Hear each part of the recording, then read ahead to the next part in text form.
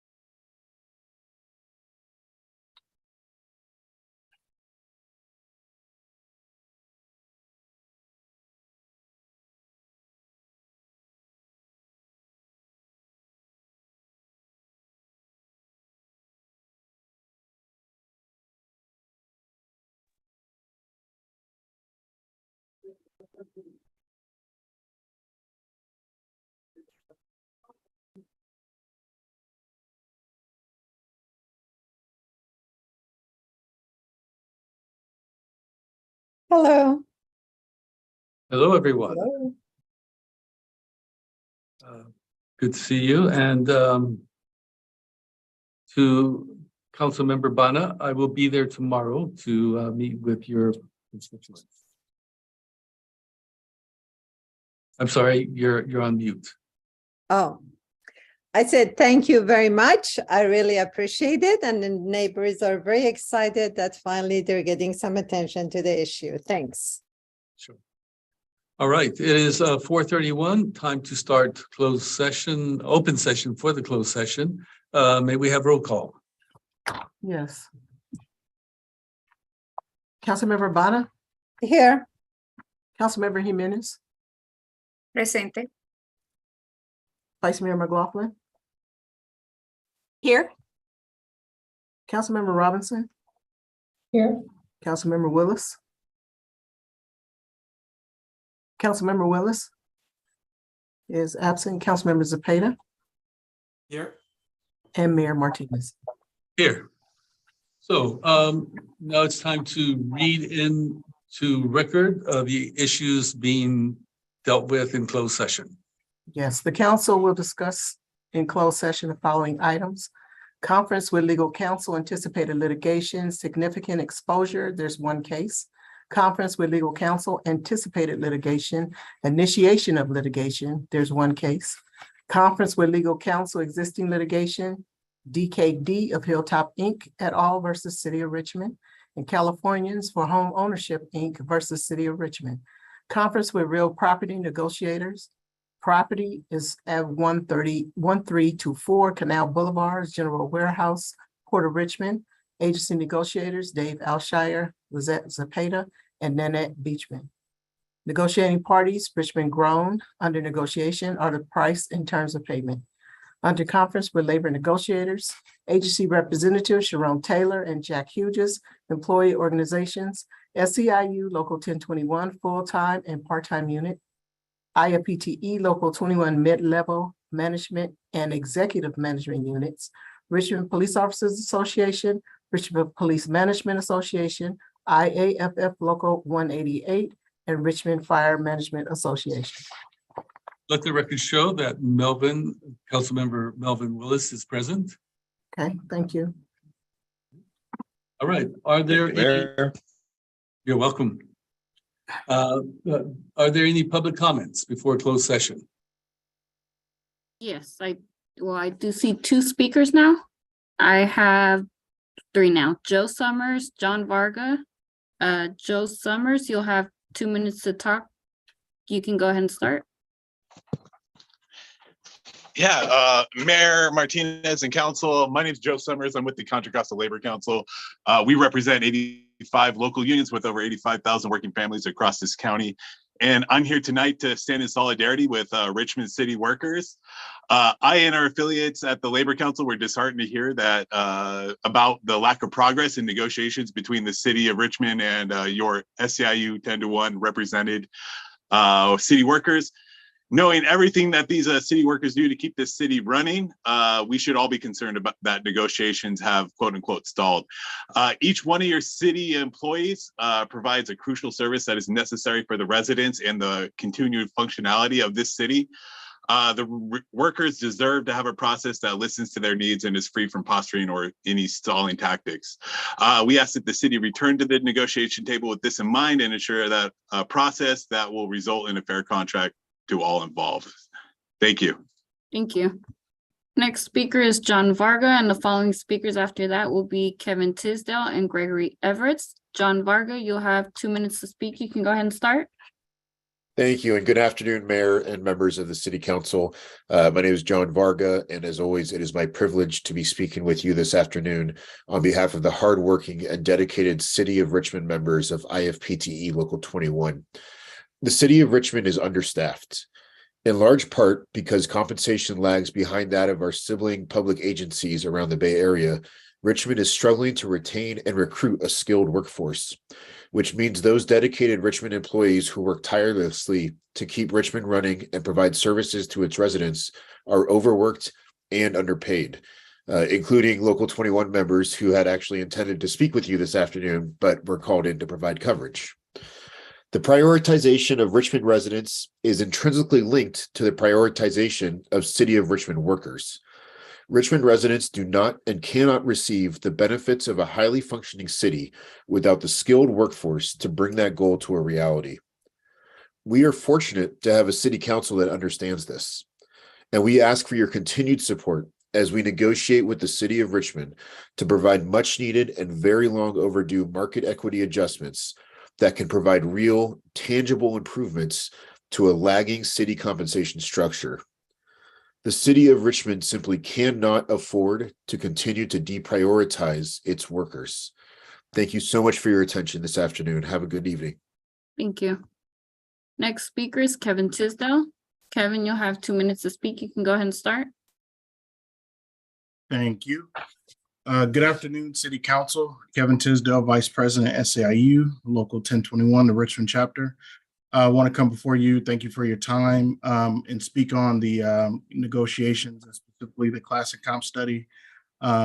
Negotiations are underway. The city, over the past, year or so, and recently has received a Moody's upgrade as the reserves are at over 20%, but the vacancy rate is over 20% as well. So, when we ask, okay, where's the money coming from? It's there. The city has closed its books in the black over, I think, 27 million or somewhere in that range. So the money is there. The investment now needs to go to the employees who have been understaffed, overworked, but still trying to show pride and purpose in what we do in the services we provide to the city. There are critical functions, needs, and areas that need better retainment and recruitment abilities, and passing this Siegel study, this equity study, and in the negotiations will help to do that, to get some of the hardworking men and women out here providing services to the community help and much needed respect to them. So I yield my time. Thank you. Thank you. Next speaker is Gregory Everett. The next speakers after that will be Isaac and Jamaica Reddick. Gregory Everett, you'll have 2 minutes to speak. You can go ahead and start. Hello, can you hear me? Yes. Hi, Gregory Everett, City of Richmond employee, President, SEIU, Local 1021, Richmond chapter. I'm going to come at you in a different way. Every City of Richmond employee that is employed with the City of Richmond is family. Every council member that's ever been elected to the City of Richmond is also family to me. I'll come at you as a family member. Your other family members are here struggling, and you're struggling also.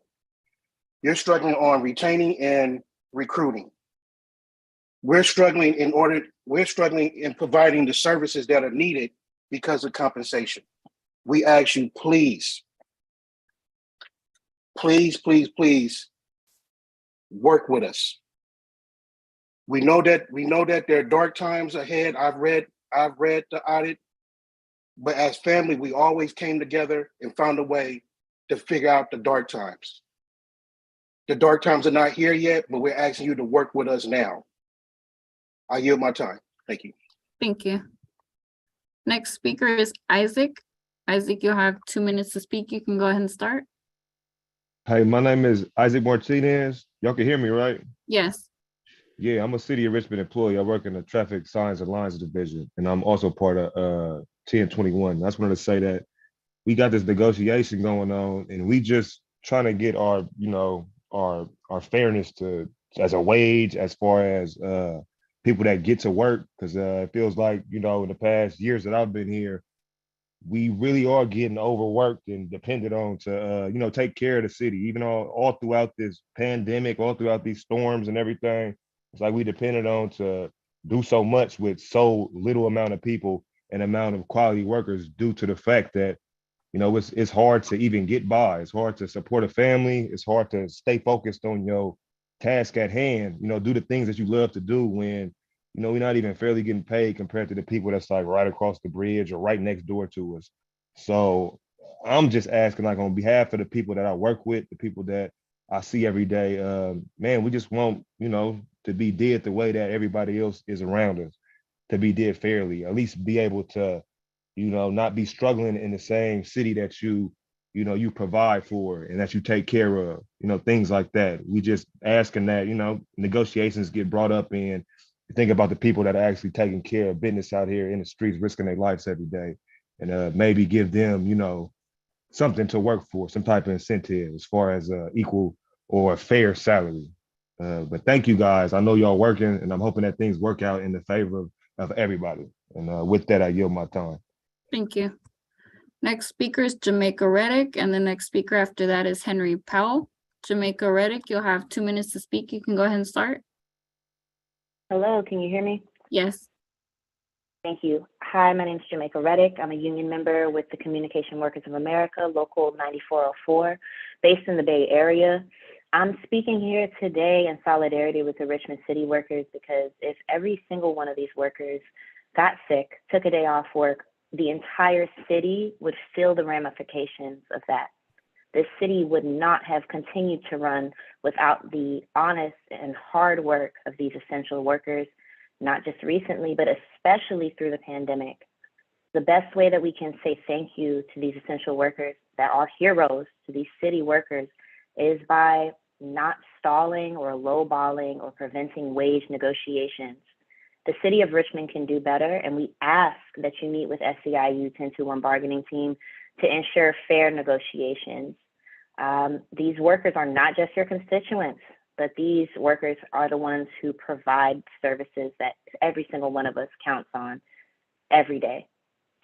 So I respectfully ask that we just move forward, come to the table and bargain in good faith. And the city of Richmond should prioritize its workers and its needs. And I hope y'all hear our message loud and clear. Thank you. Thank you.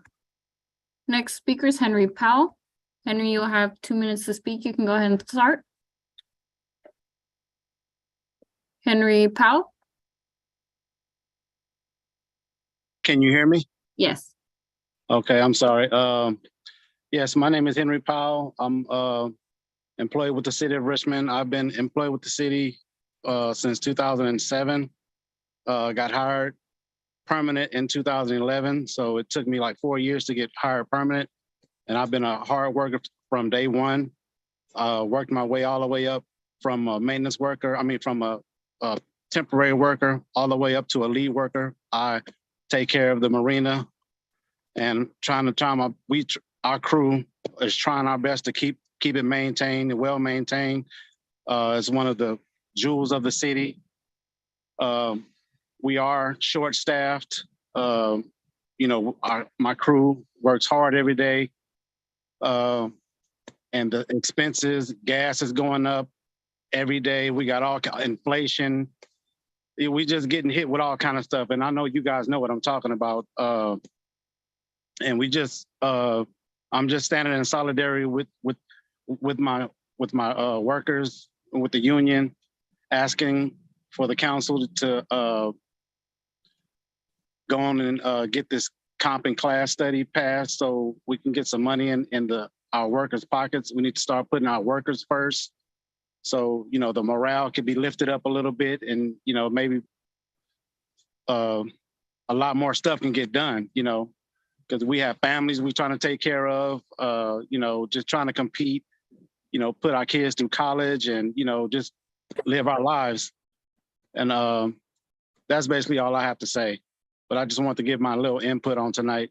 And I hope you guys hear all of our voices. Thank you. Thank you. There are no more public speakers. Thank you. If there are no more public speakers, then it's time to adjourn to closed session.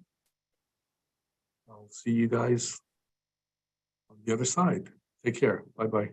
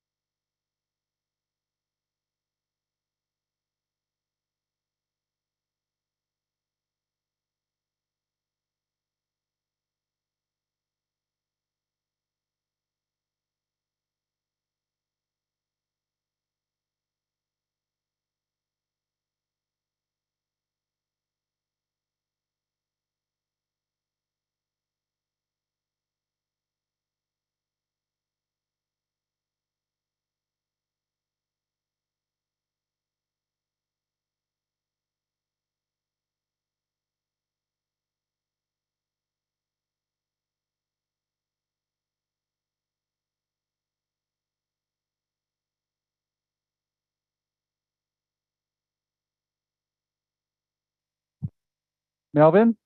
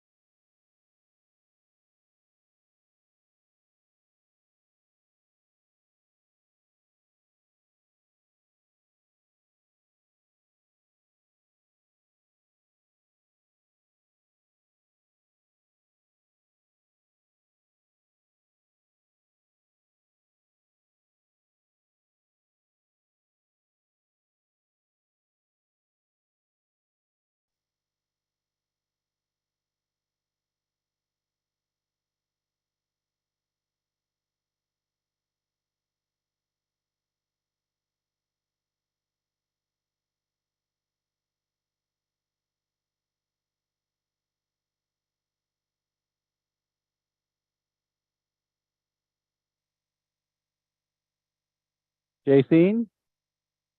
Unmuted your microphone? Jacine, I did unmute your microphone. Now, can you hear me? I can hear you now. All right. All right, the council's still in closed session. So I'll put you on All mute right. until the meeting starts. All right. Thank you. No problem.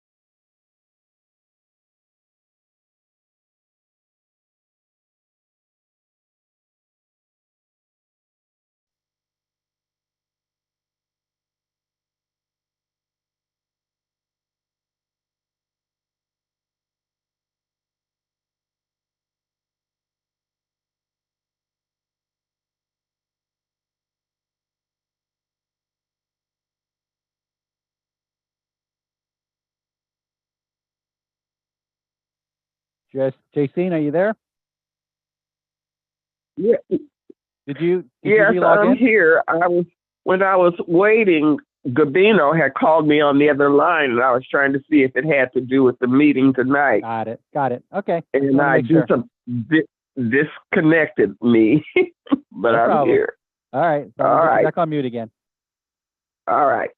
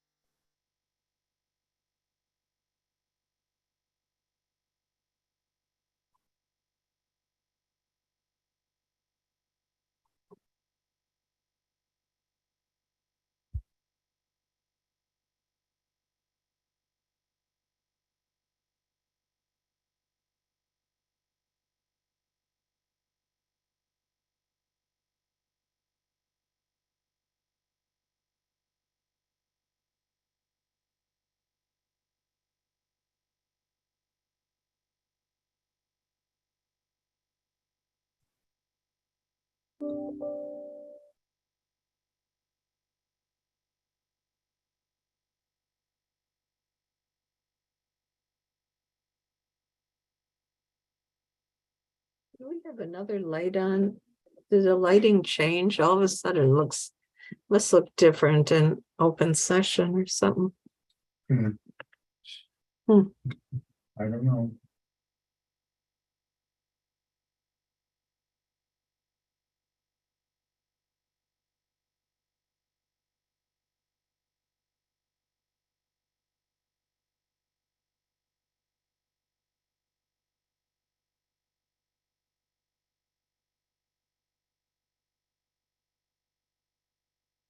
So we're waiting for two council members to join us. My apologies to the public for starting 7 minutes late. A lot of important information that we had to go over in closed session, and we weren't even finished. But we do respect your time, and that's why we're here. So can we have roll call?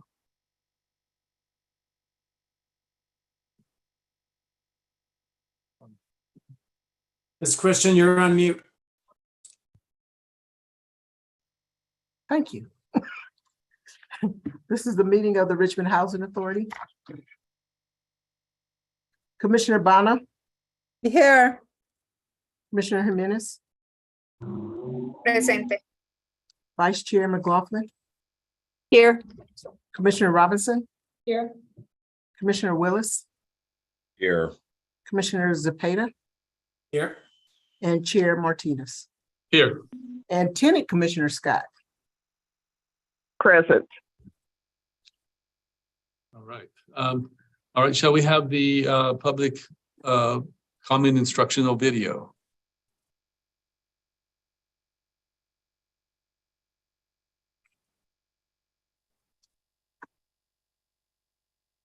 Due to COVID-19, this meeting will be conducted via Zoom pursuant to the provisions of the Governor's Urgency Measure Assembly Bill 361, which suspends certain requirements of the Brown Act.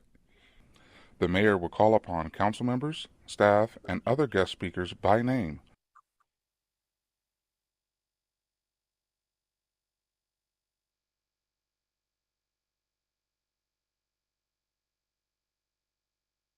Did we lose the video? Looks like we lost the video. KCRT? It's coming. Okay, thank you. Due to COVID-19, this meeting will be conducted via Zoom pursuant to the provisions of the Governor's Urgency Measure Assembly Bill 361, which suspends certain requirements of the Brown Act. The mayor will call upon council members, staff, and other guest speakers by name. Please speak clearly and state your name before.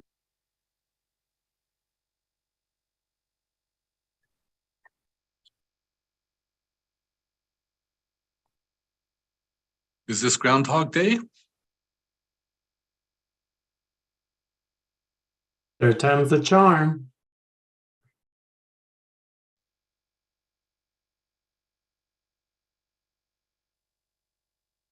Please speak clearly and state your name before giving comments or remarks.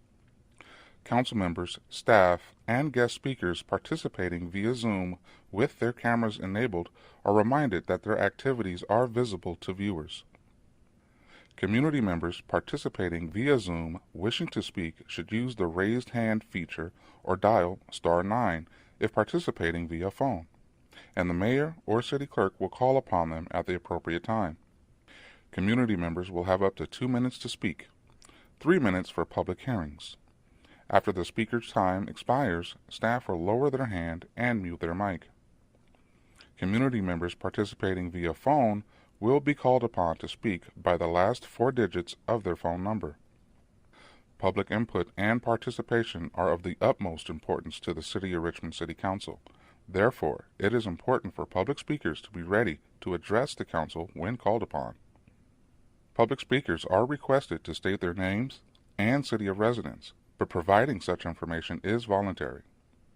Written public comments received before and during the meeting in accordance with the COVID-19 public comment guidelines printed on the meeting agenda will be entered into the record and published at the clerk's office webpage.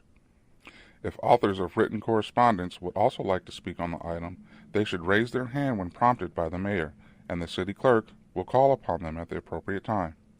A roll call vote will be taken for all action items. The meeting can be seen on KCRT's TV channel and is being streamed on Zoom, YouTube, and KCRT.com.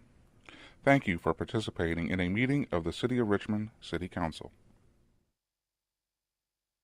Debido a COVID-19, esta reunión se llevará a cabo a través de Zoom en conformidad con las provisiones de la medida de urgencia del gobernador de la Ley de la Asamblea 361, que suspende ciertos requisitos de la Ley Brown. El alcalde llamará a los concejales, a los empleados de la ciudad y a otros invitados a hablar por nombre. Por favor, hable claramente y diga su nombre antes de dar su comentario. Se recuerda a los concejales, empleados de la ciudad y otros invitados participando a través de Zoom con sus cámaras encendidas que sus actividades son visibles al público. Miembros de la comunidad participando a través de Zoom que deseen hablar deberían de usar la función levantar la mano, en inglés raise hand, o marcar *9 si están participando por teléfono. El alcalde y la secretaria municipal llamarán a los oradores en el momento apropiado. Miembros de la comunidad tendrán hasta 2 minutos para hablar y 3 minutos para temas de audiencias públicas. Después de que se expire el tiempo de orador, se le bajará la mano y el micrófono será silenciado. Miembros de la comunidad participando por teléfono serán llamados para su turno usando los últimos 4 dígitos de su número de teléfono. Los comentarios y la participación del público son de suma importancia para el Consejo Municipal. Por lo tanto, es importante que los oradores públicos estén listos para dar sus comentarios al Consejo Municipal cuando sean llamados. Se pide que los oradores públicos indiquen sus nombres y ciudad de residencia, pero proveer dicha información es voluntario. Comentarios escritos recibidos antes y durante la reunión, de acuerdo con las reglas designadas para comentario público durante el COVID-19, imprimidos en la agenda de la reunión, serán ingresados en el registro y se publicarán en la página web de la Secretaría Municipal. Si los autores de la correspondencia escrita también desean hablar sobre el tema, deberían levantar la mano cuando sea pedido por el alcalde, y la Secretaría Municipal los llamará en el momento apropiado. Se realizará una votación nominal para todos los puntos de acción. La reunión se podrá ver en el canal de televisión de KCRT y también se transmitirá en Zoom, YouTube y kcrt.com. Gracias por participar en una reunión de Consejo Municipal de la ciudad de Richmond.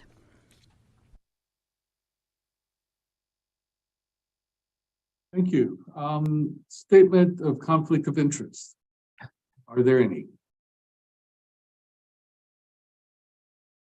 None? Yes, I'm sorry. I was slow on that. I believe I have a potential conflict with something on the consent calendar, the CDFA grant. Sorry, I had the, This is the Housing Authority. oh. Wrong meeting. Okay, no problems. So then there are no conflicts of interest, and report from the executive director. Hello, good evening, buenas noches, Chair Martinez and RT Board of Commissioners. KCRT, do you have the PowerPoint for today? We have 2 updates.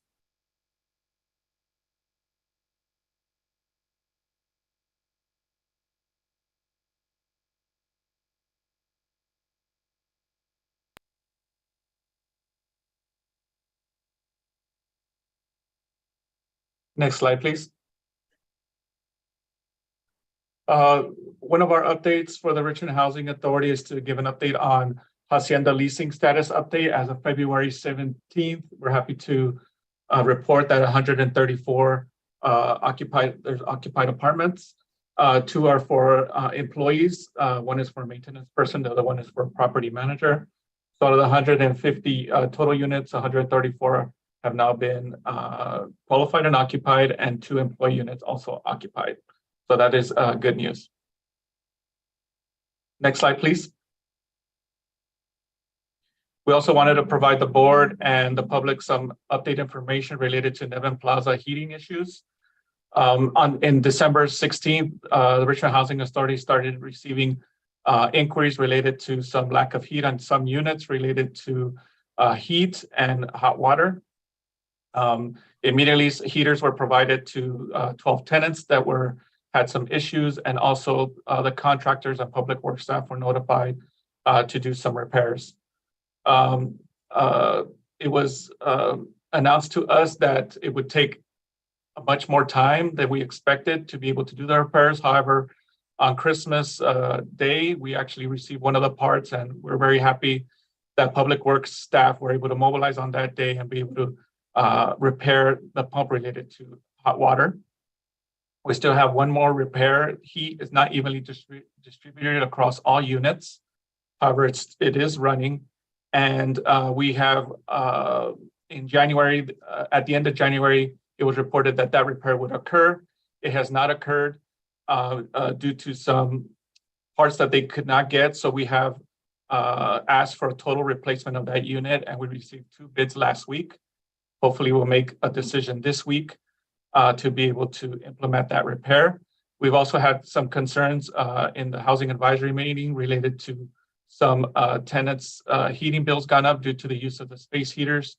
So we'll also be trying to confirm a rent credit related to the people impacted by the use of space heaters, which is not a day-to-day occurrence.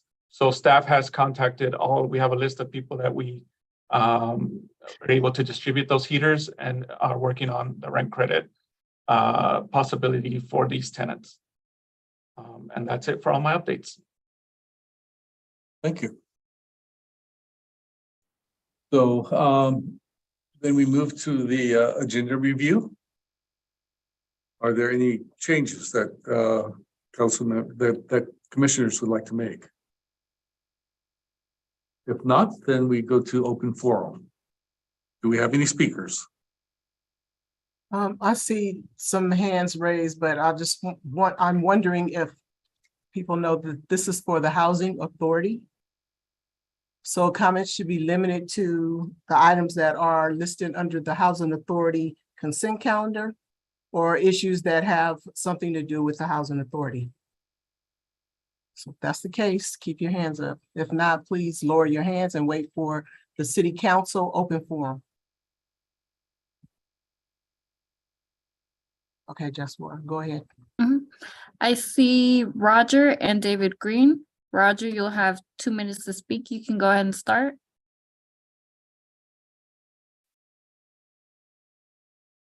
Roger, if you could please unmute yourself. Okay, we'll come back to Roger. We'll go to David Green. David Green, you'll have 2 minutes to speak. You can go ahead and start.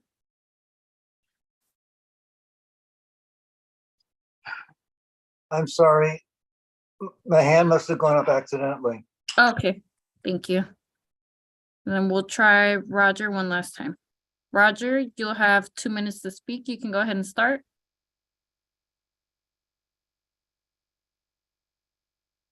Roger. Okay, no Roger. All right, then we'll move on to item M. The City Clerk, can you read the items into the record? Okay, so this is for the consent calendar. We have 2 items. We have the Housing Authority minutes, and we have the continued use of teleconferencing technology, and that's to adopt a resolution. And the resolution is scheduled to end February 28th of 2020. Do I have a motion to move the item? We're kind of muffled. I motion it. Okay, moved by Cepeda. Do I hear a second? I'll second it. Thank you. Seconded by McLaughlin. Shall we have a roll call? Yes. Commissioner Bana, Yes. Commissioner Jimenez, Yes. Vice Chair McLaughlin, Yes. Commissioner Robinson, Yes. Commissioner Willis, Yes. Commissioner Zepeda, Yes. Lieutenant Commissioner Scott, Yes. and Chair Martinez. Yes. The vote is unanimous. Thank you. So now we move to adjournment. So this meeting is now adjourned. And it's time to open the regular meeting of the Richmond City Council. May we have a roll call? Yes. Councilmember Bana, Yes. Here? Yeah, this is a roll call. Councilmember Jimenez, Presente. Councilmember Vice Mayor McLaughlin, Here. Councilmember Robinson, Here. Councilmember Willis, Here. Councilmember Zepeda, Presente. and Mayor Martinez. Presente. Okay, so, statement of conflict of interest. Now is my moment. Yes, now is your moment. So on W6, the grant application to the California Department of Food and Agriculture, I am a CDFA board member / commissioner. So even though I don't make grant decisions, I think it's safe to just state a conflict of interest there. Okay, so when we do the consent calendar, we will exclude Doria's vote from that item. Can you clarify the item again, please? Which item was it? It's W6A. 6. Thank you. All right. If there are no other statements of conflict of interest, then we are ready for item J, report from the executive. Oh, I'm sorry. I'm going back in time here. I'm sorry. We're ready for the agenda review. So, Mr. Mayor. Yes. Councilmember, Vice Mayor McLaughlin. Yes, I'm wondering if we could move item Z1, which is the public bank item. We have a guest speaker to do a very short presentation who's from the Friends of the Public Bank East Bay. I was wondering if we could hear from them after consent calendar. Okay, let's get a sense of how many items are being moved, and then we'll see how they are there any other items? Yes. We have a request to remove item W1A, W5D, and W8E from the consent calendar. Okay, remove item 1A, 5D, and 8E from the consent. Yes. Okay, and anyone else? If not, I want to table item W7D, Community Police Review Commission appointment. W7. And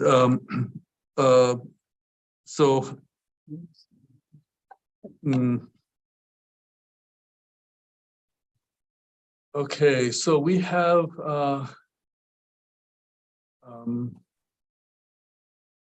public hearings. Are there many people for the public hearings? We would not know until you call that item. I see. Then they would start raising their hands, but we did receive a number of comments that were emailed to the council. And we have 2 public hearings. The third one is continued. Correct. Okay, well, I'm going to chance the number of people for the public hearings, and I will move, I want to move item Z1, the public bank, after the consent, and then after Z1, I want to move Z3, the finance committee and support staff item, right after Z1, and then we'll move on to public hearings. Okay. Okay, so then it's time for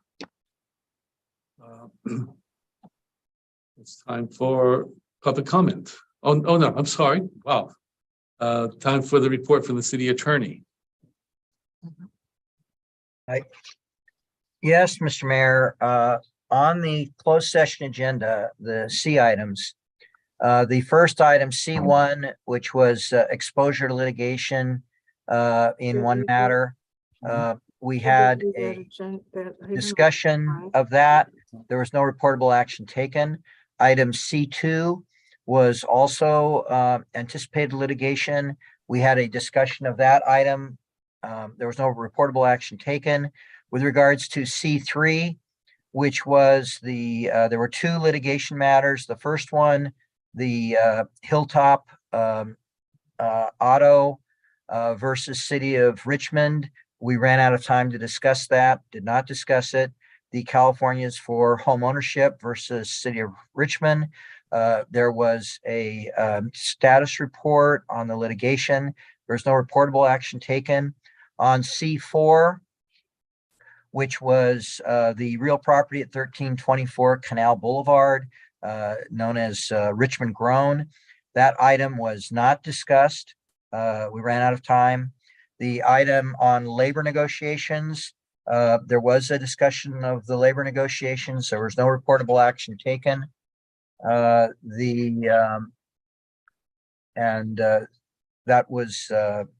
the report on the items discussed. Thank you. We'll move on to the report from the city manager. Thank you, Mayor Martinez and members of the Richmond community. I have 4 items I'd like to report this evening. First, I would like to commend the city council and the city's finance department and both of our deputy city managers. On Friday, we received a Moody's upgrade to A3 from Baa2. Also want to announce some of our Black History Month programs. Many of you are aware that February is Black History Month. And at our Richmond Public Library, in celebration of Black History Month, there's a series of programs to honor recreation and sports leaders that have created a safe and healthy environment in our community. The event will take place on Thursday, February 26th at 6 p.m. in the City Council chambers here at 440 Civic Center Plaza. The event is open to all ages. Seating is limited. So if you would like additional information, please contact the main library at 510-620-6561. Again, 510-620-6561. In addition, one of the events that I especially love in Richmond is the art of the African diaspora. It is a lovely event that takes place annually at the Richmond Art Center, which is located here on the Civic Center at 2540 Barrett Avenue. It's the longest running event of its kind in the Bay Area. Again, the title is Art of the African Diaspora, and it's in partnership with the Richmond Art Center. It supports artists of the African descent in the Bay Area through representation, professional development, and building a creative community. In 2023, the exhibit at the Richmond Art Center will showcase work by over 120 artists of African descent until March 18th. You can pick up a copy of the Art of the African Diaspora print catalog at the Richmond Art Center. And for more info, and it also includes information about studio and satellite exhibitions throughout the main event area in the Art Center and throughout the Bay Area. The exhibit is free and available to the public Wednesday through Saturday from 10 a.m. to 4 p.m. at the Art Center. If you would like additional information about the exhibit, you can visit the Richmond Art Center webpage or contact Amy Spencer at amy@richmondartcenter.org, or you can call us here in the city manager's office at 510-620-6512. Again, 510-620-6512. Also, over the weekend, we experienced a number of inquiries from members of the city council and residents pertaining to odors. So I would like to remind members of the public that anytime you have concerns about odors in our community, we encourage you, and we as city staff do the same thing. We contact BACMed, which stands for the Bay Area Air Quality Management District. And you can do so by calling 1-800-334-6367. Again, 1-800-334-3667. You can also file complaints online at their website. And anytime you have concerns regarding odors, we're happy to also serve as, you can call the city manager's office here at 510-620-6512, and we will help you report those concerns to our non-emergency dispatch, environmental manager, and public works director, as well as FACMed for follow-up. Thank you. Thank you. All right, now it's time for item. Can I, Mr. Mayor, I'm sorry, can I ask Yes. you a question to the city manager? Sure. Absolutely, go ahead. Hi, city manager, thank you so much for the report and for all, like, it's great report and all their activity. One thing that we have been asking, and I know that other city council members have been asking, is for the report on vacancies, to put it on your report, and it will be like, I sent a idea of how to report it, vacancies by department, but each department, the job titles, if this is posted, how long has been posted, how long has been vacant, and then for each department, what is the percentage of vacancy rate? Is that could be included in your report every time will be great. So because we know that there are several vacancies and we want to make sure that we fill them. Thank you. All right, so the next report there will be vacancies. Then we're moving to item U, report from the Reimagining Task Force. Mr. Mayor, I understand that, oh, here she is, Deborah Small is here. Okay. Yes, I'm here. Can you hear me? Yes, we can. Okay, so yes, I'm Deborah Small, Chair of the Richmond Reimagining Public Safety Community Task Force, and I apologize in advance for the brevity of my report. I had actually planned to give a more expansive report, but things with our task force are about to be upended by the change in the requirement that we meet in person. We've never met in person because our task force was formed during the COVID emergency. And so some of the plans that we had upcoming in terms of community forums, we're going to have to relook at in terms of the dates and the places, et cetera. So hopefully I'll be able to give you a more detailed update on that. What I can report is that we did recently get an update from Urban Strategies about the work that they're doing in developing the plan for the Community Crisis Response Program. We expect to have a draft that they'll have available for City Council and for the task force, hopefully by the end of April.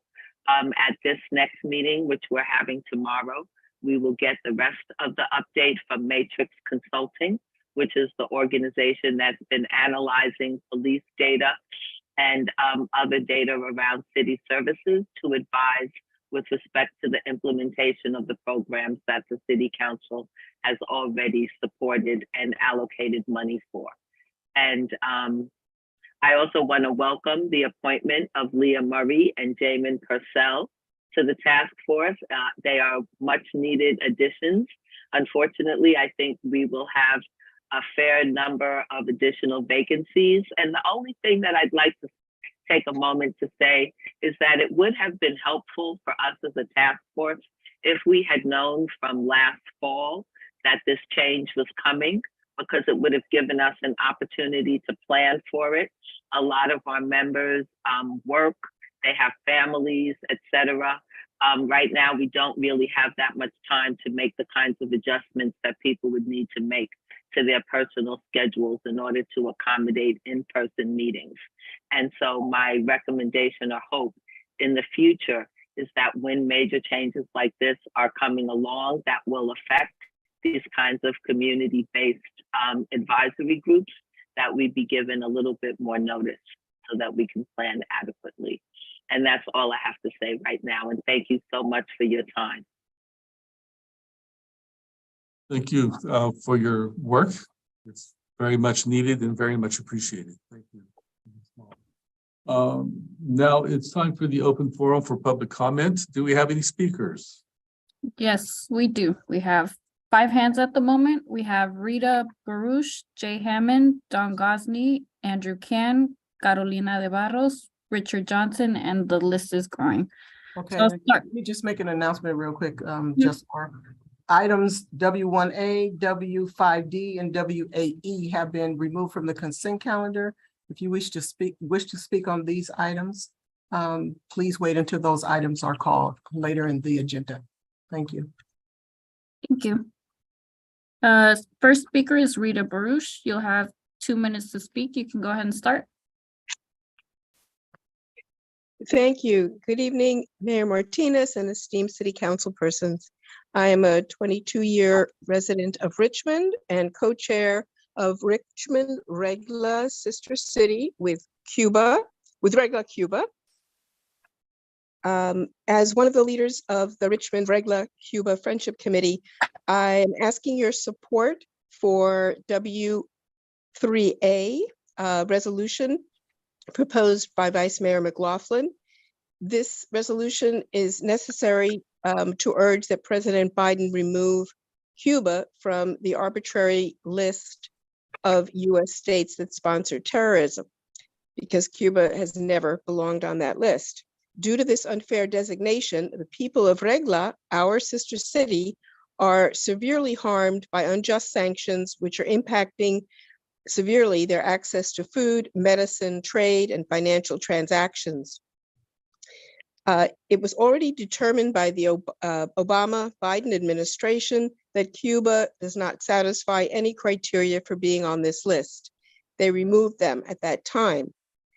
A few days after the January 6th coup attempt in Washington, former President Trump arbitrarily reinstated Cuba to this list, which makes no sense. Cuba provides life-saving medical brigades during COVID and disasters all over the world. And this is well known. They were nominated for the Nobel Peace Prize. Our Richmond values of equity, fairness, and compassion are shared by our friends in Regla and across Cuba. We thank you in advance for your important indication of support by passing this resolution. Thank you. Next speaker is Jay Hammond. Jay Hammond, you'll have 2 minutes to speak. You can go ahead and start. Jay Hammond, if you could please unmute yourself. Okay. We will come back to that person. The next speaker is Don Gosney. You'll have 2 minutes to speak. You can go ahead and start. Thank you. For any of us that tune into the news about what's going on in Washington, D.C., we all know how when the Republicans take control of the House, they have a lengthy list of things on their agenda that they are hell-bent on putting in place.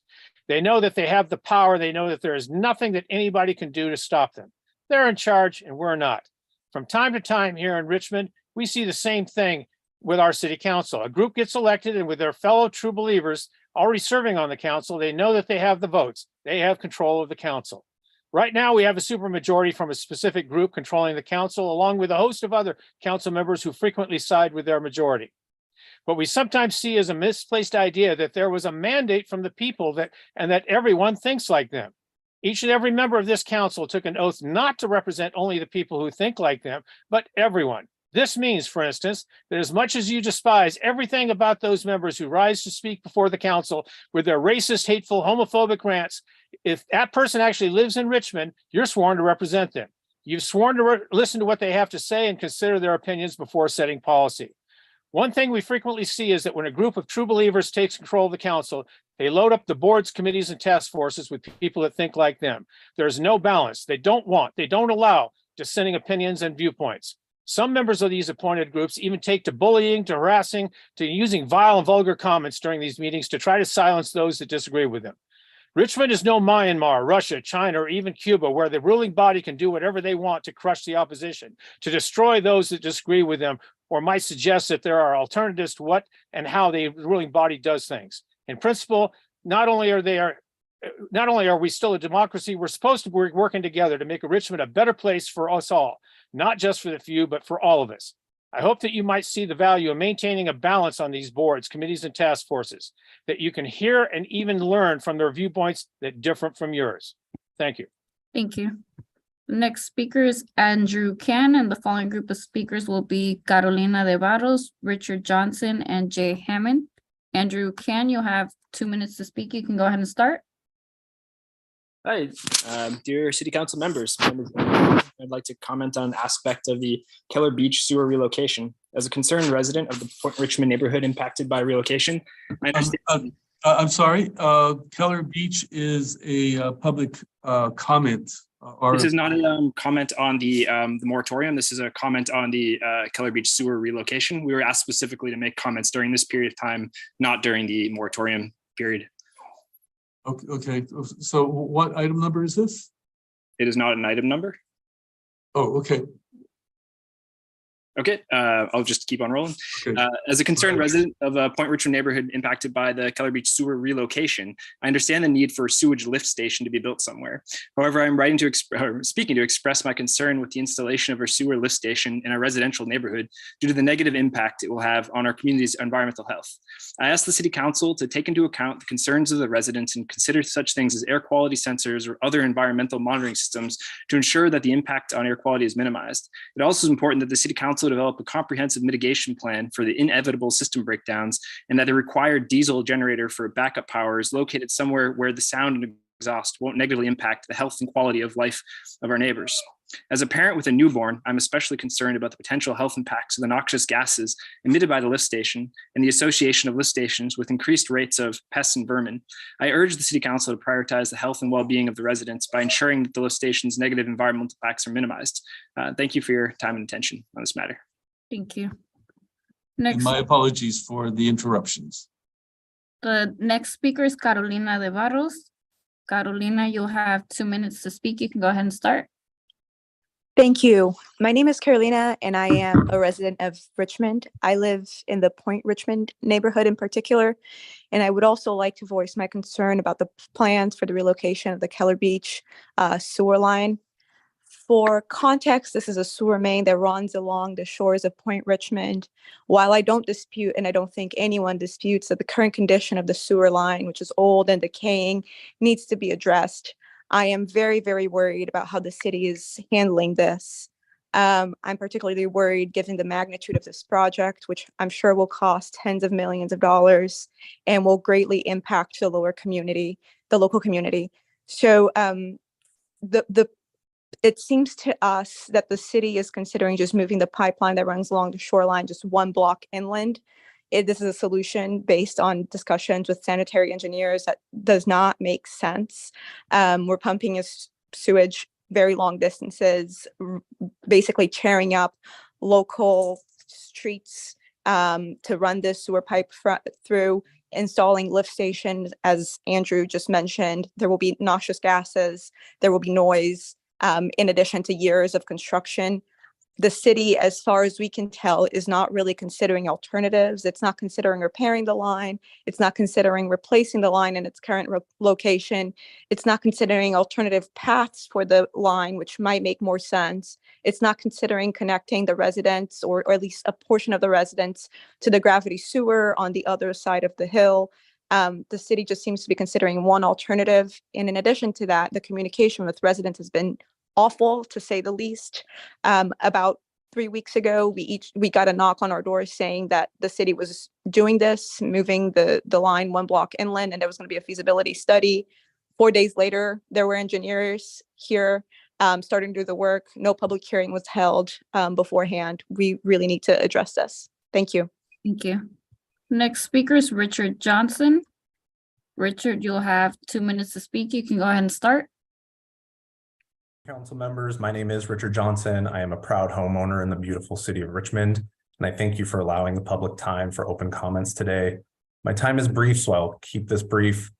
And many residents of our city are here today because they are concerned about what Andrew and Carolina just described, and that is how the city has handled plans to relocate the Keller Beach sewer line inland.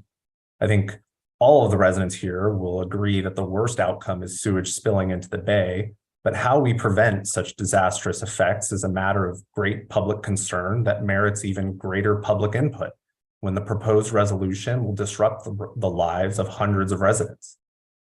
Page 2 of the contract between the city and the engineering company that is currently conducting a feasibility analysis says that public outreach, quote, will be critical to the project's success. That critical feature is absent. I want the council members to think about what it's like as a resident of this city. One day, someone knocks on your door and tells you the city is relocating a sewer line in front of your house. You look online, you find the contract for the ongoing feasibility analysis. That contract describes how a more than mile-long stretch of homes will need sewer lateral improvements with pump systems, the cost of which the homeowners will suffer. I call on the council in the next month to include on an agenda an update on the sewer line work to allow for a fulsome discussion that cannot be accomplished in 2 minutes. The residents as a whole are entitled to ask questions of our elected officials, such as, why does it appear that the city is not considering alternatives? Why aren't residents notified of the planned relocation until recently? How could the city approve a plan to relocate a sewer line through the property of a resident without even telling that resident? There are many more questions like these, and I hope the council provides the public an adequate forum for their discussion. Thank you, council. I appreciate your time. Thank you. The next speaker is Jay Hammond, and the following group of speakers after that will be Luis Chacon, Sally Tobin, Graham, and Fernando Gael Guzman Arredondo. Jay Hammond, you'll have 2 minutes to speak. You can go ahead and start. Jay Hammond, if you could please unmute yourself.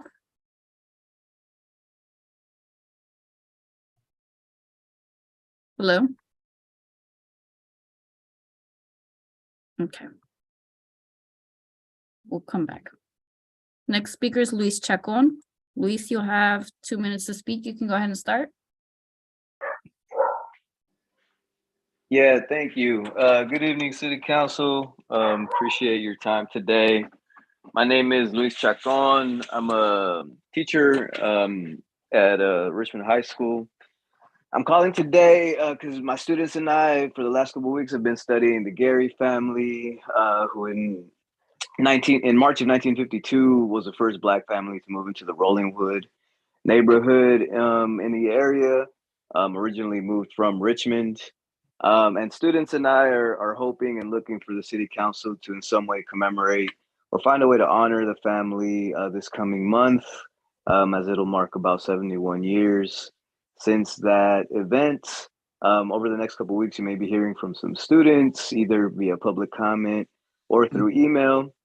And as a teacher, I look very much forward to you engaging with the students as they try to participate in our civic process. Thank you so much. Have a good evening.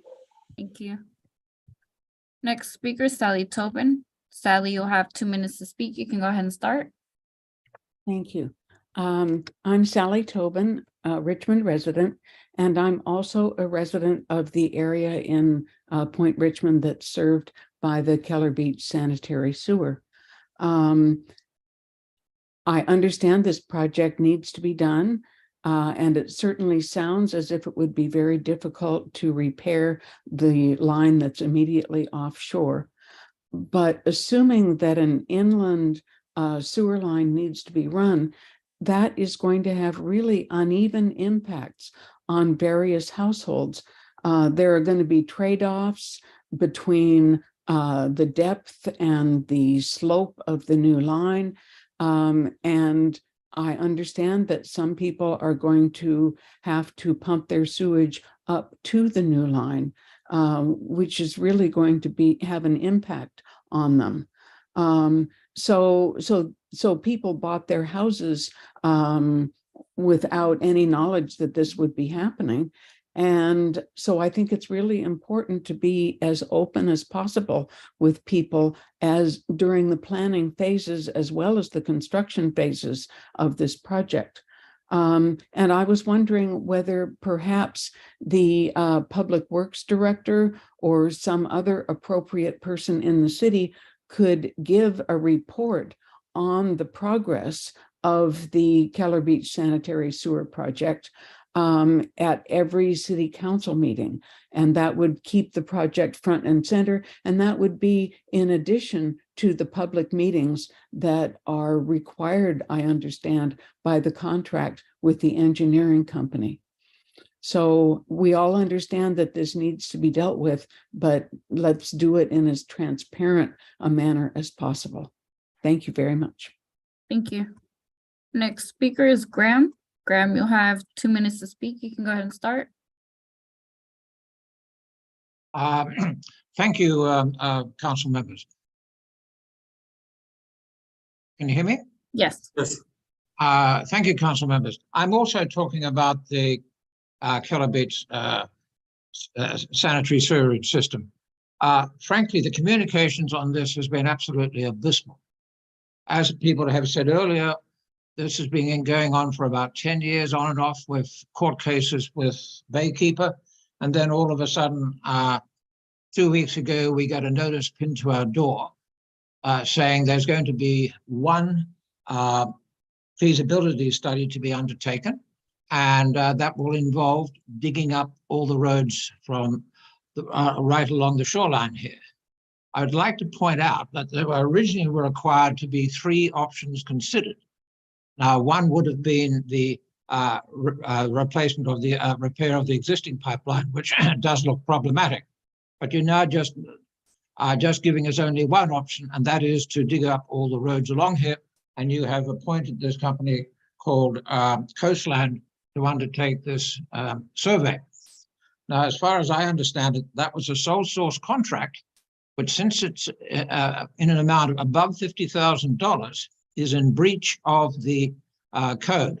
So that was a very good question we should know. Now, what we want to have done is a proper feasibility study to consider all options, to give us an idea of costs, give us a basis of the impact on the local community, a better understanding of how much it's going to cost, and that seems to be it's going to be in the millions of dollars, how that money is going to be raised, and also the impact it will have on emergency exits, since Western Avenue here is a major exit off the point in case of a disaster.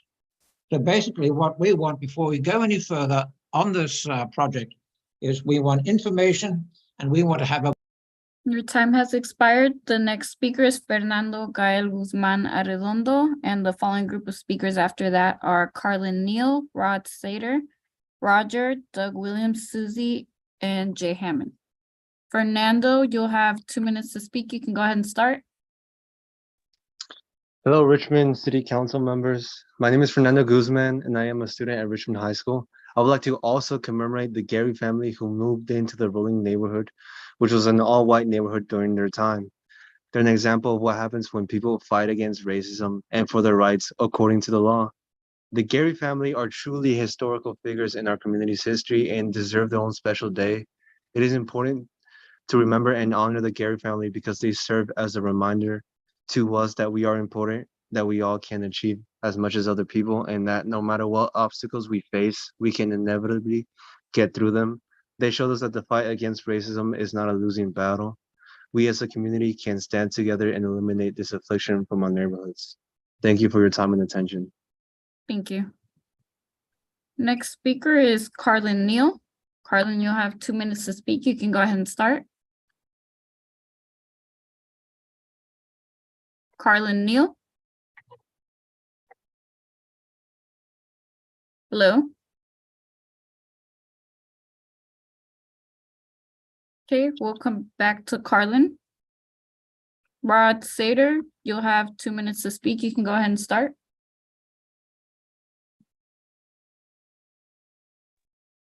Good evening, Mayor Martinez and City Council members and other parties listening in. My name is Roderick Satry. I live in Richmond, California, and I'm along Western Drive.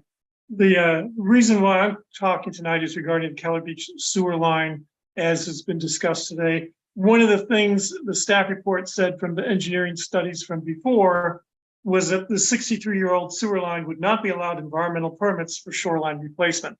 In other words, they've nixed the concept of putting a new line in along the shore. That statement is contradicted based on similar projects that are already approved by Bay Coastal Development Commission, which is BCDC, and the United States Environmental Protection Agency, also known as US EPA, under federal law as found below, which I included in what I presented to writing today. But the law is projects can be eligible for a categorical exclusion under 40 CFR section 6.204 for bracket A, bracket 1, bracket small case II. And this action is related to existing infrastructure systems such as sewer systems, drinking water supply systems, and stormwater systems, including combined sewer overflow that involve minor upgrading or minor extension or rehabilitation, including functional replacement of the existing system and system components such as the sewer collection network and treatment systems. They're exempt. They have a categorical exemption, which means there's no reason to say that the city cannot consider that as a reasonable alternative.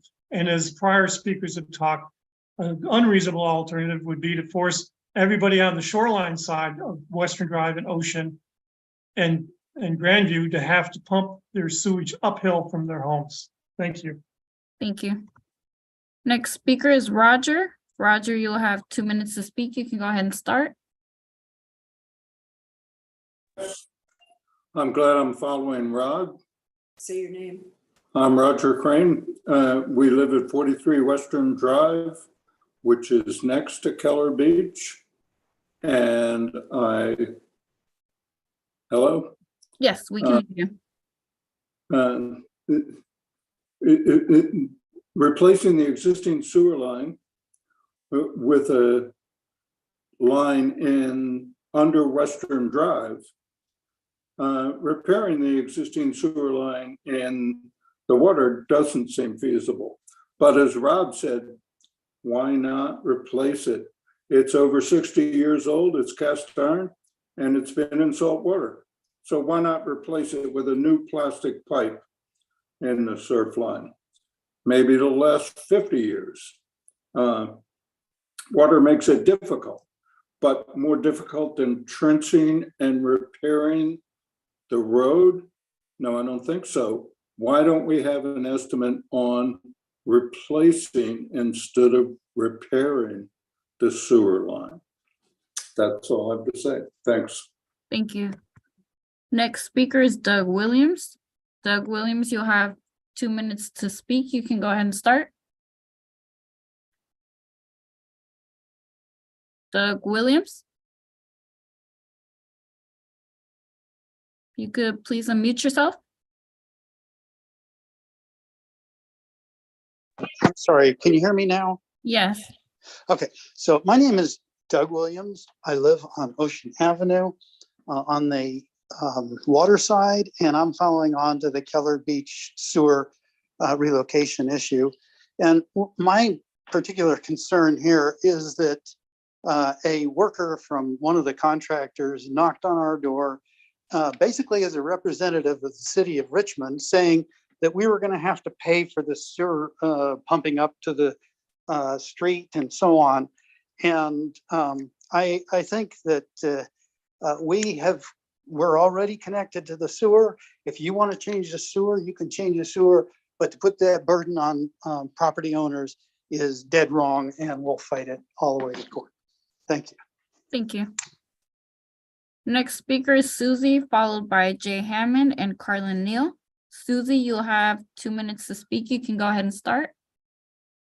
Good evening. Can you hear me? Yes.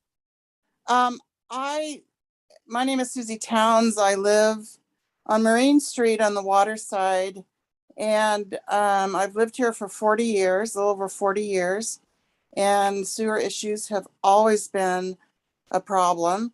My primary reason for chiming in this evening is that I am petrified that the communication for the choices, the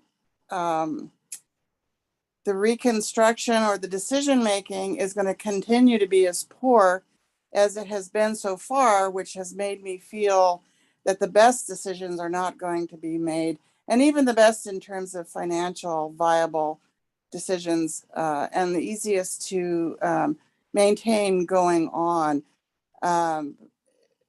I want to support all of my neighbors who have chimed in most appropriately with a very thoughtful request that all things be considered and we give it an opportunity to interact with the experts. Thank you. Thank you. Next speaker is Jay Hammond. You'll have 2 minutes to speak. You can go ahead and start. Hello? Hello? Okay. We'll move on to Carlin Neal. You'll have 2 minutes to speak. You can go ahead and start.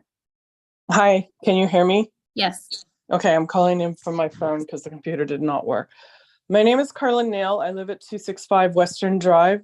I previously volunteered my time and served on the design review board for the city of Richmond. And as you know, when I was on the board, your civil duty is to represent the will of the people while also following laws and regulations. Tonight, I'm calling on behalf of Keller Beach Sewer Line, as you heard from many residents. They're not happy about how this has gone about. I want to share that when I bought my house, which my grandfather built here on the bay in 1964, I did my part and I replaced my sewer lateral to make sure that I was not leaking or leaching any bad materials.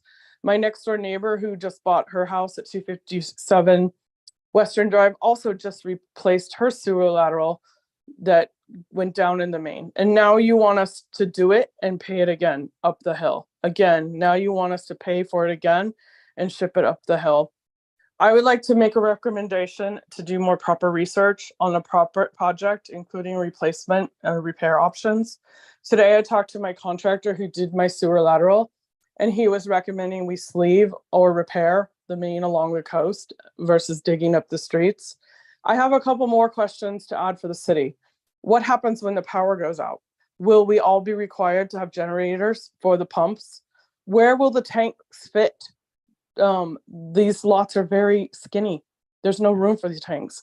Who's paying for all of this? And does the city also know there are retaining walls underground where the driveways and the street are that we would require drilling through them? Very expensive.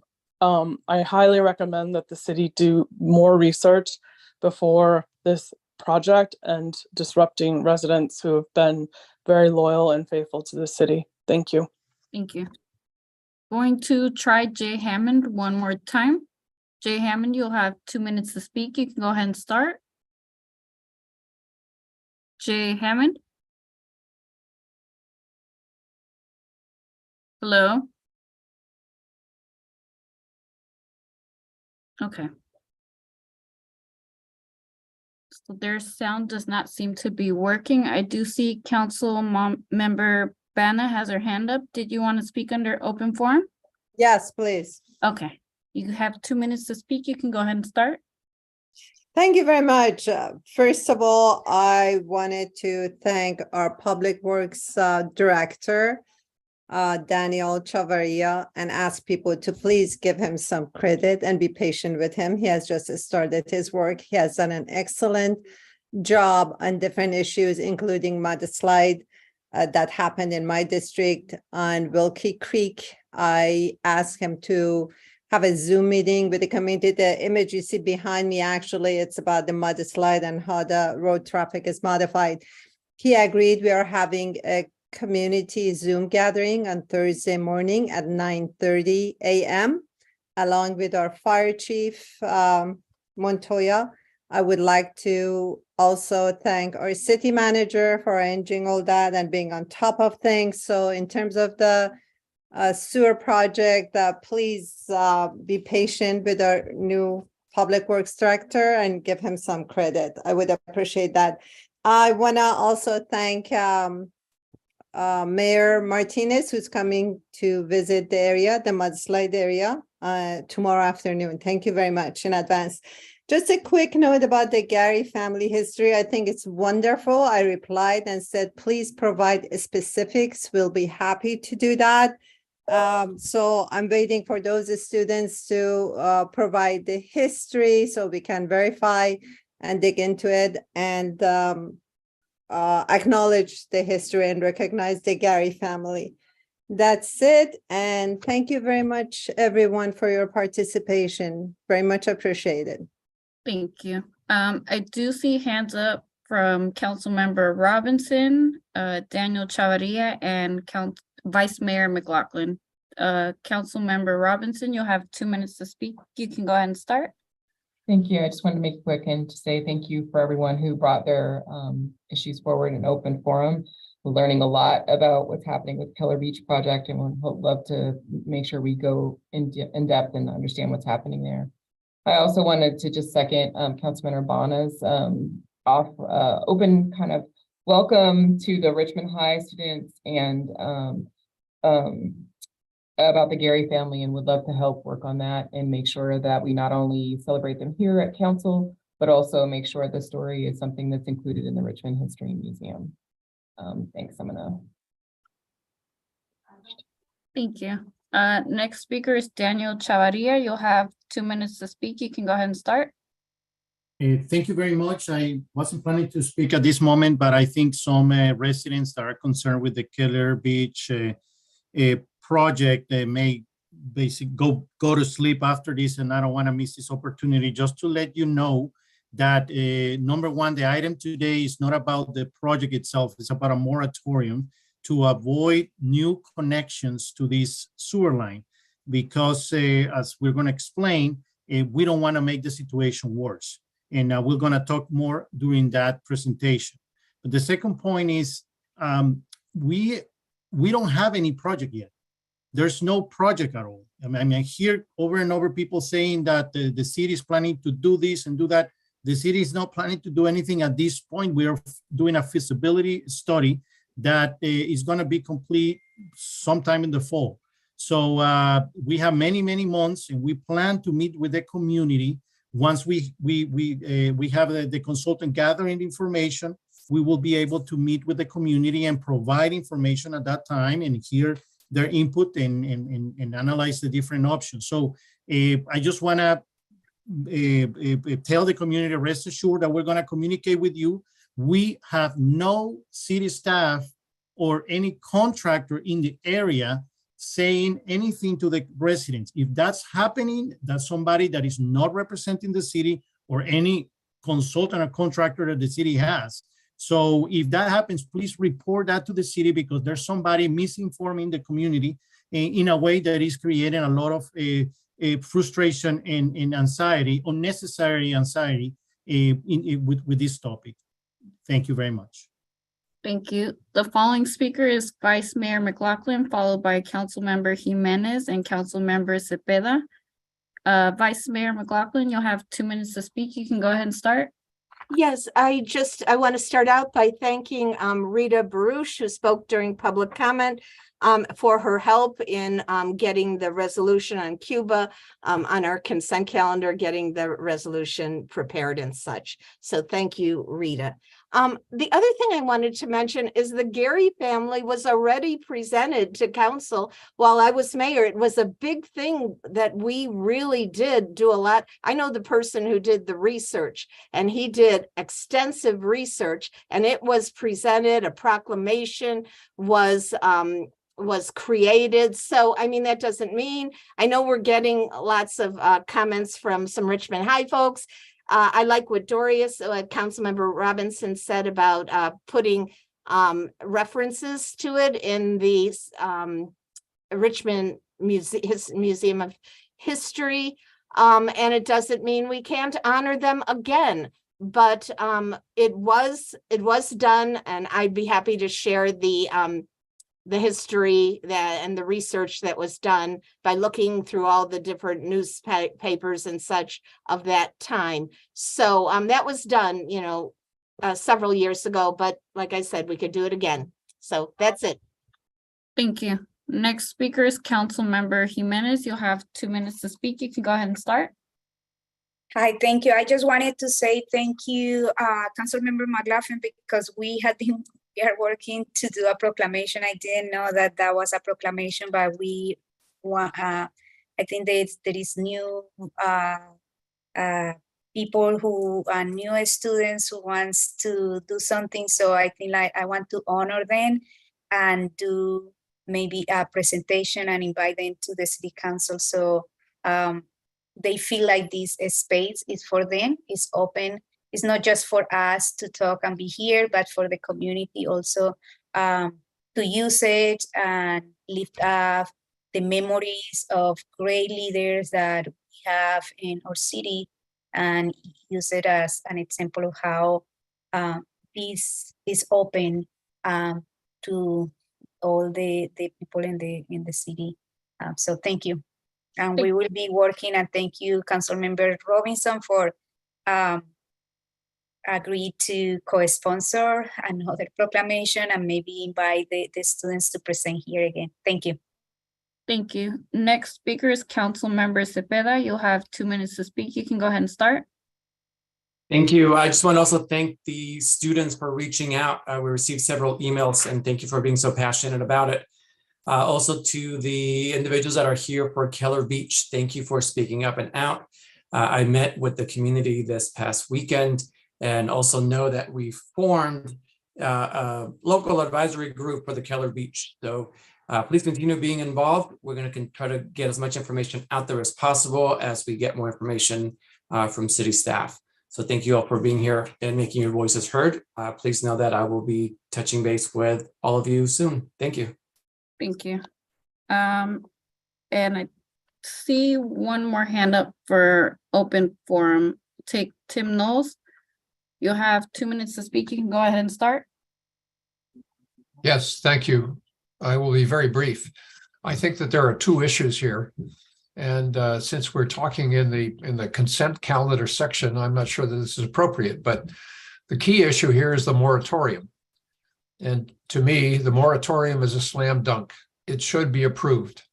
Anything that delays any further connections to this sewer system that's very, very suspect and very, very precarious should be done. The second issue is, as you have heard repeatedly from various speakers, the transparency to find out what is going on, to explore alternatives. Clearly, I support that, but I am also very much in support of the moratorium. Thanks. That's all I need to take. Thank you. And there are no more public speakers.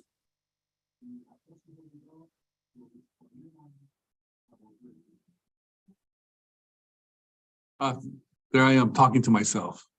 Now that we finished public comment, it's time to consider the consent calendar.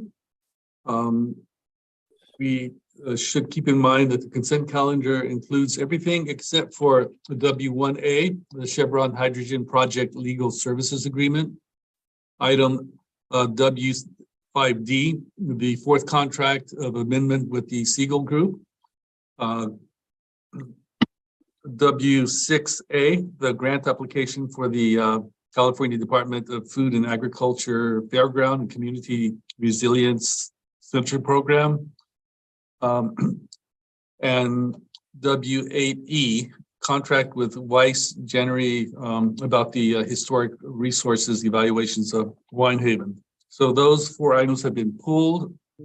And item W7D, Community Police Review Commission, has been tabled. Mayor, Yes. I don't recall item W6A being pulled. Oh, I'm sorry. I wrote that down because it wasn't pulled. I was making a special notation that Doria Robinson, Councilmember Robinson, will not be voting on that. Yeah, okay. So my apologies for the confusion. All right, so I'll move the consent. Second.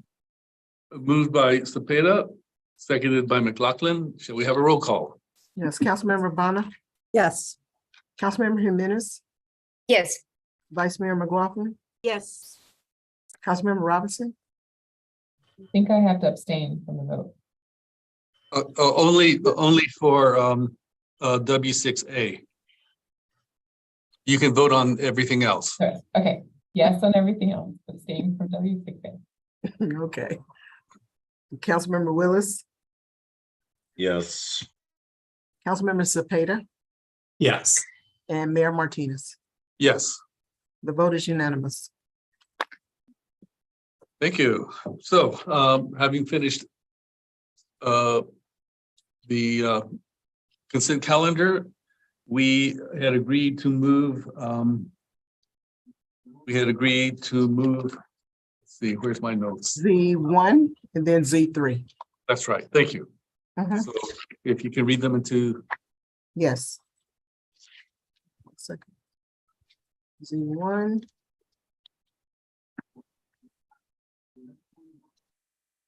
It's a long agenda. Okay, here we go. Item Z1 is to receive a presentation from the Friends of Public Bank East Bay and adopt a resolution authorizing the city manager and city attorney or their designees to work through next steps along the pathway to forming the Public Bank East Bay with the cities of Berkeley and Oakland. So, Mr. Mayor, this is my item, so I could frame it a little bit and get us started with the presentation. Absolutely. Okay, so as you all will, or as most of you will remember, we had a discussion presentation in the past that resulted in a approval of a resolution to approve the viability study for the Public Bank East Bay and to have Richmond become a founding member with the cities of Berkeley and the cities of Oakland. As we know, public banks are starting to materialize. They're coming up and getting created. And San Francisco's doing one, LA, and I believe Sacramento and other parts of the country. So in the East Bay, we've decided to do a regional bank, which includes, like I said, Richmond, Berkeley, and Oakland, and Alameda County is going to join. The counties can't be founding members, but they are ready and they're, eager to have it start. And also Supervisor Joya is eager to put it before his Board of Supervisors to have Contra Costa join as well. And other cities we expect will join. But for now, we're still in the process of getting things rolling, and it's going to take a couple more years before it really launches the bank. But right now we're at a point where we're ready to take another step. Like I said, we approved the viability study. I was appointed as the representative from Richmond, and also we decided to become a founding member. And now the next step, and we have a resolution after we hear this short presentation, I will, we could discuss it and then I will ask for a motion on the resolution, or I will make a motion on the resolution, which is basically to take the next step, authorizing our city manager and city attorney or their designees to meet with their counterparts in Oakland and Berkeley, their city manager and attorneys or designees, to work out the terms of agreement for the business plan. We have a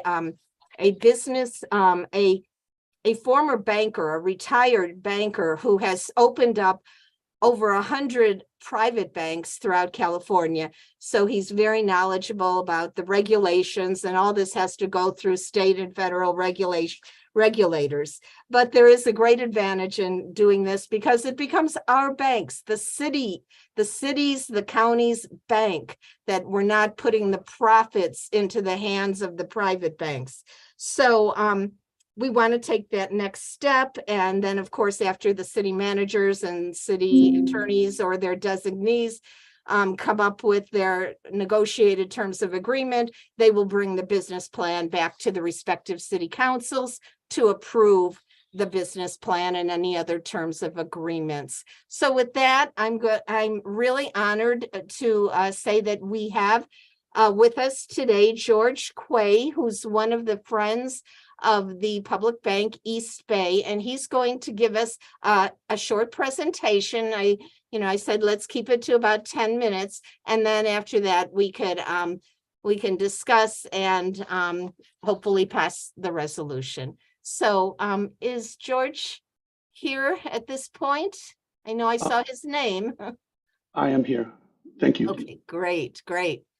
So I know we got your PowerPoint sent to KCRT or to IT at least.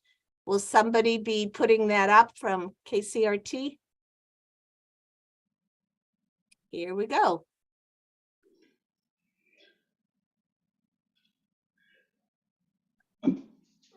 Thank you, Mayor Martinez, Vice Mayor McLaughlin, and council members. My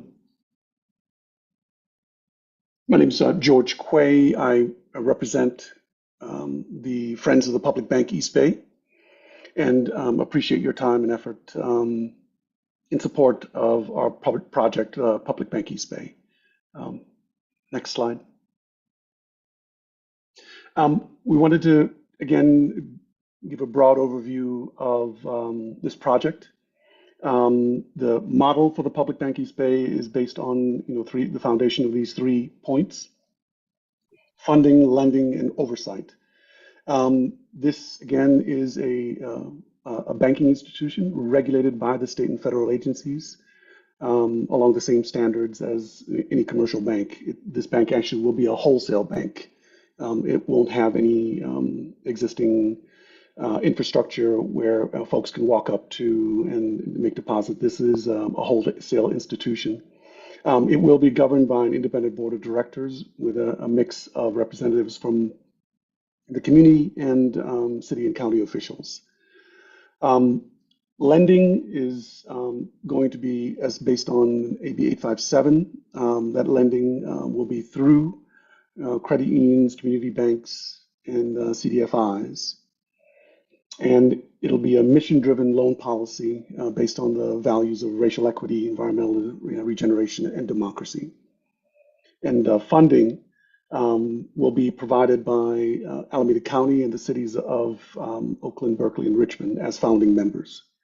We're taking only municipal deposits from cities and counties, and eventually agencies such as BART or East Bay MUD could deposit funds into the bank as well. Next slide. The viability study, which we appreciate Richmond's acceptance and passing of the viability study last year. The viability study itself was built to describe a lending portfolio of over $250 million over the first 10 years of the bank. It also described support for eligible borrowers with flexible loans and lines of credit at below market rates and terms, and leveraging the 1 to 2% available cash and investments of participating governments. So again, this is monies that exist currently in the accounts at the private institutions, private banks, and that percentage is what will be capitalized in the bank. And the plan, as it stands, is to reach profitability in 3 years and returning competitive rates on the investments of 1 to 5%. And again, this is going to be a very conservative institution, but it will be a valued one, we believe. Next slide. So the proposed funding model is $40 million by the 4 agencies, apportioned appropriately, which is less than 0.5% of the total assets of all the founding members. And the potential for growth from other cities making deposits as well to capitalize the bank. We plan to provide short-term 1 to 3 year bonds that will be purchased by local governments and grow investments from around 100 million to in year 1 to over 200 million in year 10. And the idea being, minimizing the amount of assets that are placed in Wall Street banks. Again, the potential for growth through deposits from agencies such as BART and East Bay MUDs, and actually foundations could possibly make deposits as well. Next slide. The proposed lending models will be concentrated in these 4 areas: affordable housing, small business, green energy, and municipal finance. Each of these have fairly large market opportunities for the bank to lend their efforts into. The municipal finance marketplace is over $300 million. This is investing in Richmond's municipal bonds and underwriting Richmond municipal bonds, for example. Financing electrification projects in the community and supporting small business in Richmond, providing microloans and act as a public face and referral agency for other mission-oriented institutions, CDFIs, and community banks. And the last would be affordable housing. Again, supporting financing for pre-development and preservation. Again, it's always the case where bridge loans and financing are necessary to smooth the ability of a city like Richmond to efficiently manage the development of public housing or low cost housing development. And the bank will be there to support that. Next slide. A tentative timeline. Again, we passed the viability study and here in Richmond, and we are working on the draft business plan. In front of you is the resolution to ask that Richmond be involved in the continued development of the business plan, and we're hoping that to be done by the winter of 2023. We have received initial comments from FDIC and the FPI in response to our drafts, and we're working through their comments. We are in the final state of providing a vendor to help us hire a CEO, and by summer of 2023, the application itself to the state charter should be completed. We're looking at a year, probably a little bit more, for review and by FDIC and the state, and 2025 as the East Bay Public Bank East Bay begins operations. Next slide. Next steps, is to have Berkeley follow Richmond and Oakland in approving the viability study, which we're hoping to have done by the end of this month. And Berkeley and Oakland to identify representatives to the working group, and the working group to begin working on the topic of the corporate governance and the MOU with the county. And the Friends of the Public Bank East Bay are continuing to work hard to fundraise the $2.4 million we will be needed to bootstrap this institution. So we're hard at work at that as well. Next slide. We would like to again thank the City of Richmond and the honorable council members for taking the time and effort. That's it. Thank you, George. Mr. Mayor, should we have questions Yes. that maybe George could answer? Yeah. Are there any questions? At what point will small businesses be able to borrow money from this bank? Well, once the charter has been provided, I'm assuming the very next day. The idea again is we are going to be a wholesale institution, and we'll be working through the existing community banks on credit unions. So as part of the development of the bank, we would have to make agreements with these existing institutions, establish loan programs, and working through them to provide funding. Thank you.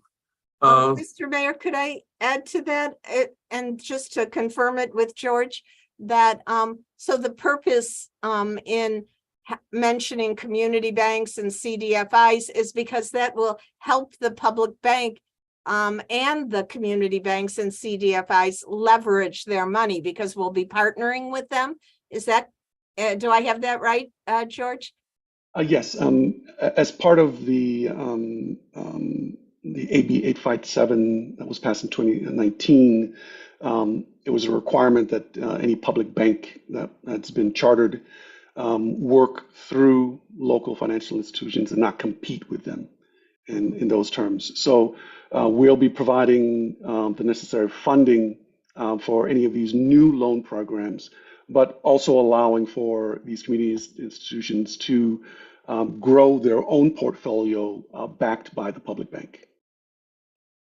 Thank you. Councilmember Cepeda. Excuse me. Thank you, Mr. Mayor. I have a couple of questions. Thank you for the presentation. First, on the appointments, how will those work? Who gets to sit on the board? Does every city get to appoint? Does it come from the city council or every member that comes in? So I believe Vice Mayor McLaughlin mentioned the county was interested. So would they get an appointment, or can you talk a little more about that structure? Right now, the governance structure that's been established is a board of 15 persons. One person representing from the city of Richmond, one also from Oakland and Berkeley, and two from from Alameda County. And that one person is selected how? Is it city council member? Is it a member of the public? Is it a lottery? Is it a... Well, as it stands right now, that's the responsibility of the council. We've asked, and Councilmember McLaughlin has been kind enough to to fill that post as it stands right now. And we'll be asking the same of Oakland to provide a representative and Berkeley to provide a representative. Oh, so, perfect. So that would be the work of the council. Thank you. And then I might have missed this, but I think I saw a percentage, but what is the contribution that the city of Richmond is making? As of right now, we're asking for capitalization from the city of Richmond in the amount of $750,000. And then my last question, I'm not sure how banks work. You have a lot more knowledge, so I'm glad you're here. How is the money protected? So if we give a loan out and then they can't repay it, what happens then? What protection do we have as the bank, or also as if we're putting in 750? What security do we have that it's going to come back to us, or that we're going to be able to protect it as a bank? Well, from the point of view of as a banking institution in and of itself, it acts just like any other bank. The difference is how the funds are being managed and what communities have access to those funds. So in the case of lending to small businesses, it's there still needs to be underwriting. There still needs to be a risk profile assessment. And since we'll be working through local community financial institutions, they will also be part of the process. So as a small business owner, you'll approach a local banking institution, apply for a program in which the bank would be providing funding.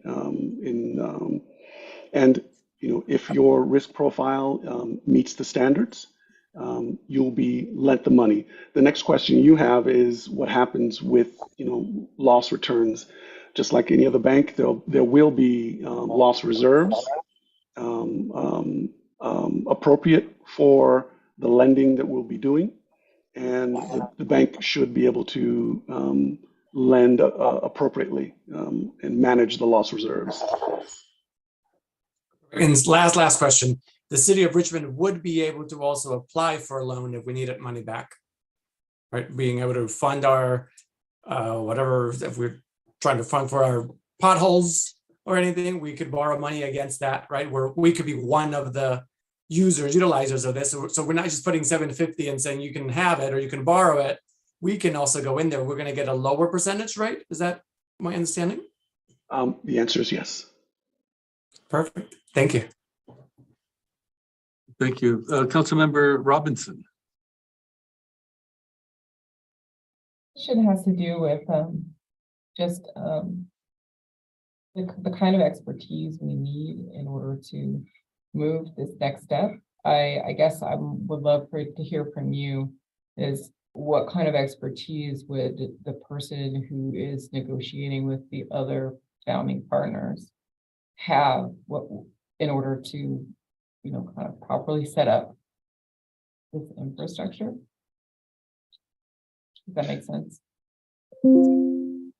So if I may repeat your question, you're asking the participation in the working group, what sort of expertise is required from the persons? If the working group is the group that the city manager and the city attorney would participate in order to work with the other founding cities.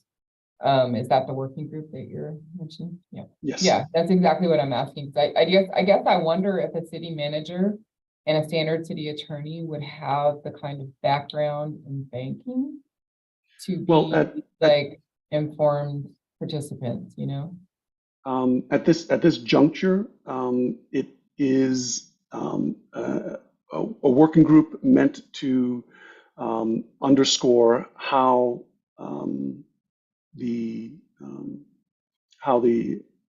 this next step in reviewing the business plan with our consultant. This would be delivering the application to the state and FDIC. So insofar as the requirements for that, I think the city attorney and their designee and the city manager would be appropriate, to review those documents. Then what kind of time commitment do you believe this working group would require? At this juncture, unfortunately, I'm not privy to the amount of time allocation that's necessary. This would be something that we would provide as part of the next set of meetings with the working group.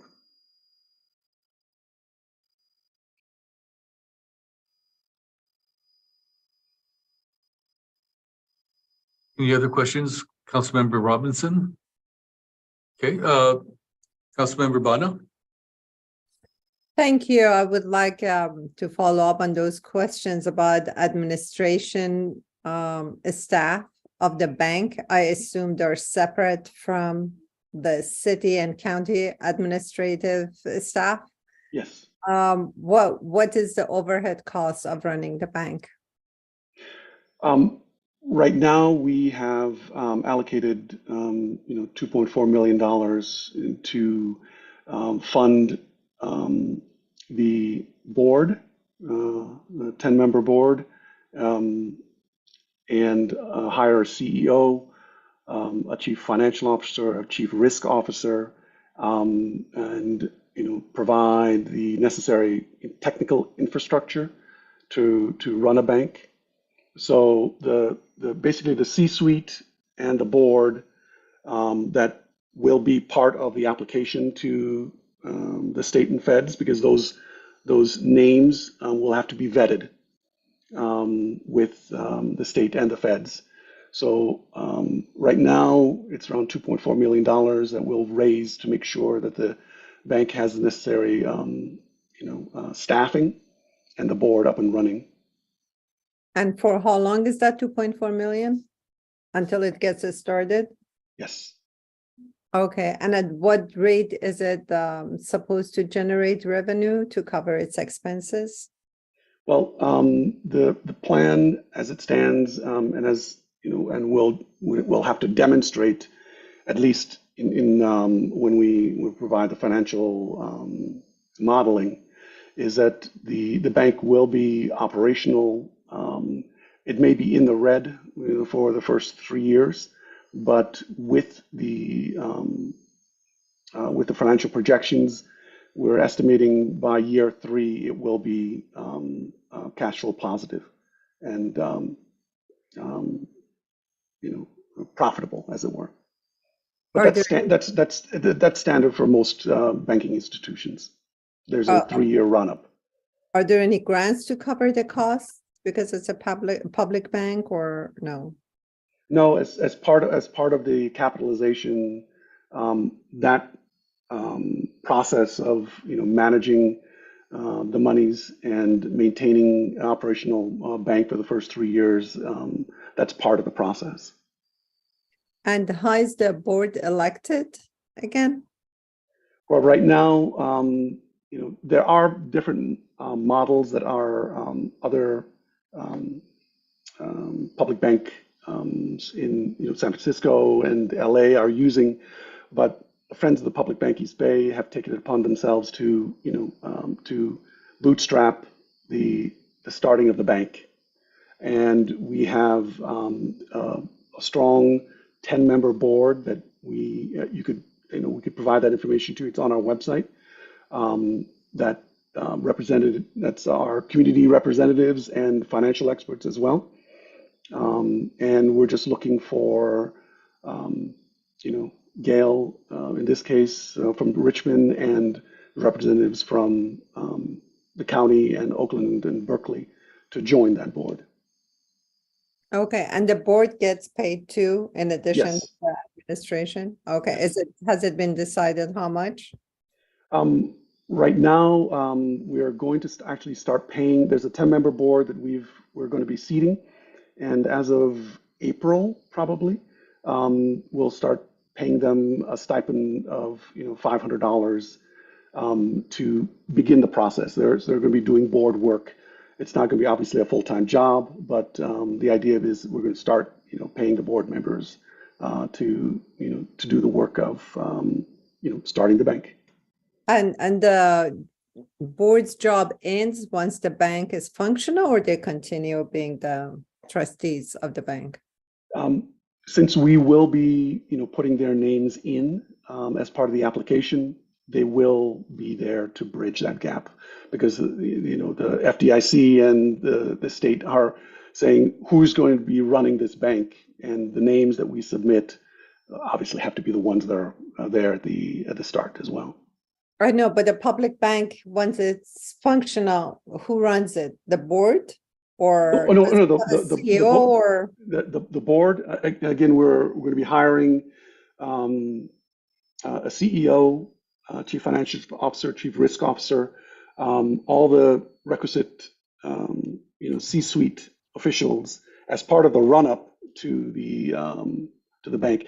They'll be responsible for running the bank and hiring all the needed loan officers, underwriters, things like that, as part of their work.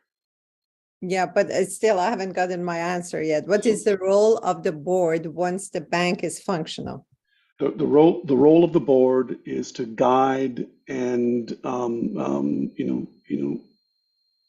and ensure that this chief executive officer is running the bank as as outlined in the governance. Thank you. And So the board continues its function. It doesn't stop once. Okay. No, the board will provide the functional oversight over the bank okay. Sorry, my apologies. Okay, no problem. I appreciate it. Thank you very much. All right. Yes, Councilmember McLaughlin. Yeah, I just wanted to add a few more things. First of all, the whole governance structure is in the viability study. I believe I linked to the viability study in the staff report, so you could read the part about the governance structure. And I want to state what George said. There is a stipend, but not for elected officials. That would be a gift for elected officials. So all the elected officials serve for we do it as part of our job, and there are term limits. So I think it's like 1 year or maybe 2 year. I forget. It's in the governance structure. So it's not like, from now till forever. I mean, there could be a reappointment. I was appointed by Tom Butt when he was mayor, and the council, of course, voted on it. But like I said, there are term limits. The other thing I wanted to mention to Councilmember Robinson's question about what this working group of city managers and city attorneys or their designees, I want to state that we had several meetings with city staff already. So the city manager and various members of our finance team, which were Nikki and Delmy and Mubin, and also from the city attorney's office, we had James, and both Shasa and our city manager, Shasa Curl, and Dave Alshire, our city attorney, have been involved in understanding some of this. So what is basically, they need to come up with the terms of the agreement, of the business plan, and also to understand what it takes in finance, like to move some of our investments. I think finance knows how to do this, but there might be a certain change for a public bank that you have to put into your finance structure or your finance articles or something. I don't know. That's why the city manager and finance team and such has to be involved. But the money comes from the investments that we already have, and a very small percentage of it, like if through Mechanics Bank, you know, if we're investing in other entities, well, we'll take a tiny portion of that, the 750,000, and put it invested in the public bank.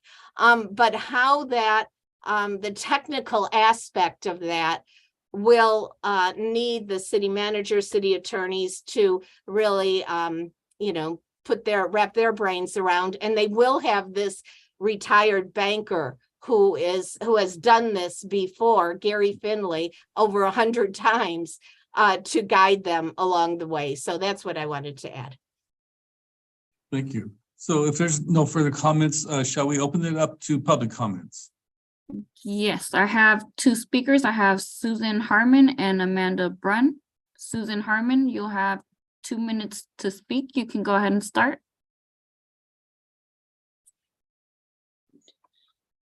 Thank you.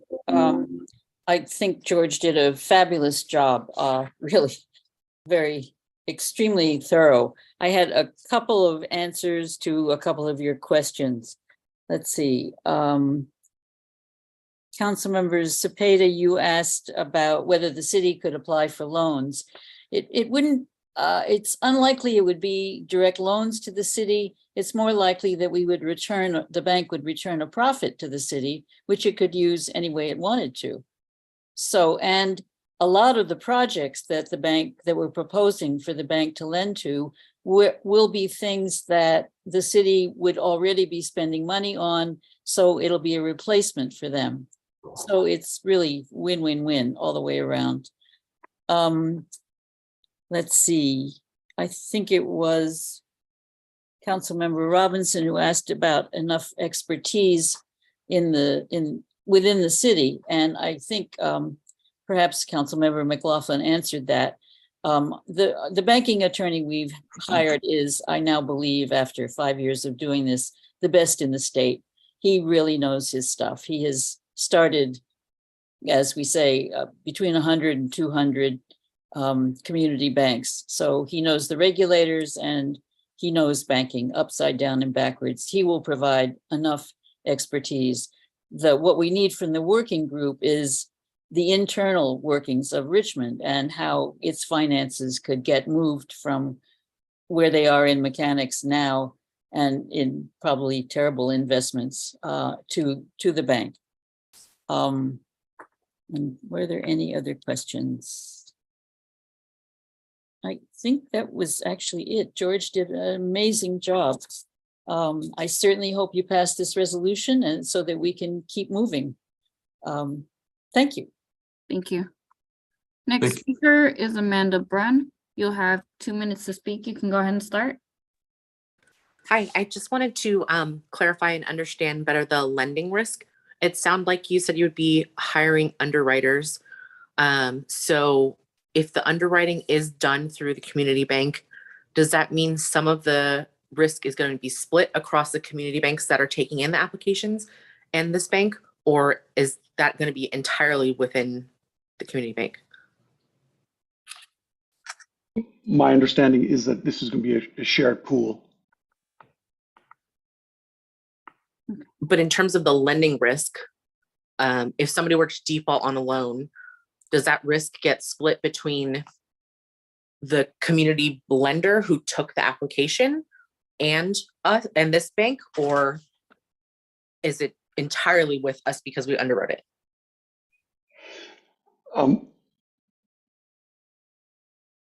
That question is in some ways a little bit above my pay grade to flesh out. So I don't want to speak too much about that. But so I'd have to provide that as a follow-up, if you don't mind. Okay. All right. Thank you. Thank you. There are no more public speakers. No more public speakers. Okay. So are there any final comments before we take a vote on the resolution? Yes, Vice Mayor McLaughlin. Yeah, I would like to make the motion, but I also want to say that Oakland has already approved that their city manager can work and city attorney can work as part of this group. I also want to say that municipal funding is one of the four priorities. It's affordable housing, climate initiatives, small business loans, and municipal funding. So I think that's a little bit, closer to what Councilmember Zepeda was asking about. Could we float a bond or something with the public bank? And I think the answer is yes, and maybe George can verify that. But I also want to say that that our staff, really has been very supportive of this, and I appreciate it. And I will just make the motion to support the resolution, and then we'll expect our staff to come back with us with the terms of the business plan, et cetera. Second. Thank you, Councilmember Willis. I was about to second it, but you beat me to it, and that's okay. But the reason I was going to second it is because I want public to know that the mayor's office is 100% behind this item, and that I believe it's a good financial decision. So we have a motion by Vice Mayor McLaughlin, a second by Councilmember Willis. Shall we take a roll call? Mr. Mayor, can I Oh, make I'm sorry. a Yes, comment? I didn't see your yellow hand on the yellow background. Sorry. I want just to congratulate Councilmember McLaughlin for taking this on. I think this is a good thing for us to explore and see how this is can be a good financial benefit for the city of Richmond. We know that we need to be financial. Like, we are working on the financial sustainability of the city and looking at other options, not just like the normal auctions that we had seen how is taking advantage of that. Like, we just saw with the swaps that we were having, that we pay over $60 million to the Wall Street banks for termination fees. And so I think like this is a way to move and explore, to start seeing how an idea that is not just a new idea. This is not a new, there have been several public banks, and it had been demonstrated that they can really benefit the public and municipalities because their whole vision is about how to support communities and the investment, and getting the investment to those who normally cannot get loans and cannot get support. And this is what we should be doing, like looking and explore some different ways to provide more services and more access to all low-income communities as well. Thank you. Roll call? Councilmember Bana, Yes. Councilmember Jimenez, Yes. Vice Mayor McLaughlin, Yes. Councilmember Robinson, Yes. Councilmember Willis, Yes. Councilmember Zepeda, Yes. and Mayor Martinez. Yes. The vote is unanimous. So Fantastic. thank you to George Quay. Appreciate it. I appreciate your time and efforts,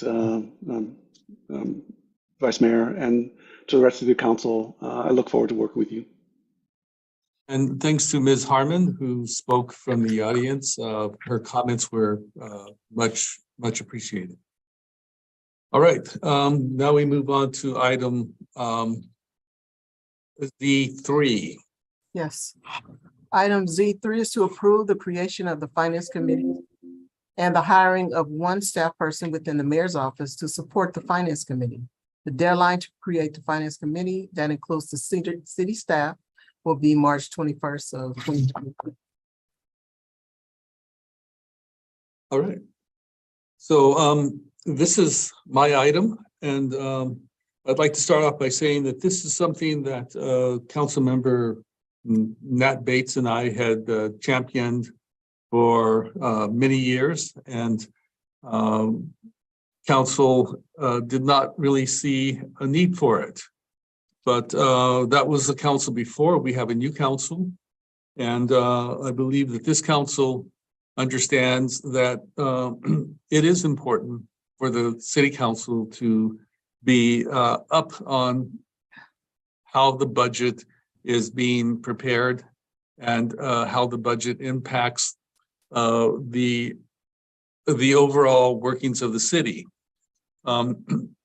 This is one of the complaints about the Finance Committee in history was that it didn't do anything, that it took up staff time. But my argument to that was that it didn't do anything because we did not have members on the Finance Committee who were invested in making sure that the Finance Committee actually produced work for the City Council to look at, to answer questions that the City Council might have. I believe that this City Council is invested in doing a good job, and that we all want to make sure that our money is spent appropriately. You, as audience members, should probably understand this, consider if you watch city council meetings where there are constantly questions about finance. So we want to create a finance committee, but we also want to hire someone who will speak, who will do the research and answer questions for the city council. And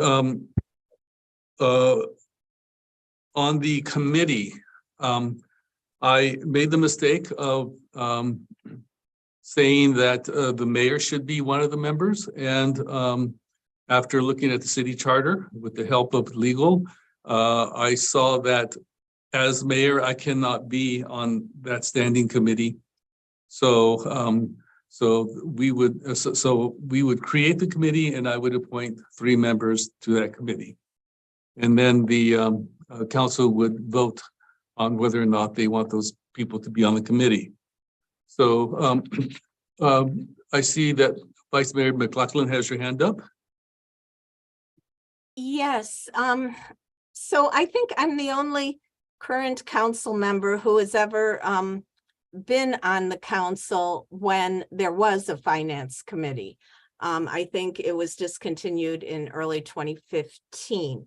And the reason for this, and it just didn't work. I mean, there were constant delays in getting items to the council, and it caused all kinds of problems.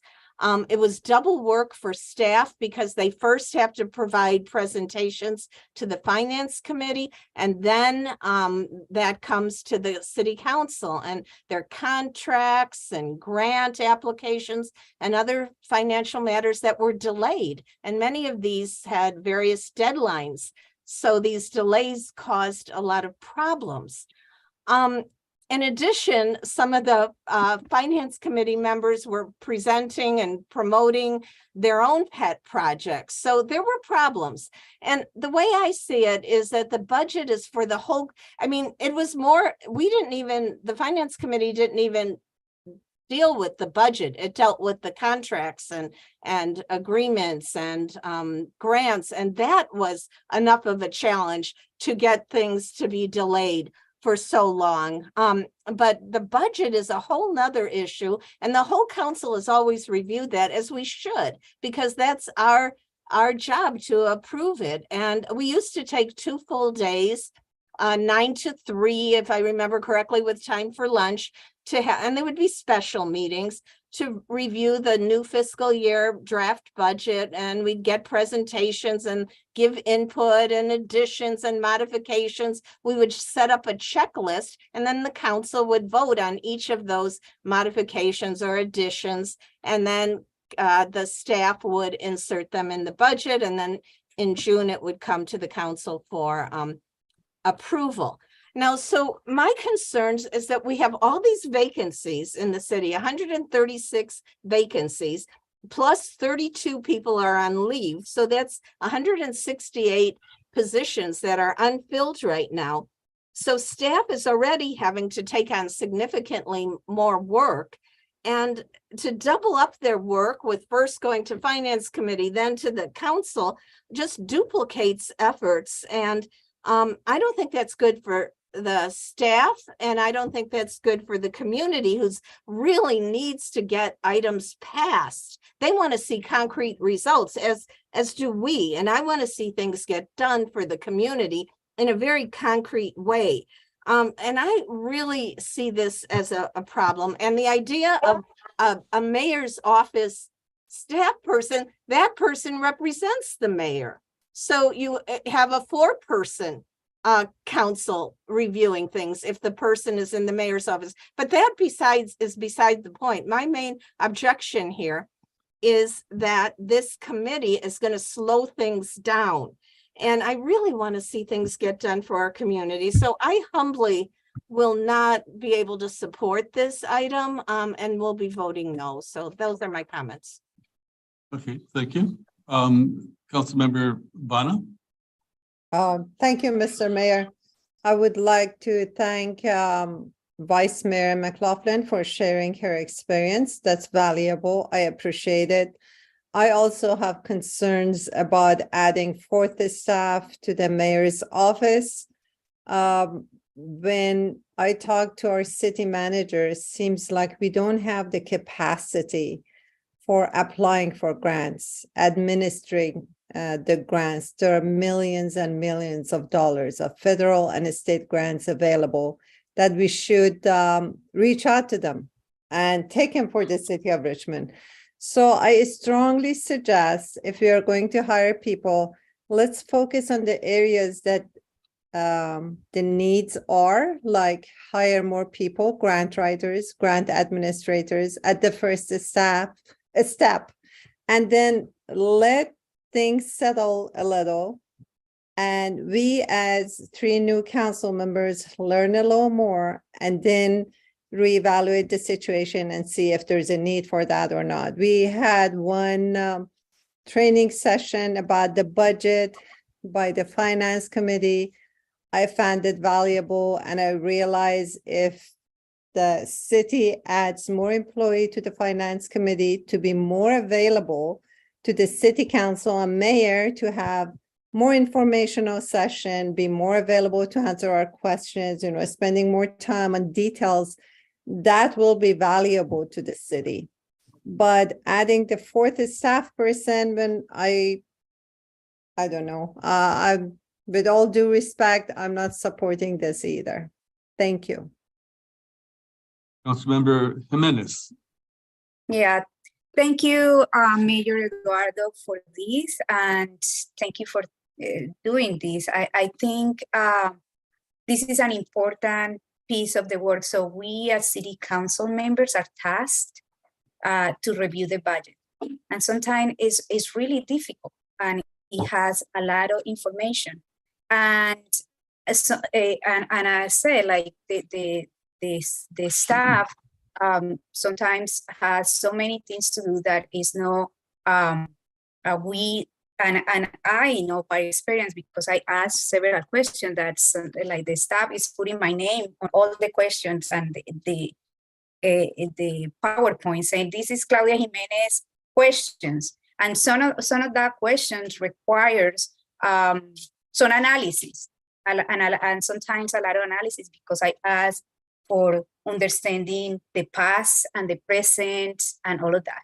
We are being presented with a lot of information about the assumptions. We had the state audit and all of this information, and we haven't had time to really dig into that as because we are in these meetings and it's not the right venue for that. So I think I heard the concerns about what happened before, but I don't think like this. I am really hopeful that this is not going to be the experience of what happened before, because here this is why I'm glad that you are this proposal is talking about somebody who can add capacity, not just the city council with the staff, but adding capacity to the city council to be able, if we have some questions, that these questions will be analyzed,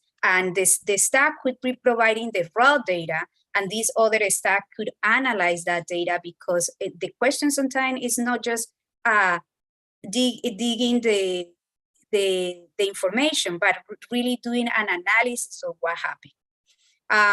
In my experience, we had been doing a lot of work with other views. Like for instance, Point Mulari. Point Mulari was a work that I did, and Councilor McLaughlin also did, to find other point of view when we didn't have that point of view inside. Like the cash flow that was showing at the end of the day how the project was going to impact the general fund, right? And it wasn't until we had this question and we worked with outside people that give us some advice and work in collaboration that we were starting to do that. The other example that I will say is the swaps.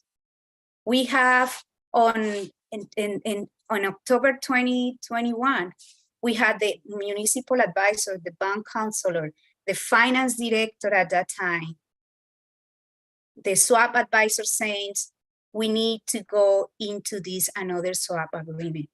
When we had already done, when we had already passed a budget guiding policy that said no more swaps.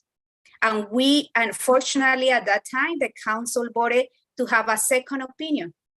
At that second opinion helped to the city to do a different negotiation that first got into a better deal, right? That over the term of the bond is saving $84 million to the city. We got upgraded, and we just got upgraded by Moody's A3, and in part it has been because we had been doing a better analysis, and we got rid of the swaps, no more swaps. But that took also us and me personally to be working with people outside, and for the council to be saying we want a second opinion. So I think it's imperative that we have this, and what I recommend to the mayor, and what I will recommend to this is that we know that like it's 3 people that has to be in this committee because Brown Act, right? But that in other, like that is a rotating basis, so it's not like the same people over, and we have kind of like year another new set of folks coming in with the support of and staff. And that if we, like, in order for the city council as a whole to be able to give meaningful feedback to that working ad hoc, that if every month we have in the city council a presentation by the committee, so the other people who are not going to be working on the ad hoc committee can provide meaningful advice. But I think is like is needed in terms of, like, we are talking about a budget. We are talking and to see like how we can continue to do services for the community. We are talking about what are the assumptions that we want to see or not want to see, but what are the assumptions that are putting into the projections, and to have time to really debate and ask questions why these assumptions and not others. And we haven't done that, and none of us had the expertise. So having somebody who can help us with that expertise. And as again, we had many issues that needs to be resolved. And I think this will add capacity to our city council and the mayor office to be able to ask the hard questions, to be able to look at these, so we don't run with another swaps deals that has been there since 2005, as like believing one point of view. I think in these situations, if we want to be responsible, we need to have other views, and these bring check and balance to the whole government. So for these things, and for my experience working and looking at the budget really in detail, I support this. Thank you. Councilmember Cepeda. Excuse me, Mr. Mayor. I think that when I brought up at the finance committee a couple meetings ago, it might be maybe last meeting, I don't remember how long I've been here now, almost a month. Several people from the community reached out and said this is a great idea, from people unexpectedly who I wasn't expecting for them to reach out. Thought that bringing back the finance committee would be great. But they also had some concerns of how the finance committee worked before, and many of them sent me email the functions of the finance committee before. And looking at it, right, I agree with Vice Mayor McLaughlin. I think before that the meeting before was more of items that will come in and they will review low budget items to make sure that we were looking at every penny, which is important. But I believe that the goal of this committee, if I'm reading the agenda item correctly, is to look at the budget, the bigger items, and then, as Councilmember Jimenez said, putting it all together to get that advice going forward. Not the small items. They're also important, but we don't want to get boggled down with those smaller items.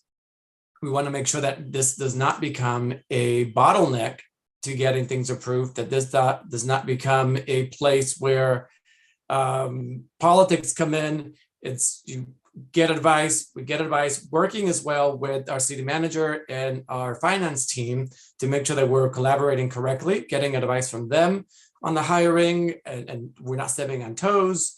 And again, that we move this forward so we can get advice as a city council, and that we're not putting further stress on the finance team, but also acknowledging the finance team, because they've gotten us to where we are today with their knowledge, but we're enhancing and not taking away or not stepping on top of each other there. So I'll stop there. I see a lot more comments. I'll stop there, but I just want to say it looks like the goals of this committee are set there, and they don't appear to be the same as the finance committee of yesteryears. So thank you. Thank you. Councilmember Robinson.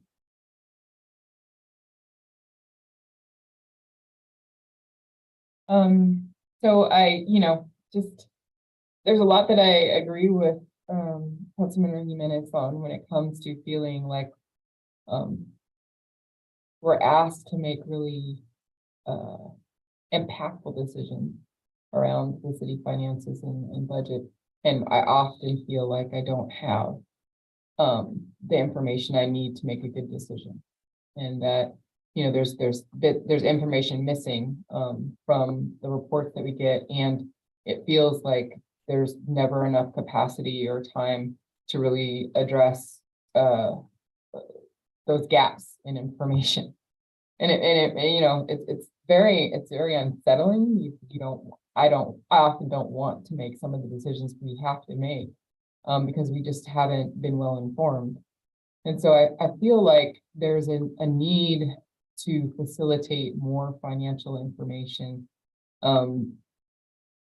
for the council so we can make good decisions, and including like alternative perspectives on a financial issue.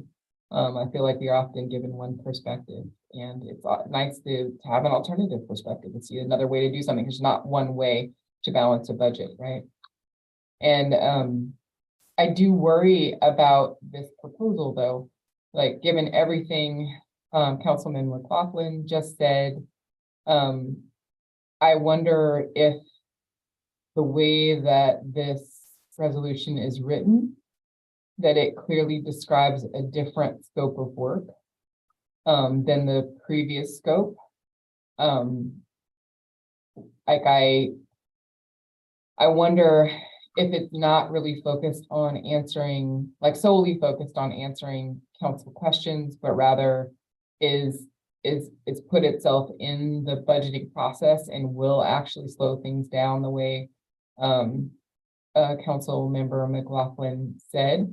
And maybe some of that slowdown would be healthy, maybe not. Maybe it'll really make, the way the city run even worse.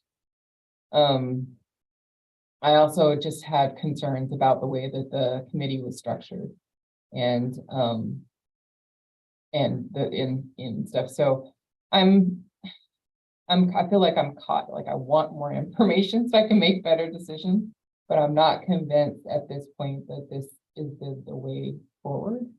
I would love to see a scope of work, like a scope of activities for the committee that didn't put things through a bottleneck. Yeah, I'm gonna leave my comments there. I always talk too much, but I appreciate the time to express my concerns. Thank you. Councilmember Willis. Yeah, thank you, Mr. Mayor. No, actually, I'm a bit similar to Councilmember Robinson, but before I get into my comments, I'm going to give a suggestion. Nobody has to listen to that suggestion, but I am looking at the time that it's 8:50, and we do have two public hearings and a lot of residents I know who are waiting. And I know in the past when we've understood that residents were waiting, we would try to prioritize them.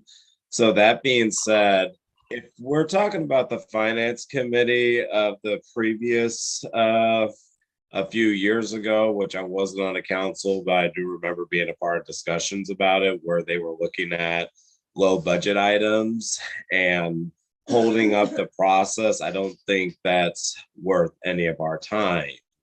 That being said, if we are talking about having a subcommittee of council members that are working with a staff person, whether it be in the mayor's office or another staff analyst that we add on, whatever it may be, I am not necessarily opposed or against that because folks are right. We do have a lot of questions that get teethed out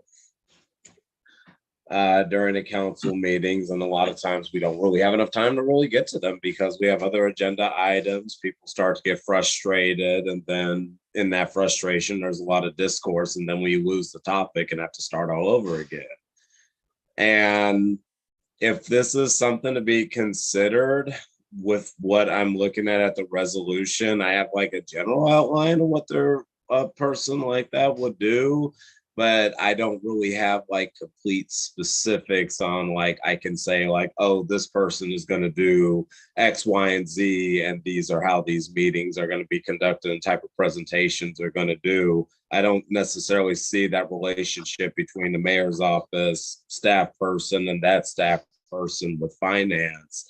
So all I'm saying is I think there's a lot of things that need to be defined out more before moving forward completely. Just taking all the feedback that council members have said, seeing some feedback that staff may have, and just creating a policy that can actually address those concerns and not impede the business of the work, but at the same time give us that type of analysis that we're looking for when we're diving deep into all these questions. So my suggestion would be that we not vote any of this up and down, but even still, Mayor, that you create a ad hoc committee of the city council right now to dive deeper into this item, detail it and tease it out, work with staff to get some additional feedback, and come back in a more refined form or more detailed form.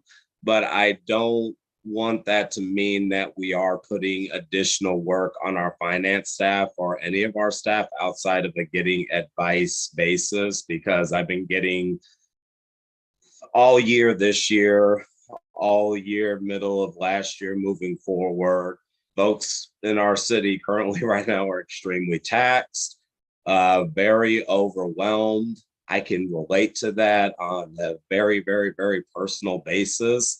And I know that doesn't work for mental health or even productivity. So if this is something that we're wanting to explore, I would also want the body of the work, 80%, 90% of the work, to be carried by the mayor's office and the subcommittee to tease this out, so we're not putting more of a burden on staff who feel like they're overworked and over capacity as it is. So that's my suggestion. Appoint 3 people who are interested in this topic, tease out the details.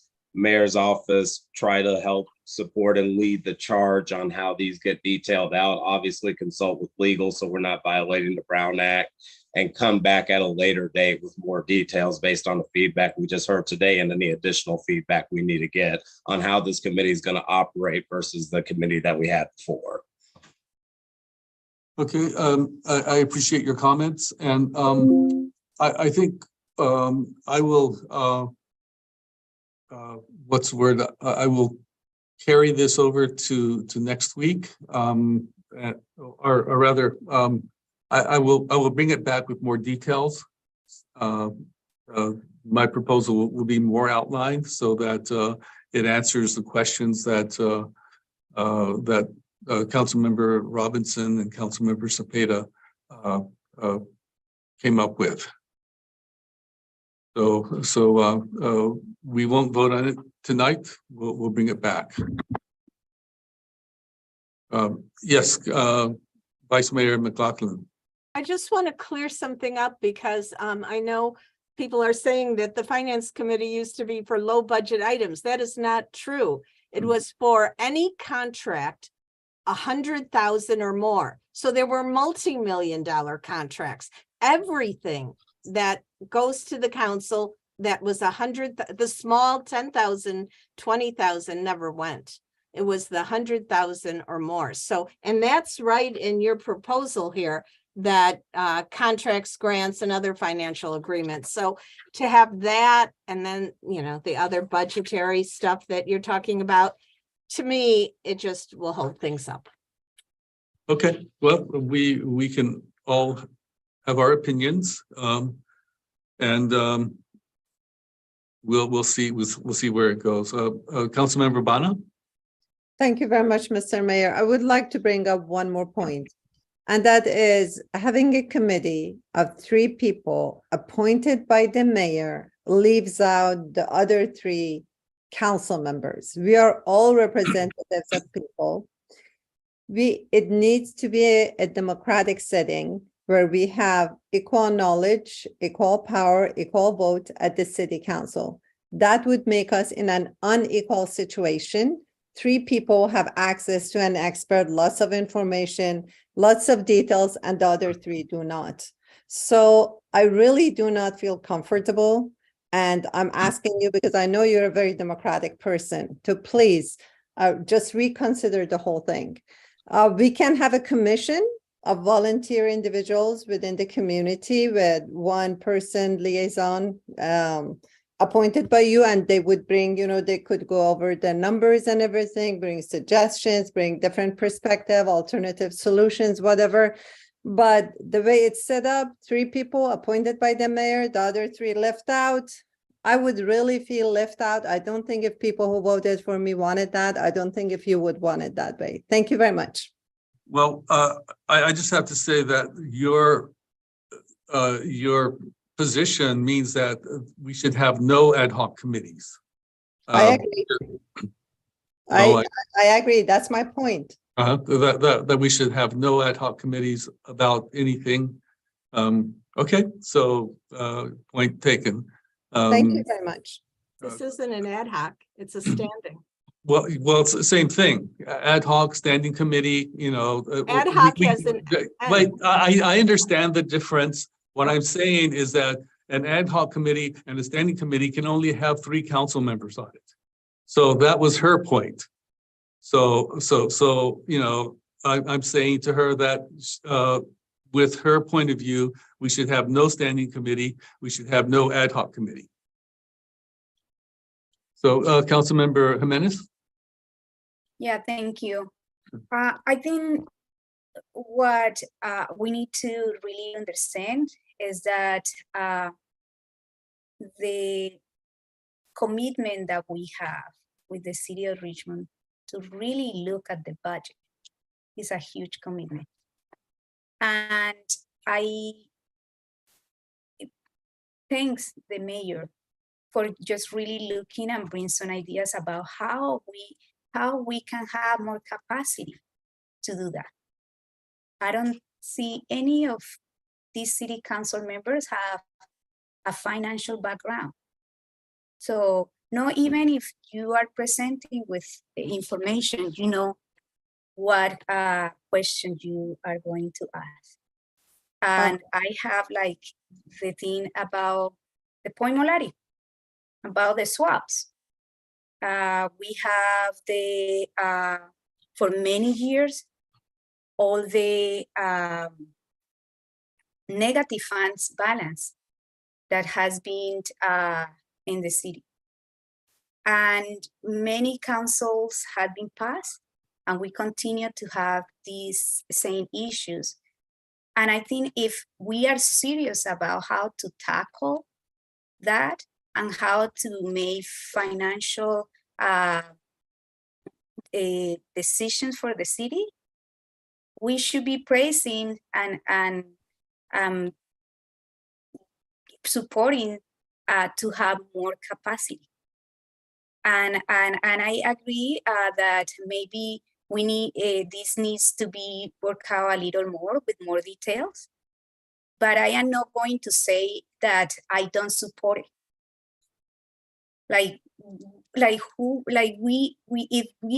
If any of the city council are really serious about what are the decisions that we need to make to move the city forward, should be saying, yes, let's put the time, let's make it, let's create a structure that add capacity. I think this is about the capacity and other point of view that we need to make better decisions. And examples, like I have given just 2 examples, but there are many more that we can find where there is a need for having an extra eyes to do that and adding capacity. So I agree with Councilmember Willis that what we need to do maybe is just to work it out, to make it that so that is we feel confident of the structure, and maybe hearing from other folks or other city council about kind of like their experience before. I wasn't here, but I feel like if we are serious about tackling all of these things that are coming up, the POVs, right? All these things that the audit is saying, we should be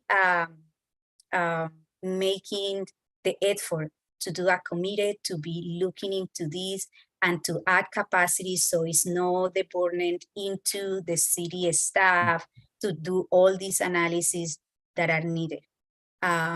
So I just feel like we can work it in a way that it really support the council. Thank you.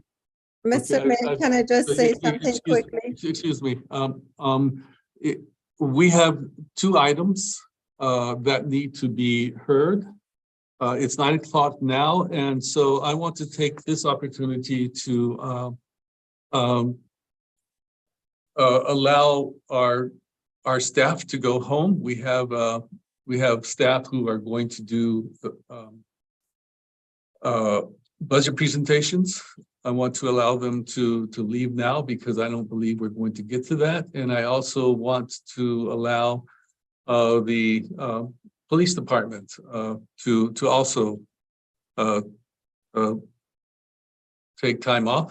We'll continue those items at the next meeting. You have speakers for this item. Yes, so. Thank you, Right. Mayor Martinez. Okay. So I just wanted to make sure that before we got to speakers and carried on, that we would allow staff to go home. Okay, so let's go to speakers. I'm sorry, Ms. Bana, you have a short statement? Very short. While I agree with Councilmember Jimenez that there is a need for expertise, I think it should be addressed differently. We do need a business person at the city to review the contracts, to bring more opportunities, to open our hands, to improve this economic development rather than adding more bureaucracy to the process. Thank you very much. Thank you. Okay, let's go to public speakers. Okay, I have Don Gosney and Eli. Don Gosney, you'll have 2 minutes to speak. You can go ahead and start.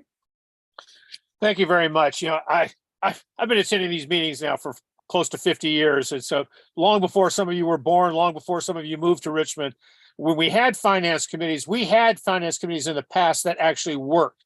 They were very beneficial to the city council, but they did not deal with the line items of the budget itself. I do not advocate that, but I do believe we should come back with a finance committee that, because they did work in the past. When Councilmember McLaughlin was talking about some of the finance committees that did not work, part of the problem was you didn't have dedicated council members. They wouldn't show up at the meetings. They wouldn't do their homework in advance. They wouldn't be prepared. They weren't qualified to be helping out on that. You need to have those kinds of people. When you do have that, then it does work on you.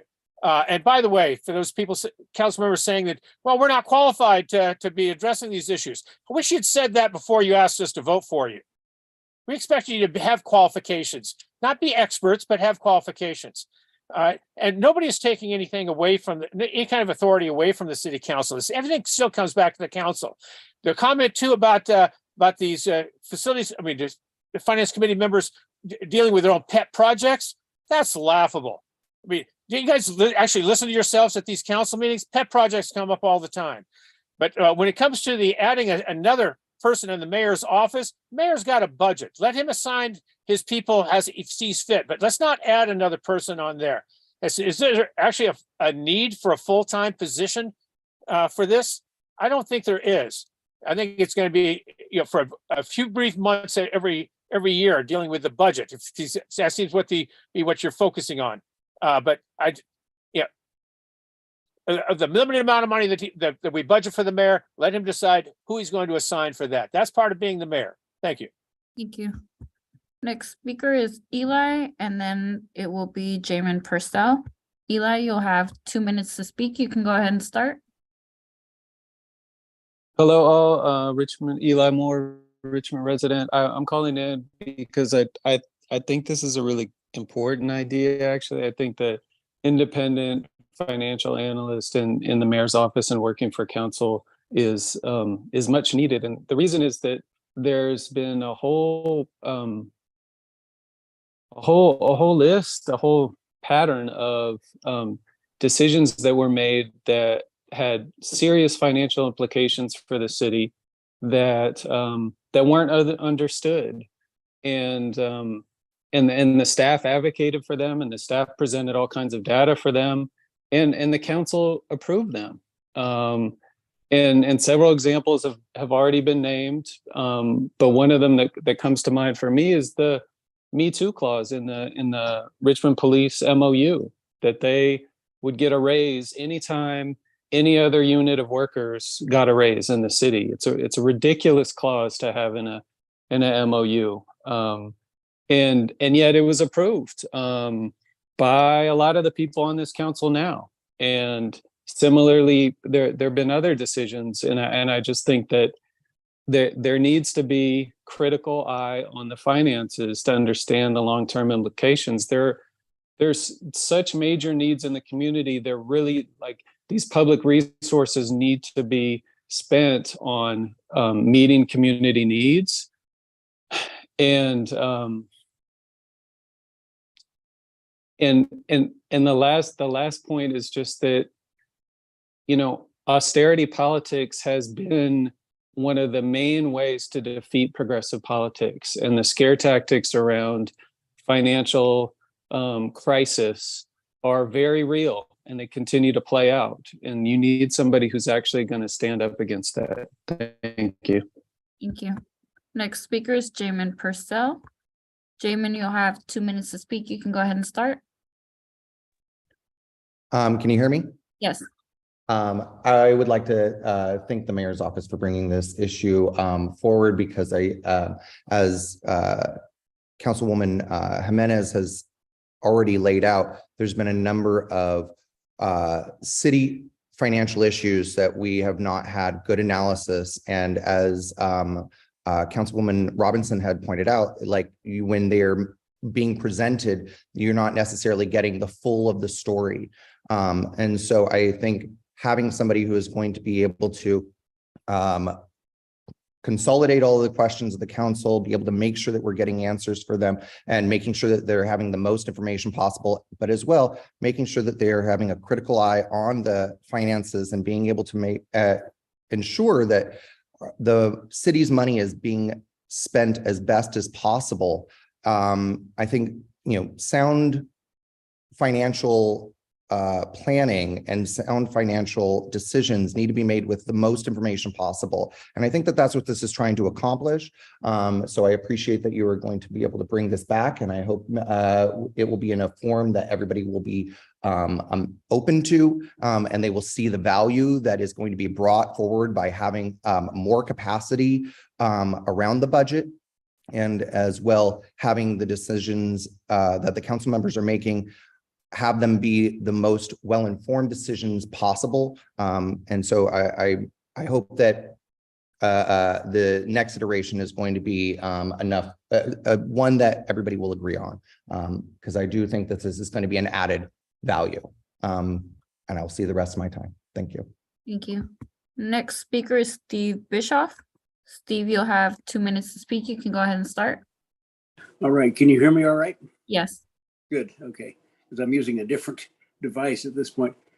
You know, I think I understand the urge to get, you know, more staff and help on this kind of thing. But I think at some level, you know, based on what you're planning to pay this person, you know, the idea that somehow they're going to help, you know, deal with something that you've got really decently paid people who have a lot of experience over the years already working on it. I mean, I think as part of your rethinking, I think, you know, maybe we ought to be thinking about some other things like, you know, would it be a good idea, if you're concerned about this particular kind of thing, to maybe talk to a council member from another city, you know, or get some kind of volunteer advice that way. So, you know, and I think the thing is, this is going to take you as much time as you're spending already, even more probably. And I think, you know, maybe a more focused kind of interaction with city staff around current budget stuff would be a better investment. Anyway, thanks. Thank you. And there are no more speakers.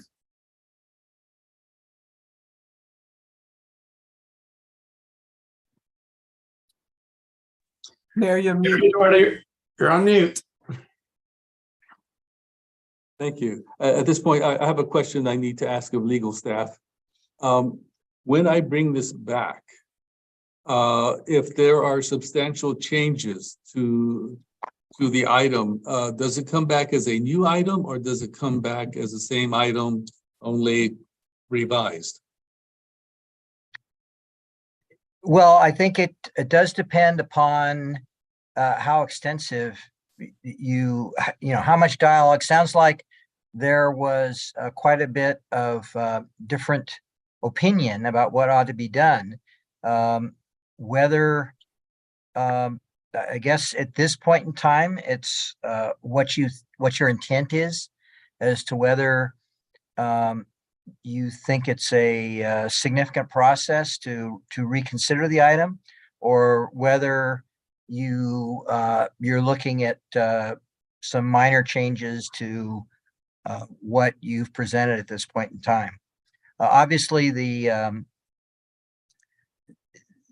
original idea in terms of who was serving as members, that's changed, but if you're reconsidering the process of appointment, etc., that might be something you want to take more time and start over. Okay, well then, so at this point, I can continue it, and then if there's major changes, I can just put it on as a new item. Yes. Okay, thank you. So then this item is continued. Let's move on to our. Is your in continuing it at this point in time? Are you holding it over to the next meeting? I'm holding it over to the next meeting. Okay, thank you. Yes. Okay. And just keep in mind the next meeting is next week. Okay, I'll keep that in mind. I'll keep that in mind, and if it turns out that I need to hold it over for 2 weeks, I'll do that. Okay. Okay, thank you. So let's move on to our public hearings. Okay. Can you read X1 into the record? Yes. Pursuant to public notice, it's time to hold 2 public hearings. First hearing is item X1. Adopt a resolution to approve an encroachment agreement application for a private landowner fence encroachment into the unimproved public right-of-way at 130 East Scenic Avenue, and direct staff to enter into an encroachment agreement regarding same to be recorded on the landowner's property title. All right, so it looks like Mr. Chavarria is going to do the presentation.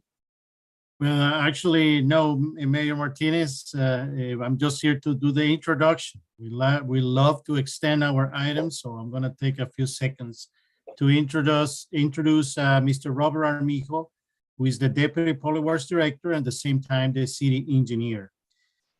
Robert. Right. Good evening, Mayor Martinez and members of council. My name is Robert Armijo, and I'm the Deputy Director of Public Works and the City Engineer. And today I'm going to be presenting on the encroachment agreement application for 130 East Scenic Avenue. The applicant is present and would like to approach council after my presentation. So at the end of my presentation, then Mr. Eli Berland will make some remarks before council. So I'm going to share my screen and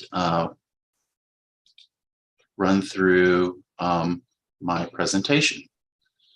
So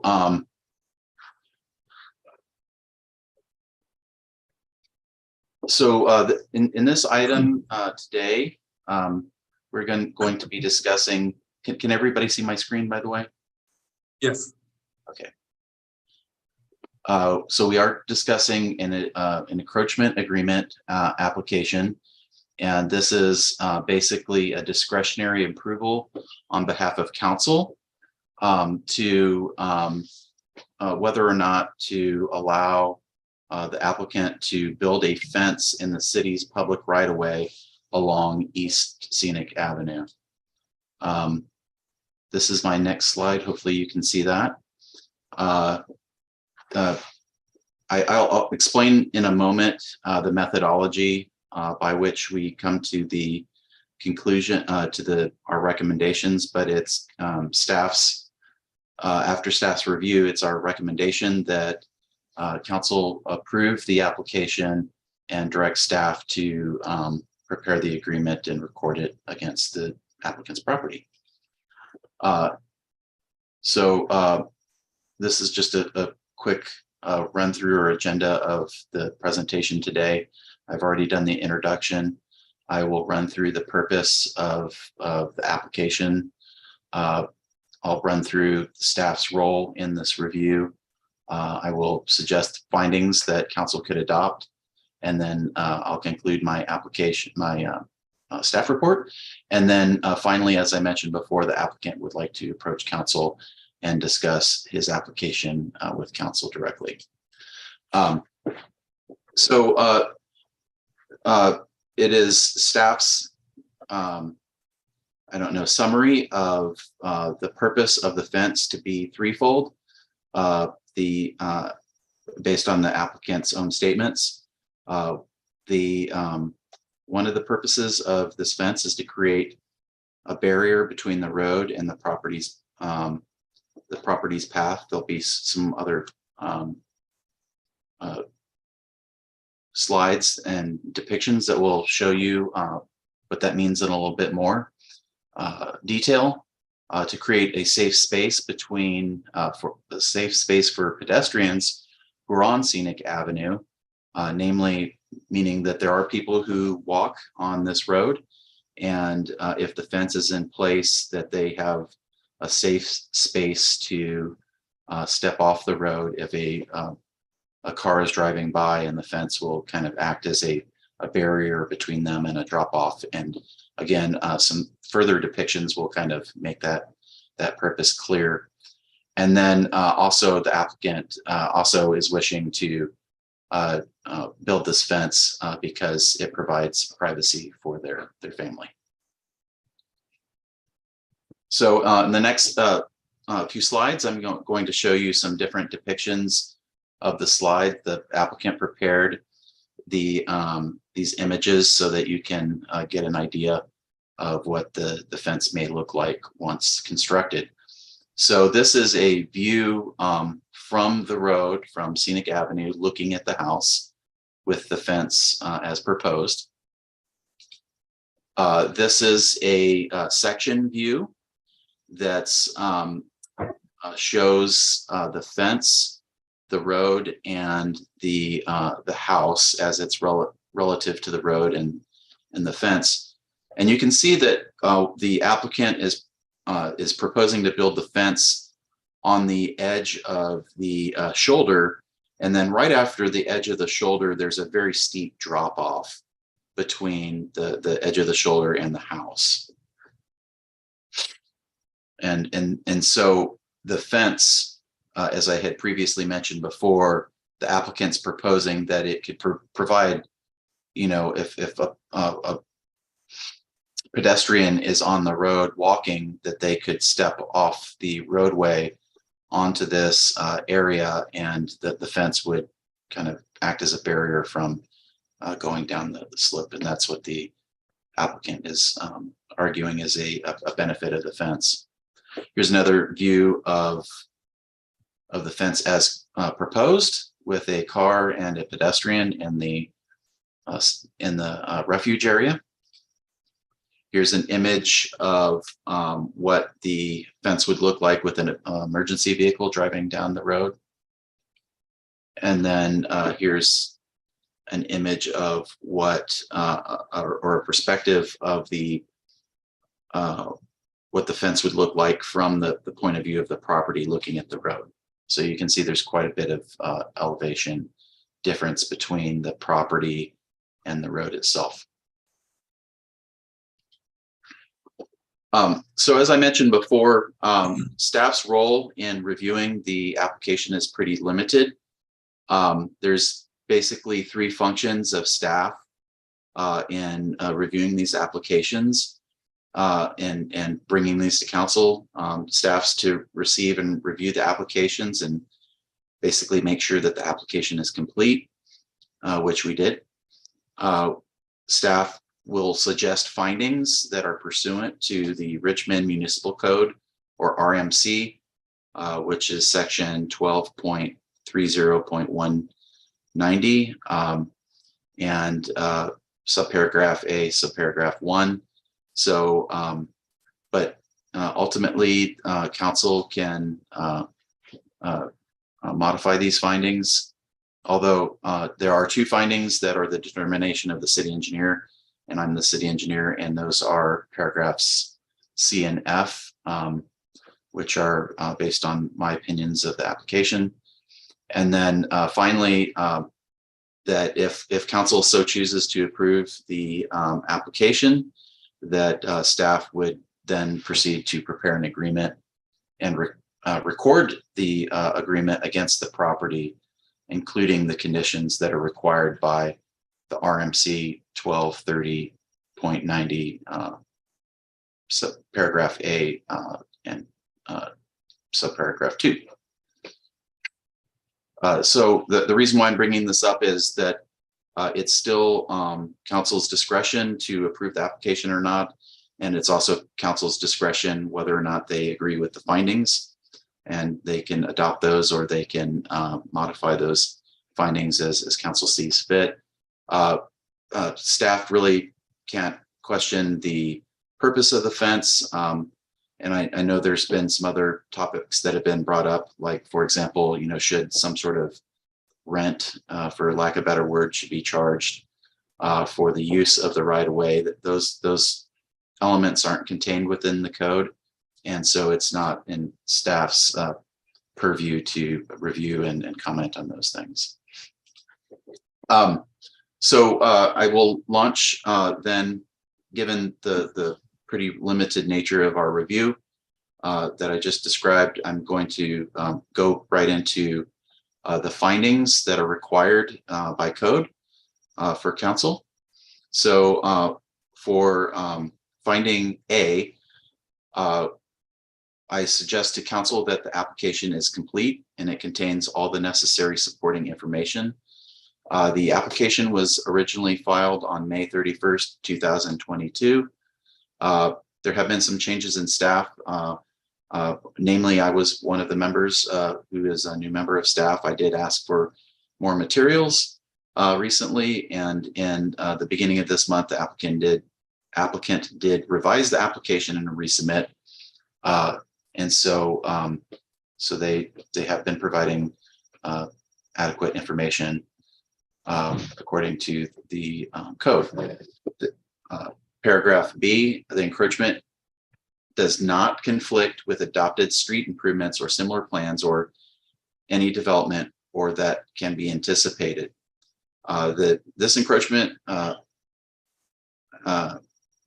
agreement application does not conflict with any street plans. We have no CIPs, we have no master plan or other developments in the area that conflict with this application, and we don't really foresee any improvements on this street in the foreseeable future. Paragraph C, the encroachment does not pose a public health or safety hazard as determined by the city engineer. As I mentioned before, these are one of the 2 determinations that I make. I can tell you that the encroachment permit does not pose a public health or safety hazard. However, staff did conduct a sightline study, and you can see the results of that in some of the images that I just shared. And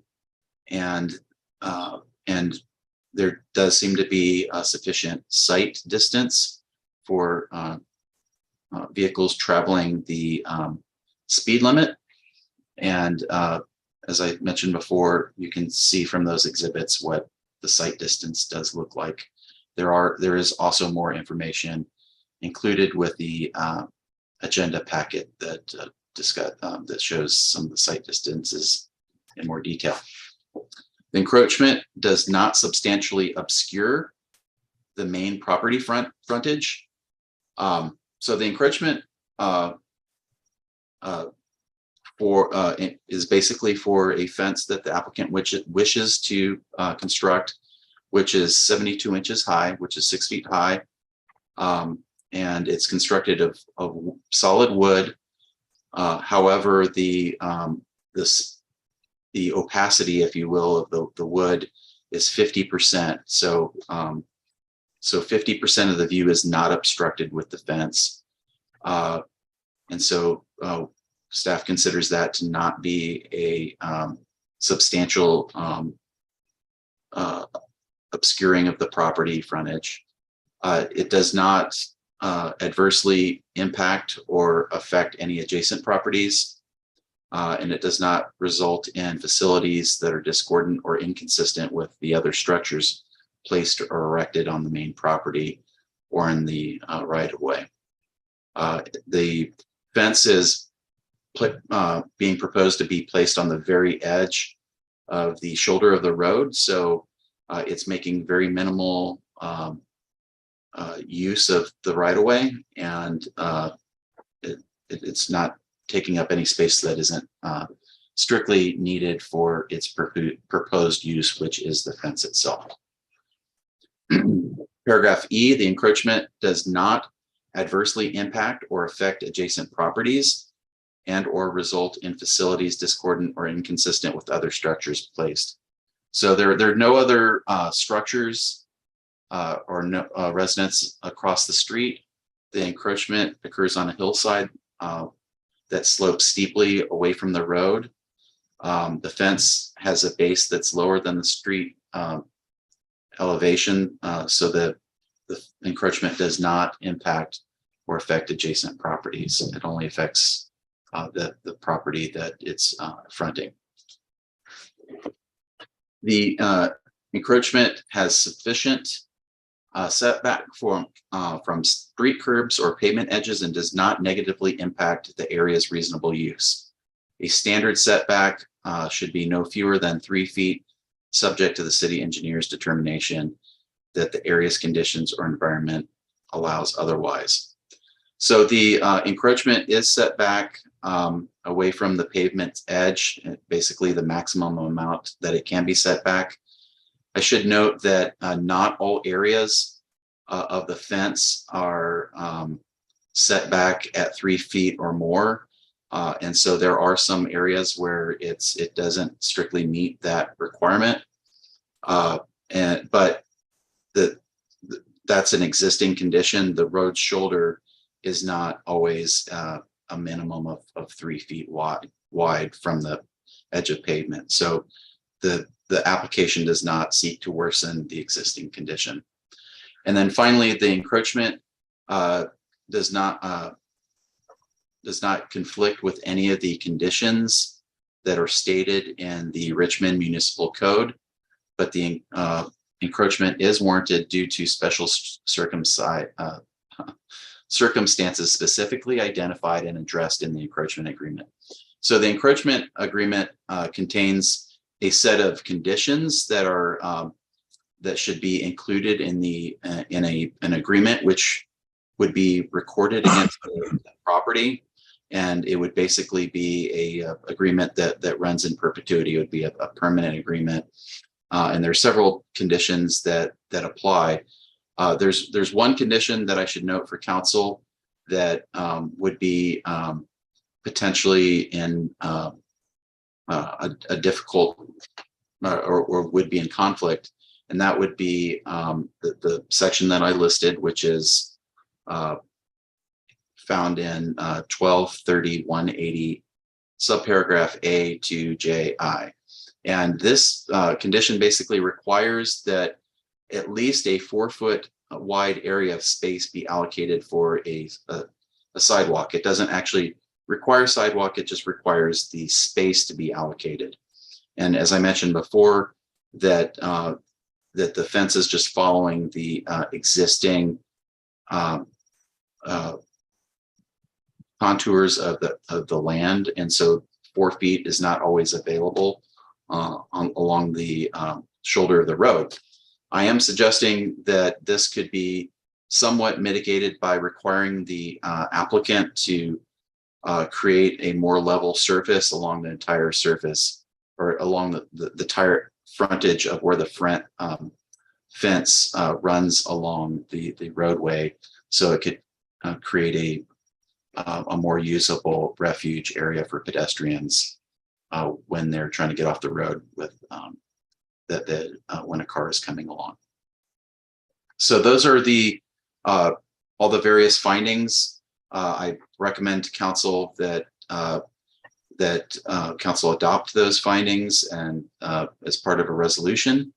And if council so chooses, then council should direct staff to enter into an encroachment agreement regarding the same, and that this agreement would be recorded against the property owner's title, and that would this agreement would run in perpetuity.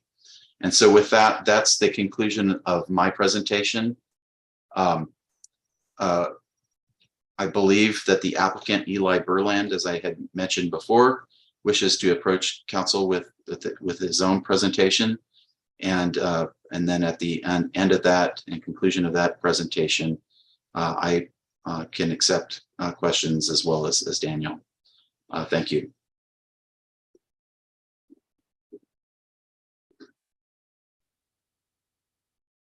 Sorry. Yeah, so after staff report, it's questions from the council. I raised my hand in hopes that this time I might be able to speak first. If not, I can let other council members speak. Yes, Melvin. Yeah, yeah. Should we hear from the applicant too as part of staff presentation in case there's questions that come up? Sounds like both the staff, Robert, and the applicant were like a joint presentation. The process calls for staff report and then questions from the council. Then we have the open public hearing. And okay, I guess my question is the applicant part of the staff report? No. No. Okay, cool. Sorry. Okay, no problem. So I do have a few questions. Number one, a 6-foot high fence, is that, are we giving a special clearance for that? Isn't public fences supposed to be lower, 4 foot? I don't believe that there is a requirement for public fences. I believe you're probably referring to the requirements on private property for fencing, and so there, I believe that this is a completely discretionary item for council, mayor. So whether you allow a 4 or 6 foot fence is your discretion. Okay, next question. How much of the fence follows the drop off? You said that the fence follows a drop off, and along with that question is what is the elevation change from one side of the fence to the other side of the fence? Okay, I will. I'm looking at the exhibits and trying to find the length of the fence for you.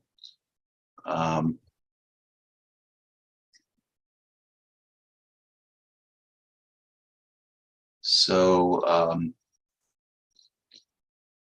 the length that's along the frontage is looks like it's I'll give you very round numbers. It appears to be about 140 feet. So about 140 feet of fence runs along the edge of the or on the very back edge of the shoulder of the road. And then the fence, as I showed you in the prior exhibit, the fence goes down the slope of the hill and connects with an existing fence that's on private property. There is some there are two different encroachments. There is one along the along Scenic Avenue, and that's where the longer portion of fence that I had just mentioned, and that's as that relates to the exhibits that we provided in the staff report, which is Exhibit A. That's what's referred to as Parcel A of the encroachment area. But there is also another encroachment area. It's a very small encroachment area that's along a paper road, which is referred to in that exhibit as Fern Park Place. And so there's also some frontage of encroachment there as well. Okay, and so the elevation difference between one side of the fence and the other side of the fence. So how much does it drop off? So the flagstone staff, so the bottom part of the property changes in elevation. So I'm looking at the different exhibit. So there's quite a bit of grade change there. So some points are at 200 feet elevation, and it rises to meet with the road. So it does go all the way up to 200. Well, we'll call it 206 feet in elevation along the area that's fronting the road. The edge of the surface is at about 212. So 212 feet of elevation. So it looks like it runs between 12 and 8 and 12 feet of grade difference. Okay, yeah. My interest, the reason I'm asking those questions is because when I consider this property, I'm thinking of country roads, and on country roads, the county or the city would put a guardrail in a place like that, so that cars driving along would know, there's a drop off. And I'm seeing this fence working as a guardrail, but I'm trying to understand how much of a guardrail it would act as, and whether or not there's a drop off on the city side. And if there was, then it wouldn't be working as a guardrail. I don't know what it would be doing. The other consideration is to Councilmember Bonna's issue, which is emergency vehicles coming by. I'm curious as to who owns the property on the other side, and whether or not that could be graded to increase the width of the street, to allow for emergency vehicles. So those are all excellent questions, Mayor. And if I will attempt to answer them. If I miss them, then feel free to remind me what I might have missed in your question. So the first question that I recall you asking had to do with the guardrail concept. I'm sure that I did walk out to the site and personally view the foundations that had been previously poured for the fence. I mean, it seems to be pretty stout fence construction. I'm not sure, to be honest with you, what kind of protection it would provide for like a guardrail. The fence really isn't designed like a. I was thinking more of a visual. I mean, if you see a wall your car is not going to drive up next to it. But if you see open space, you might not realize that that your tire is about to hit a depression. Yeah, definitely. That would definitely be. There are some definite visual cues and whatnot for drivers, so there would definitely be some of that coming into play. On the opposite side of the road, it's pretty much a cliff on that side of the road. So and there's pretty minimal space available on that side of the road. I'm sure that, you know, if someone were to with a lot of funding, you could probably widen it, but it would be quite an undertaking to widen the road, especially in the area where the fence would go. There is a pull off right before the curve near the applicant's property. So there is some space there, but it's not really close to where the fence is proposed to be installed. So hopefully that answers that question. Yes. I would like to add, Mayor, that even if the city wants to undertake a project to widen the roadway and this encroachment agreement is approved, the city can request that area to go back for public use and with no reason. And the applicant will have to remove the fence, and at that time, the city will be able to widen the road. So it doesn't prevent, this encroachment agreement doesn't prevent the city to, in the future, change its mind or just have another project to have use of that land. Yeah, well, I was just thinking it would be easier to scrape land away than it would be to fill the spot to make it firm enough for vehicles. So if the road were to be widened, it would have to be on the upside as opposed to the downside, in my estimation. Anyway, Councilmember Willis. Thank you. Few rapid fire questions for staff and just succinct answers, just because there's a lot of questions that best as possible. So the fence, was there any potential of like modifying it to push you back more onto the property? Like, did you see anything like that where it could have potentially be modified to where it wasn't as in the public right away as it is now, the portions that are? I believe it's certainly possible. It starts to become, you know, a major construction project because the applicant's proposing to put it on the very edge of where the drop off is located. So any farther that you push it back, I mean, there's ways of building it, but it becomes a very expensive and difficult construction project at that point. Okay, and are there any other, if you've done this research or taken a look around, are there any other similar properties that have fences that meet the public right away in that general area of Richmond at all that you've noticed? When I was driving along the road, I didn't really notice many fences that were right up against the property. I gotta admit though that I wasn't doing a survey or really looking for it, but my recollection is that I didn't really notice any other fences. Okay, you didn't notice any other fences that would be close to the public right away? Correct, that is correct. Okay. And these ones are kind of silly, but I'm also very serious at the same time.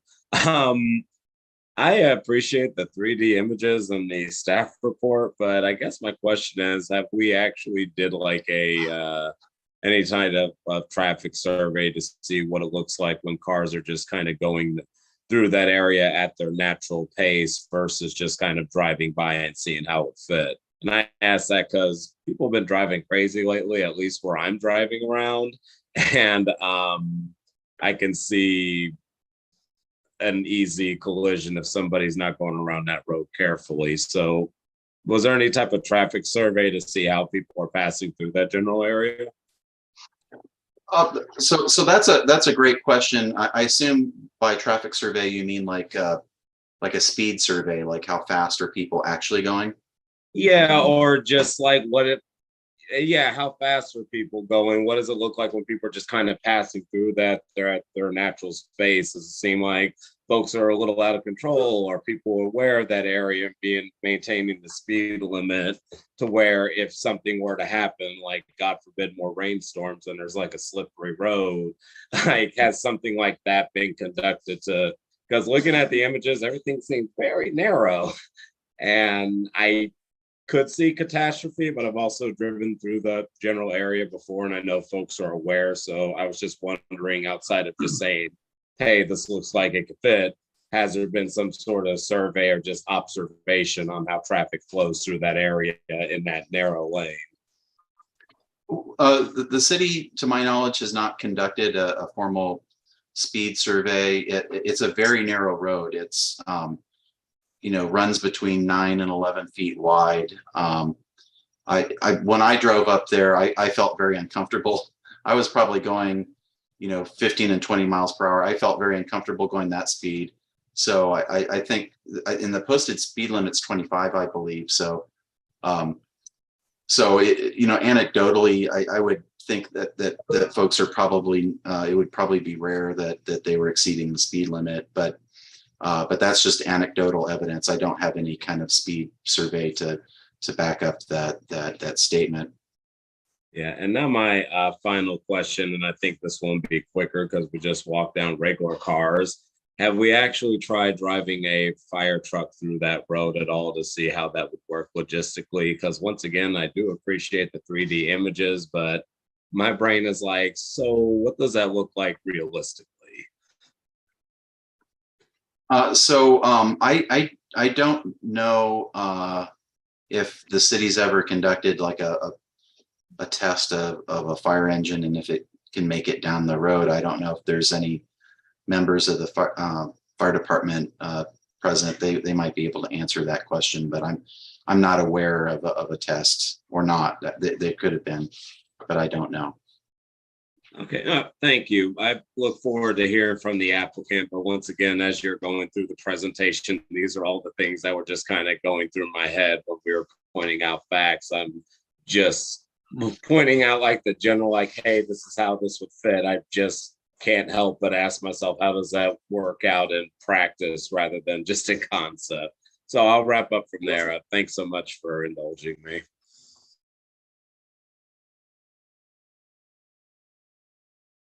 Thank you, Councilmember Willis. Councilmember Bono.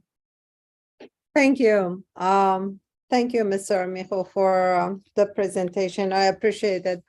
I wonder, when you went to the area, did you notice the storage tanks of flammable liquid in the area? Did you count how many there are?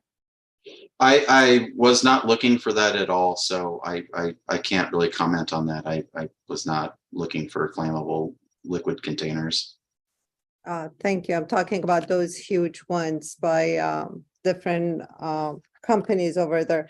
Also, did you pay attention to Miller Knox and other properties owned by East Bay Regional Parks and the dense vegetation that there is, and maybe a wildfire danger in that area? I did, yeah, there is quite a bit of vegetation that's planted along the roadside. It looks like a lot of it's been planted by the neighbors, and this property certainly has lots of decorative plantings. Well, I'm not talking about decorative planting. I'm talking about the natural vegetation that East Bay Regional Parks actually is trying very hard to keep it under control with wildfire mitigation, but we constantly hear complaints from the neighbors. So did you notice any fire hydrants or lack of fire hydrants? Did you pay attention to that? I didn't recall seeing fire hydrants, but I can tell you I wasn't really looking for fire hydrants in that area. Okay, so probably you didn't even you didn't pay attention to the map either to see it's a very high fire hazard severity zone. But did you consult with the fire department? We did not. You mentioned that you concluded it's not any danger to public health and safety. Wildfire is a serious danger to public safety, and different agencies have considered it, have marked it as very high fire hazard severity zone.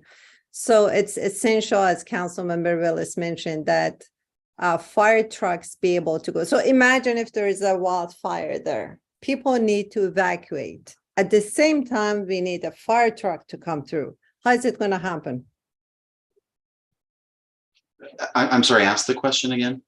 There is a wildfire in the area. There is a fire in the area. Okay. People need to evacuate. And at the same time, a fire truck needs to come to combat the fire. Okay. Is that possible? Yes, it's possible. This fence is not actually worsening any of the conditions of the road itself. So it's taking up a pretty minimal footprint in the right of way. But it's still taking some footprint. I mean, the pictures you showed, there is no way a fire truck comes and vehicles go out, right? It's a if it's taking up space in the right of way, we're talking about inches. My point is, if anything, we need to make the roads wider, not narrower. I don't care by how much. Even if one person can run away from the fire on foot, there is room for that, a few inches. That's precious, that saves lives. So that's very important. And are you aware that the West Contra Costa Fire Safe Council is teaming up with Confire to do a traffic study of those areas, actually, to evaluate the capacity for evacuation, because it's very necessary and important for high fire hazard areas. And it hasn't been done yet. We are applying for a grant to do it because the city of Richmond hasn't done anything. So are you aware that that's important to consider the traffic capacity for evacuation? Again, the fence has a very minimal footprint in the city right away. I understand it's very minimal, but those minimal things, may add up. I told you, even if one person can run away on foot, that's important. And if anything, we need to widen the roads. So I have serious objection to use the term public safety when the fire department hasn't been consulted, the Fire Safe Council hasn't been consulted. No, none of those fire danger elements have been considered. So please, in the future, and I will work to bring an agenda item to the council to be considered, like the city of Oakland has, that all the policies, city ordinances, everything should be based on public safety, and that's considering earthquake safety, wildfire safety, real public safety. So please consider those issues in the future. Thank you very much for your hard work. I appreciate it. And can I just point out to the council that at this stage of the hearing, we're not making any conclusions concerning the application. We're asking staff factual questions to get information that could be relevant to making a conclusion. And the conclusions will get made after the full public hearing when both sides have had a chance to testify, just for clarification. Thank you. Councilmember Jimenez. Thank you, City Attorney, for clarifying that, but it seems that some people are already had their mind set without listening. I have a question for you, Robert, and it's just one question. It's like you mentioned that you say the limit of the height of the fence is for private property, and since this is a public property, there is no limit. This is a private fence. what are the rules for the height? When Mayor Martinez asked you about the height limit, and you answered that. So I wanted to follow up because it's kind of like odd to me, that answer. So this is a private fence. We know that it's in a kind of like an encroachment, but what are the rules for the height? So as I mentioned before, and this is a good question. So unlike, so there are very specific rules that apply that are administered by Lena's group for fences that are on private property, but this is a fence that's encroaching in public property. And so this is a discretionary approval. Council has complete discretion over what kind of rules you want to place on it, but there are no rules about what kind of fence can be located in a public property apart from this agreement, this discretionary agreement, which is under consideration right now. So there is a hole there that we need to fill, because if there is no consideration. So my question to you is like, what is the recommendation? So is the recommendation of the staff that 6-foot fence there is appropriate? So yes, this is the way that this fence is being constructed doesn't appear to present any kind of special safety hazard. So it has a 50%. You can still kind of see through it. It has an opacity, I guess, for a lack of a better word, of 50%. So you can kind of see through it. The way it's being proposed, you can see around the corner enough when you're driving along Scenic Avenue, so that you can see, pedestrians or any obstructions that might be ahead. So the height of 6 feet doesn't seem to be much of an impediment in this particular proposal. Okay, thank you for clarifying that. My other thing is, so when I went there and I drove, it's just like a steep like that. So as you as an engineer, like I just want to get the concerns of Councilmember Bana around safety issues, to get widers and no less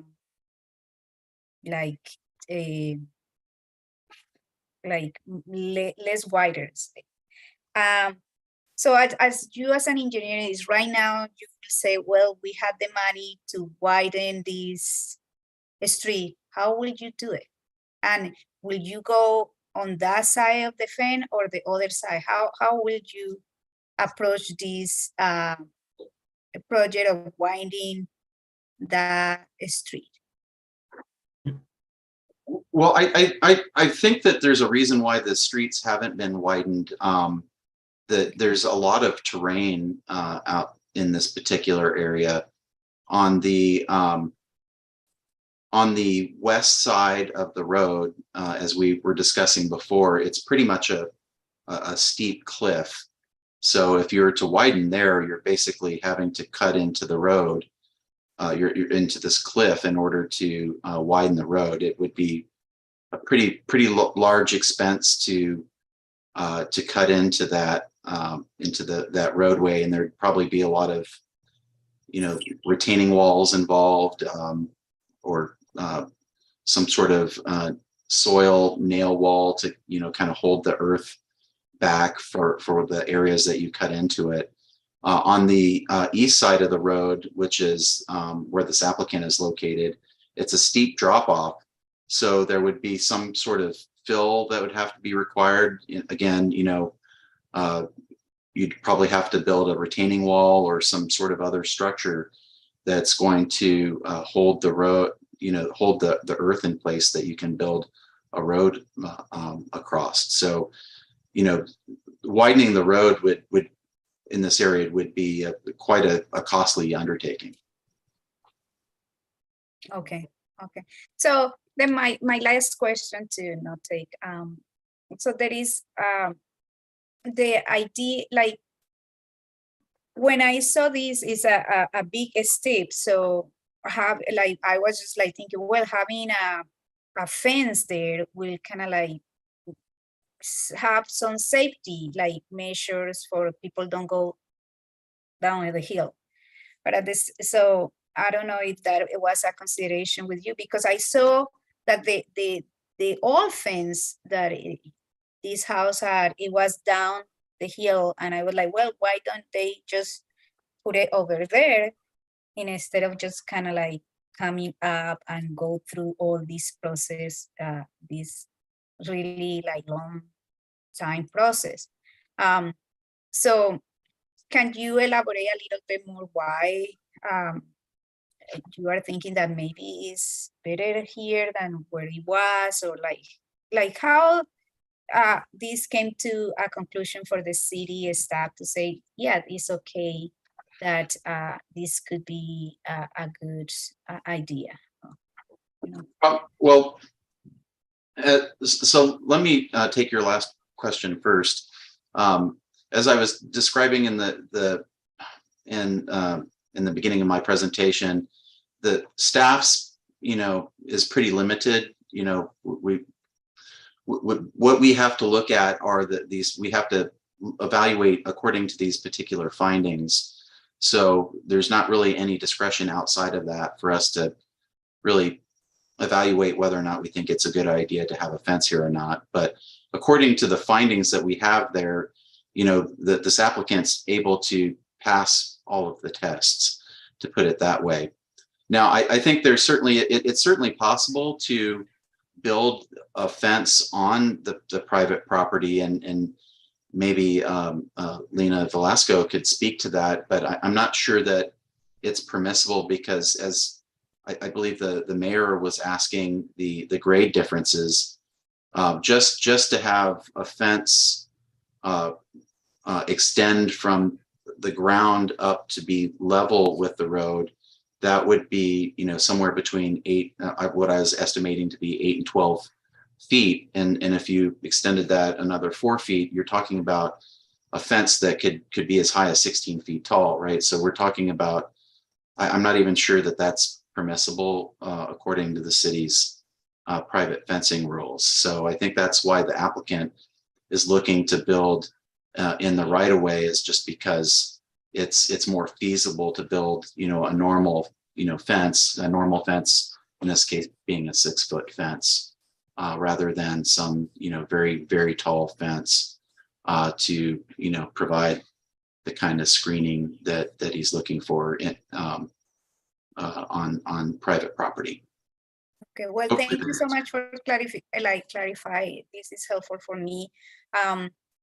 Just conclusion, we need to hire more people for the public works department and other people, and this is why I am asking the vacancies, so we can the public knows, and we can advertise some of these jobs that are really good jobs, are city jobs, and we need good people and people in Richmond. So thank you so much, and I'm looking forward to hear the presentation from the applicant and the other side. I haven't made my mind yet, and thank you so much for answering my question.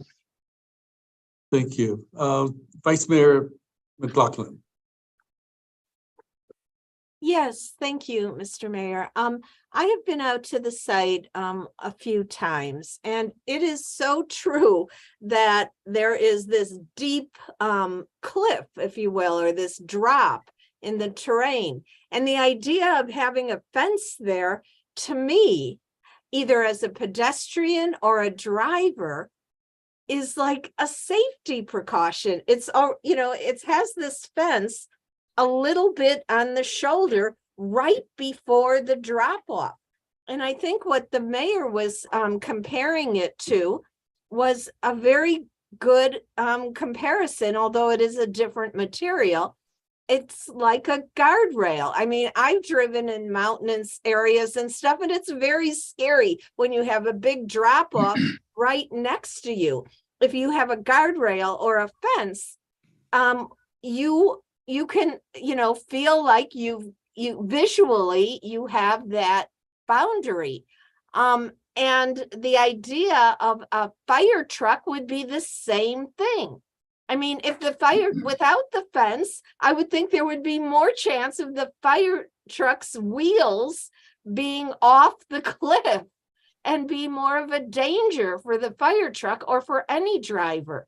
So I see the fence as a safety element. And I would just say, my question is it true that, if without a fence, you have cars, potentially a wide vehicle, like a fire truck? Is it true? Would you agree, or would you state that it's true that could present a problem for the wheels of the truck being right at the level of a cliff, and in rainy weather or whatever, you could have some slippage?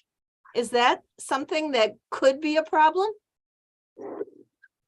So, Vice Mayor, that's an excellent question, excellent point. So the fence could provide some visual cues or clues to drivers and emergency vehicles. The one thing that I don't think the fence itself will act as a guardrail. It won't actually probably have the structural strength to keep a vehicle on the road, but it can provide visual cues and clues for drivers to kind of know, where their limits are, especially maybe in poor visibility conditions. So I think you're right. I think that could be something that it would provide. Yes, and I will say that while I was there, standing up as a pedestrian, a few cars went by. It's a one-way street, so it wasn't like a lot of cars going by, but I was there for maybe a half an hour, and a few cars did go by, and I stepped aside, and I was scared because stepping aside, you're on an incline, and so having the fence there as a pedestrian would make me say, oh, okay, I could get this far, and I know that there's this fence that is not going to, allow me to slip down the cliff, So anyway, that's just my comment. Thank you. Councilmember Cepeda. Thank you. I also want to go through the site for fellow council members who haven't had a chance. If you just go to Google and do a Google map, you'll be able to see the steep hill. I also was there when there were some cars, so I definitely agree. You're either going to be against the wall, the other side, which is the hill, not safe, or you're going to try to fall, or hopefully not fall to the other side. So it is a little bit of steep. I also see this as a liability for the city if we don't put, either the city doesn't put something up, or this homeowner is going to be able to potentially take this and limit this liability for us, because if somebody was to fall, it is our property all the way until you get down to their bottom floor. So we are actually preventing people from falling in. There's no space for sidewalk, and there should be enough space for a fire truck. If there's no space for the fire truck now, the fence is not going to do any difference either. And it's great to hear from Councilman Brown that the Fire Council is looking at District 2 as well, even though it's not a city approved committee, but it's great to be able to see and thinking about safety for everyone. But in terms of the fire truck, if the fire truck can't fit now, it's not. You have questions? I'm sorry to interrupt. No, sorry, that's it. Thanks. Okay, because this is a time for questions. Okay, well, if there are no more questions, then we go to, we're opening up the public hearing.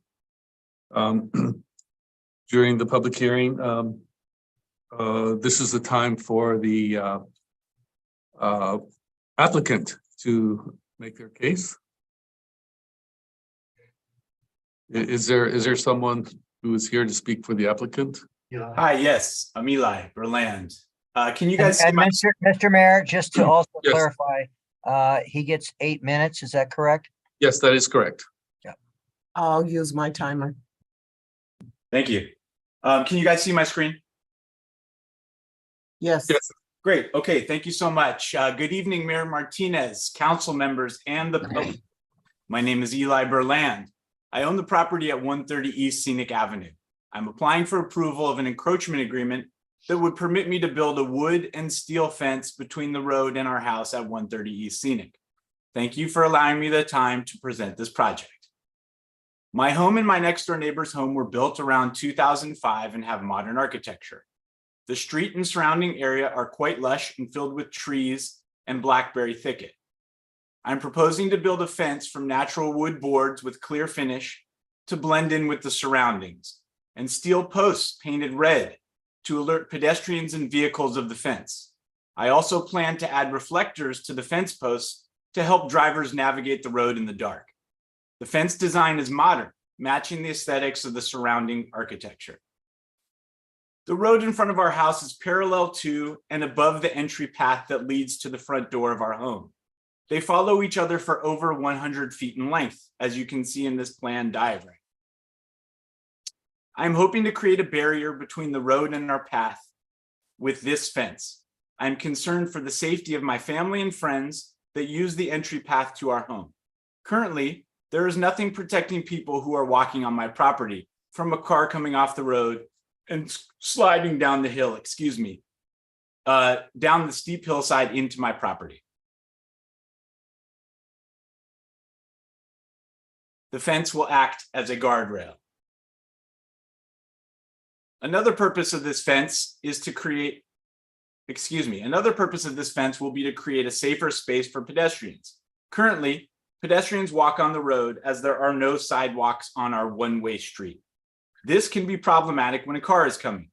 The fence would allow for an area for pedestrians to step off the road without falling down the steep hill, while at the same time allowing cars to pass in a safe manner. Please see this illustration showing around 2 to 4 foot of what I call a refuge space off the road. At the present time, there's vegetation and brush growing in this dirt area. If the application is granted, I will cut the vegetation and brush so it does not create an overgrown situation and a clear path for people to walk and get off of the road. California Vehicle Code states that no vehicles may be wider than 102 inches, including emergency vehicles. The narrowest opening at this fence is 156 inches. This gives us 54 inches of clearance.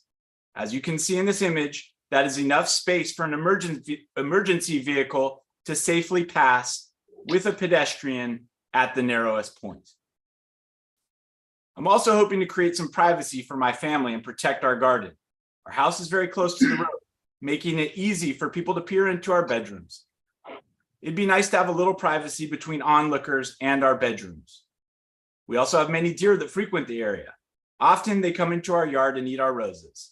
It would be nice to keep them out so we can enjoy our garden and save on costly plant replacement. This fence would achieve that purpose.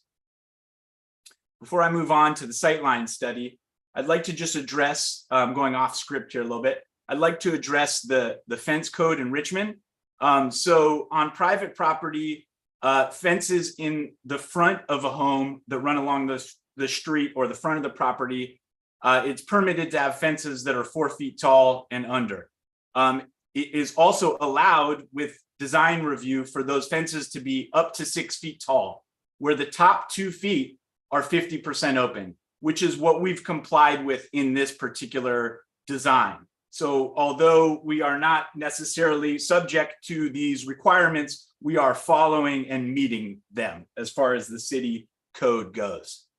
Okay, I'll continue on now. I'm also hoping to create, I did that. We've conducted a sightline study to ensure that there is clear visibility for drivers while approaching the fence. This study illustrates how a driver can recognize an object and stop before reaching that object. In the next slide, you will see a chart showing that while traveling 25 miles per hour, there is 85 feet required to stop. This includes reaction time and physically stopping the vehicle. We are also accounting for wet ground conditions. Typically, when the road is wet, it takes twice the distance to stop. This would put the wet stopping distance at 115 feet. This is the table where you can see at 25 miles per hour, it takes 85 feet to stop.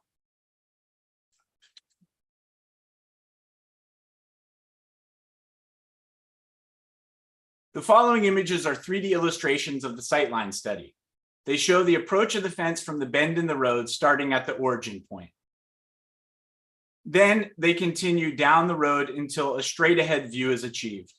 Please note that 15-mile-per-hour warning signs are posted on East Scenic, but most drivers take this curve around 10 miles per hour. The area between the side of the road and our house where we would like to build the fence is very steep and difficult to access. The road is windy and inconsistent in width. These conditions restrict the minimum width of clearance we can provide to 13 feet from the far side of the road to the inside of the fence. Although we maintain the requested 3-foot setback from the road in most cases, it is not possible to achieve at all areas due to the hillside dropping off to a steep slope. In order for our posts to be set in concrete, we need relatively flat ground to dig post holes. If the posts are set any further down the hill than we've proposed, it will make installation very difficult and very costly. Our post locations are limited by the current site conditions. I understand that this agreement is revocable at any time. However, I believe that the fence will benefit the community as well as my home, and that it is very unlikely that in the future the encroachment agreement will be revoked. Thank you for your time, and I'm available to answer any questions. Before I complete my presentation, I just wanted to touch back on a couple of points that were brought up in a few of the questions. Melvin Willis, although, and I appreciate your sort of uneasiness with these 3D images, I will tell you that I used software and I have a 3D LiDAR scanner that's super accurate. I brought out to my house. I use it for work because this is the type of work that I do. I scanned the hillside. All of this has been brought into our 3D modeling program. So the humans are average size. The fire truck is true to size and has been put into a 3D space that is extremely accurate representation of reality. So even though it can be a little bit hard to digest, quite accurate in terms of the proportions and clearances, which is what we were trying to illustrate. Let's see. Claudia, I think I got to you and Mr. Mayor about the fence height. So I think I addressed that. And then Ms. Banna, I think we also did kind of touch base on the fact that currently, and you can even see in this image, if a fire truck tried to drive over on the right-hand side of the road here, it's going to fall down the steep hillside. So we are not affecting the current conditions in terms of making it any more dangerous or less accessible than it already is. And in fact, we are going to create warnings for these vehicles to give them a heads up that please do not drive right here because you will end up down the hillside. That's your time. And that's all I have. I really appreciate the time. Thank you so much. Thank you. All right, so now it's time for public speakers. Hopefully we can alternate from speakers in favor and speakers opposing. Do we have speakers? Yes, we do. Okay, I have 8 at the moment. I have Greg Murphy, Jamie Spittler, Matthew Cotton, Ralph Jacobson, Tom Butt, Rod Sater, Leopoldo Lopez, and Jean Reynolds. I'll start with Greg Murphy. You'll have 3 minutes to speak. You can go ahead and start. Good evening. I live on East Scenic. Actually, I live on Glen Street, which is a paper street, but I have to get there by way of East Scenic. And my concern about the project currently is that from the edge of the traveled way, the pavement, the asphalt, as it goes out to the fence into the refuge area, it drops off. And in some places that drop off can be as much as a foot, 18 inches. That would definitely not be safe for somebody to step into, right? So that area needs to be addressed, and somehow that the elevation would match so that there would be a a place for a pedestrian to safely walk along that area next to the fence. The other thing is this, ADA compliant? Can you approve to build something in the city that will not be ADA compliant? I believe 36 inches would most likely make a good sidewalk for people to go around, but the 28 inches doesn't quite fit that dimension. So those are my two concerns, is that as the design sets now, there's no accommodation for the drop off from the traveled way to where the fence will be, which will be a real hazard for pedestrians. Another note, there are a lot of people walk on this road. It is a very, very popular path for people to walk through town because of its historic and rustic feeling of being one of the oldest neighborhoods in Point Richmond or Richmond. Okay, thank you very much.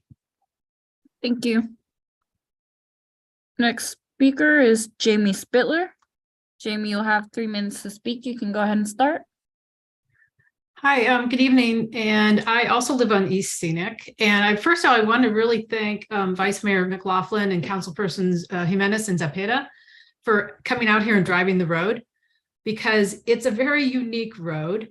When someone says it's like a hillside on one side and a cliff on the other, that almost doesn't cover it. It was nice to hear Mr. Ramillo say that he was scared driving down the road. I've had plenty of people visit me just saying, this is a very, very narrow road. And one edge, it really just drops off on many places when you're walking along the road. The previous speaker had just mentioned that this is not just a normal residential street. It's a popular trail. My office windows actually look out to the road. So day long, I see walkers and joggers and bikers. I see parents with strollers. I see lots and lots of folks walking their dogs. I'd say, this is a rough average, maybe 10 to 20 an hour with 10 hours of daylight. That's a lot of pedestrians on this road. It is a one-way road. So, that's the narrowness that counts for that, but it is also a narrow road. And I have been, I think Councilman Willis, I believe, mentioned that they've noticed people driving a little faster these days. And yeah, when I'm walking this road and a FedEx or a UPS truck comes trundling down the road and there's no place to step aside, it's unnerving. And sometimes, a few times, it's been a little scary. And I would so appreciate having some kind of barrier to feel as if I'm not going to get run over or fall down the hillside. I don't mean to sound dramatic, but if you've driven the road and imagine a really fast truck coming around down the road, they're big. They take up the whole width of the road. So, that's one reason I'm really in support of this project. I will attest that fire trucks can make it down the road. We've seen fire trucks come down the road, and this will not change that at all in any way, shape, or form. I don't know. I'm kind of just speaking off the top of my head, but I'm just trying to respond to some of the things that people have been asking questions about. And I personally feel as if this is such a safer option than what we have. Sure, if you'd like to widen our roads, but anyone who's been out there can see what an amazingly costly, expensive project that would be, either cutting into a hillside or retaining walls. And I don't see that forthcoming anytime soon. So this to me seems like a really good option, and I'm all in favor of it. Thanks so much. Thank you. Next speaker is Matthew Cotton. You'll have 3 minutes to speak. You can go ahead and start. Good evening, Honorable Mayor, members of the council and staff. I just want to add my unconditional support to the encroachment agreement for 130 East Scenic. It's a needed project. It will increase the safety of a sometimes less than safe road. If those of you who did drive the road probably noticed, there are plenty of other places that have absolutely no fencing, guardrails, or anything just beyond our property. In fact, it drops off quite precipitously. So this is just, I don't see how anyone can see this, but anything but an improvement to the road, as my wife just said. Yeah, this is a great project. It provides multiple benefits. Yeah, wholeheartedly support the project and appreciate the work you're all doing. Thanks so much. Thank you. Next speaker is Ralph Jacobson. You'll have 3 minutes to speak. You can go ahead and start. Thank you. Since 1977, I've lived in Point Richmond, less than 1/2 mile from the Berland residence. And during the past 10 years, I've had a 6 a.m. daily walking route past this property to the end of East Scenic and back. As the vice mayor so aptly noted, if a vehicle approaches while you're walking on East Scenic in the darkness, you have two choices. Get to the side of the road on the uphill side and paste yourself against it, or get to the dirt area on the downhill side, which is the residential side. On the downhill side, especially in wet winter weather, the grasses on the edge can be slippery. Also, there can be papers or garbage on which a person can slip. It's quite possible to slip. It's happened to me once. If you do, you are at risk of tumbling down the hill. The important thing is, as the vice mayor put it so well, and others have noted, a fence here would set an edge and help prevent that from happening. And there is some light traffic. Half the year, I'm walking in the darkness. There is light traffic at night and in the early morning when I'm walking. In the early morning in December, there can be Amazon vans, there can be construction vehicles. This fence on this narrow street will make pedestrians much safer. Thank you. Thank you. Next speaker is Tom Butt. You'll have 3 minutes to speak. You can go ahead and start. First of all, I would like to point out, my name is Tom Butt. I'm a resident of Richmond. I'd like to point out that the city attorney apparently was wrong. He said the applicant had 8 minutes. And I'm looking at the city council rules of procedure. That 8 minutes only applies when there's an appeal of an item to the city council. This is not an appeal. So before I start, I would like to ask that I have the same 8 minutes that was given to the applicant. Is that okay, Mr. Mayor?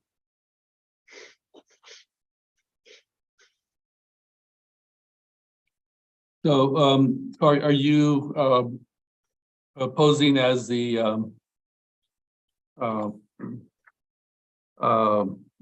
what's the word? The counter? Principal opponent. Sure. I will give you 8 minutes. Okay. Just to be fair. And you know, since you're so much up on the rules, how many minutes should have been given? The applicant should have had the same 3 minutes everybody else had.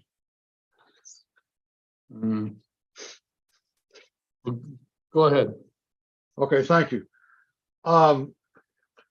You know, first of all, I'd just like to point out that I'm disappointed that city staff has become an advocate in this issue instead of being an objective analyst. You know, city staff made a recommendation. They could have just done their analysis and left it for the council to decide. But I think they crossed over the line by making a recommendation that this be approved. And I would also like to point out that Mr. Amijo is erroneous in at least two of the statements he made. A 6 foot front yard fence does require a permit. And I'm quoting from Municipal Code section 15.04.611.060, quote, all fences require zoning conformance approval by the zoning administrator, unquote. You can go read the details.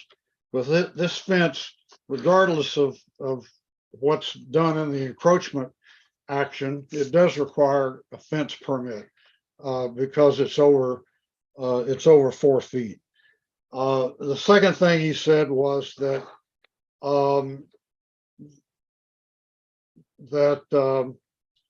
the fence is not on, the existing fence is not on private property, and that's factually erroneous. there's a portion of an existing fence that is all on city right of way.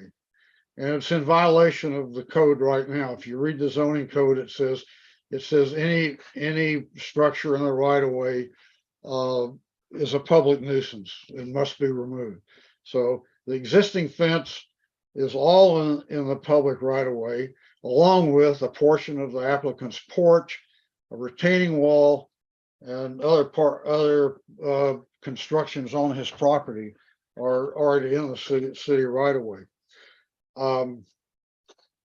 I think I'd like to drop back and kind of make the point that East Scenic Avenue has a 30-foot right of way. It's on a steep hill. It has a steep bank on the uphill side, has a steep bank on the downhill side. And that is pretty much typical of the whole length of East Scenic Avenue. Now, one of the things that this encroachment ordinance says, two different places, is that encroachments are warranted only, quote, due to special circumstances, unquote. Another place that says, quote, unique circumstances, unquote. I want to tell you that there are no special or unique circumstances at 130 East Scenic Avenue. Like every other property on Scenic Avenue, there's a steep bank on the uphill side, and there's a steep bank on the downhill side. And I can tell you that as far as I know, nobody has ever fallen off the downhill side. I've lived here for 40 years and I've never heard of anybody falling off the downhill side. Kind of looking at the bigger picture, anyone has under our current ordinance, which we passed last year, anyone has a right to apply for an encroachment into the public right of way, but the city has no obligation to grant it. So here's East Scenic Avenue, 30-foot wide right of way. The pavement is it averages about 10 feet wide, 9 or 10 feet wide. So that leaves another 20 feet of public right of way that is either on one side or the other or both sides of the street. I think the question here really is can a private property owner basically fence off the portion of the city right of way that's adjacent to his or her property and incorporate it into his or her yard? And that's really what we're seeing happening here. There really should be a public benefit for transferring the use of public right of way to a private landowner. And in this case, I don't think there is any. We've heard people talk about the fence acting as a guardrail. That's just not accurate. The guardrails along highways are about 2 or 3 feet high. They're made out of steel. They're very sturdy structures. This fence is not going to stop any vehicle from going down the hill. And I think that another thing that's been brought up is that one of the findings you have to make is that, find it here. One of the findings you have to make is that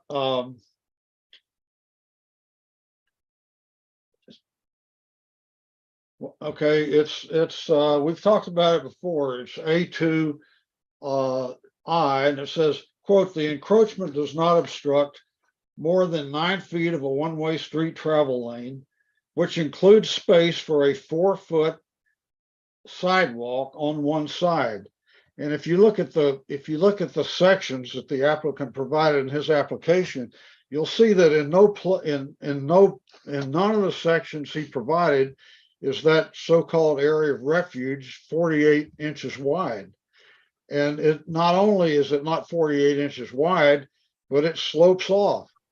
And it's also filled with plants and vegetation. Now, he said he would remove that, but what you have left is you have a sloping piece of dirt that falls off and slopes downhill. And the American Disabilities Act requires I may be misquoting here, but I think it requires a 4-foot sidewalk and a minimum of 3 feet. And it also requires a minimum 2% cross slope. So when you provide a piece of dirt that slopes off and is not flat and not paved and has an excessive cross slope, the city is actually condoning something that's inconsistent with the Americans for Disabilities Act and could become liable. And I think jumping back into the staff analysis, I wrote you all a letter and I went into a lot of detail in it, but I think you'll find that the application was incomplete and had errors in it. The public notice that's required by the code, by the encroachment code, the public notice was incomplete and was erroneous. And so we have an application where the application was erroneous, the public notice was erroneous, the findings can't be met. The idea that somehow somehow the fence provides a place of refuge is just not accurate. You know, whatever's there now, that's what's going to be there in the future. And that fence is not going to keep any vehicles from going off the road. So I would urge you to reject this. Again, every property on East Scenic Avenue has the same situation. It has 9 or 10 feet of pavement, steep bank on the uphill side, steep bank on the downhill side. And people have been navigating that now for 100 years. And as far as I know, nobody's expired. Thank you. The next speaker is Rod Sater, and the following group of speakers after that is Leopoldo Lopez, Gene Reynolds, Daniel Butt, Bill Berlin, and Richard Katz. Rod Sater, you'll have 3 minutes to speak. You can go ahead and start. Hi, my name is Roderick Satry. I live in Richmond, California.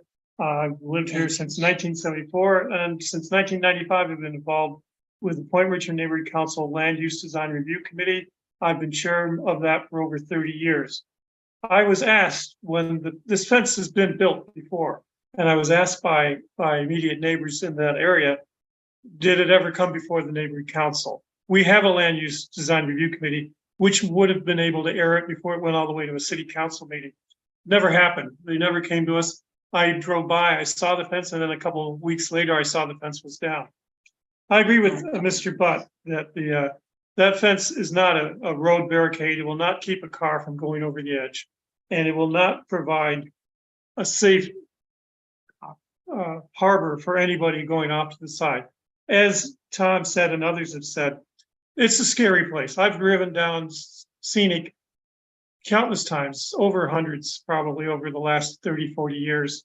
And I bet it's probably the UPS drivers and the Amazon delivery drivers are going to be your scariest drivers. But the bottom line is the fence, if anything, could be a guardrail. And as far as Mr. Eli, his view of his stopping distance of 85 feet showed a pedestrian walking down the middle of the road. Well, those people are going to be dead. You know, and if they stood on the side of the road by the fence, they wouldn't be visible. So he tweaked his graphics to help stay his point. But the bottom line is people walk along the edge of the road. They might have to fall down the cliff versus getting run over. But there's a false sense of security that fence is going to provide a barricade for vehicles and a safety factor for pedestrians. One more point that was brought up by some of the council members, which was astute. I have a fire department and I've got a rolling hillside fire. I don't really want a fence to get in my way to fight a fire. I'd rather be able to get down there and take out brush right away instead of having the fence be a barricade to prevent fire prevention and firefighting. So, and as far as following the rules, a 4-foot fence, if there is one, could be down along his property line. And if he wants to hide views into his windows, he could put trees up in his yard, or he could have some other form of brush for that, or use curtains. Thank you. Thank you. Next speaker is Leopoldo Lopez. You'll have 3 minutes to speak. You can go ahead and start. Hi, good evening. I don't know can you guys hear me? Yes. Hi. We live right next door, and we totally approve of this fence. My wife is legally blind. She has a service animal. She has a guide dog that she walks our neighborhood with. speaking to the ADA rules, people walk down the center of this road. There are no sidewalks, and I don't believe it could even be expected to put one up. As far as fire safety, hey, we got outdoor sprinklers on our house, and a lot of the other neighbors are starting to put them up as well. And they're a real good fire deterrent. So there's a lot of options. I mean, the law was made for man, not man for the law. I mean, there's always an opportunity to change things for the betterment of the community. And we think it'll be a definite improvement. And no, it's not a guardrail per se. It's not going to stop anything, but it's a suggestion, and it'll keep people a little bit safer. So that's all we have to say. We approve. Thank you. Thank you. Next speaker is Jean Reynolds. You'll have 3 minutes to speak. You can go ahead and start. Hi, good evening, Mayor Martinez and council members. My name is Jean Reynolds. I live at 218 East Scenic, and I walk by that property at 1:30 daily. I was glad to see that the top part of the fence isn't solid, because I was afraid that it was going to be 6 feet in height, solid. And so I do feel like that will help with the ability to see around the corner. But that is a worry with the fence being there. You know, you all have talked about driving, but bicyclists and families with strollers and dog walkers are all out on the street, and they're not all walking the direction that those 3D figures were. A lot of them come the wrong way down the street. So it's really important for visibility around that corner.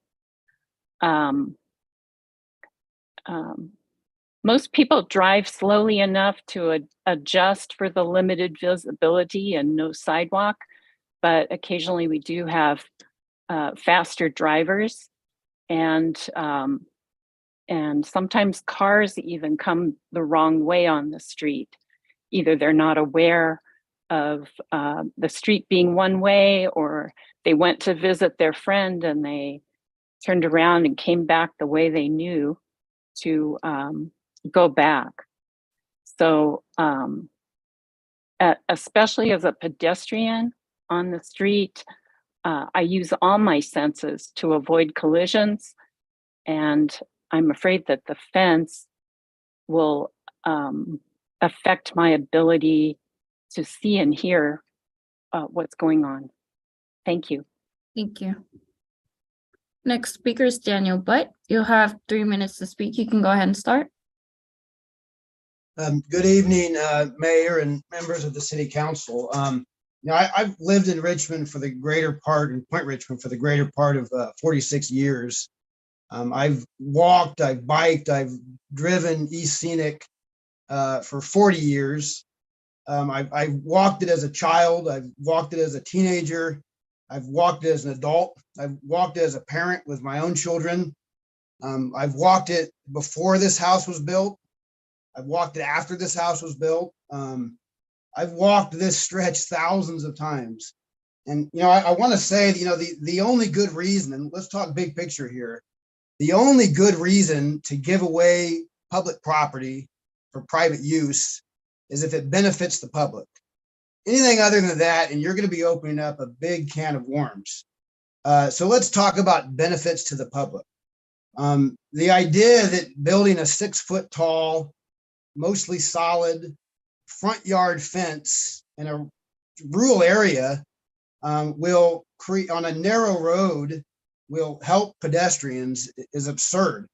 It doesn't even pass the laugh test. I've walked this road thousands of times both ways, and a big wall there is going to make the perception of less space for a pedestrian is what it's going to do.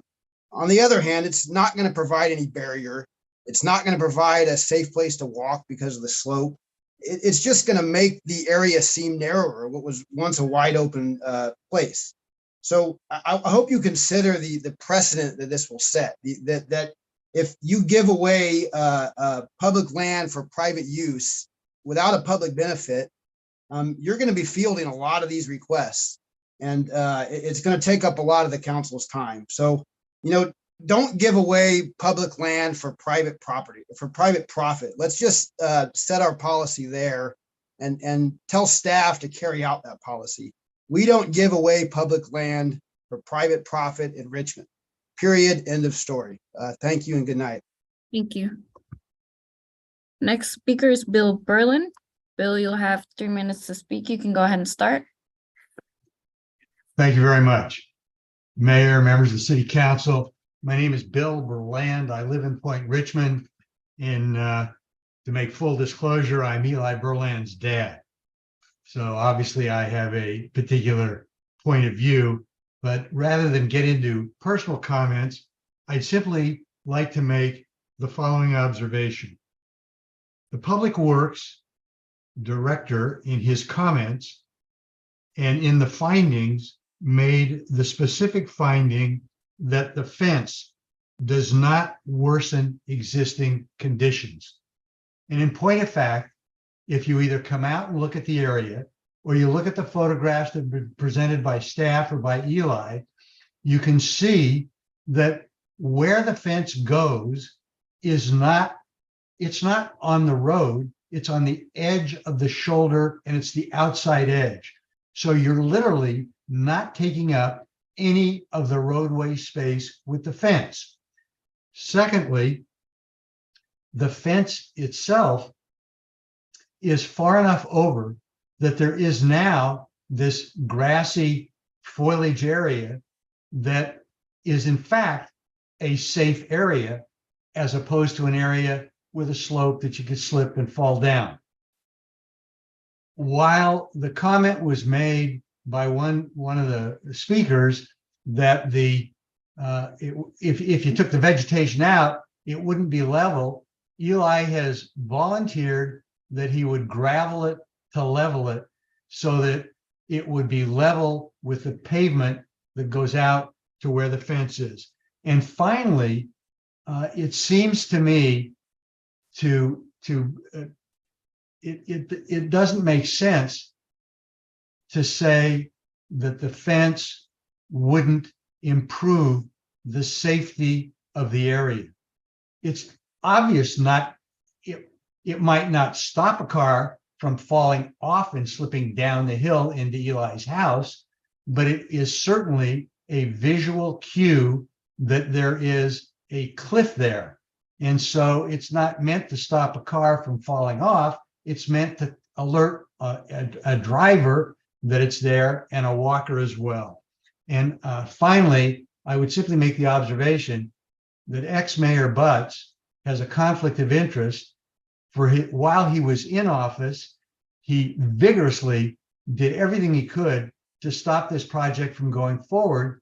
And it's one of the reasons why it's taken as long as it has. I hope you take into consideration the safety value and the minimal use of right-of-way that's going to be involved. Thank you very much. Thank you. Next speaker is Richard Katz. You'll have 3 minutes to speak. You can go ahead and start. Okay.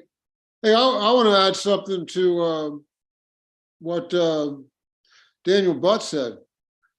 I want to ask the city council members, what makes you think you can give away public land?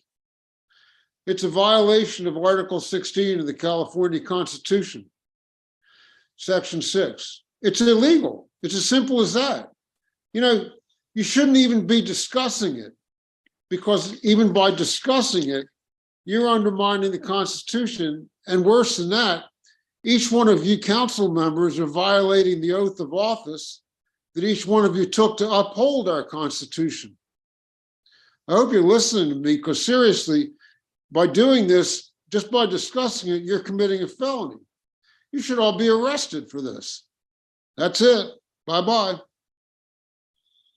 Thank you. The next speaker is Anna. Anna, you'll have 3 minutes to speak. You can go ahead and start. Anna?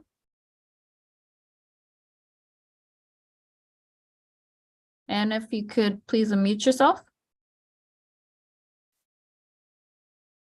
Okay. Sound does not seem to be working. So there are no more public speakers. Okay, thank you. At this point, I'm going to close public hearing.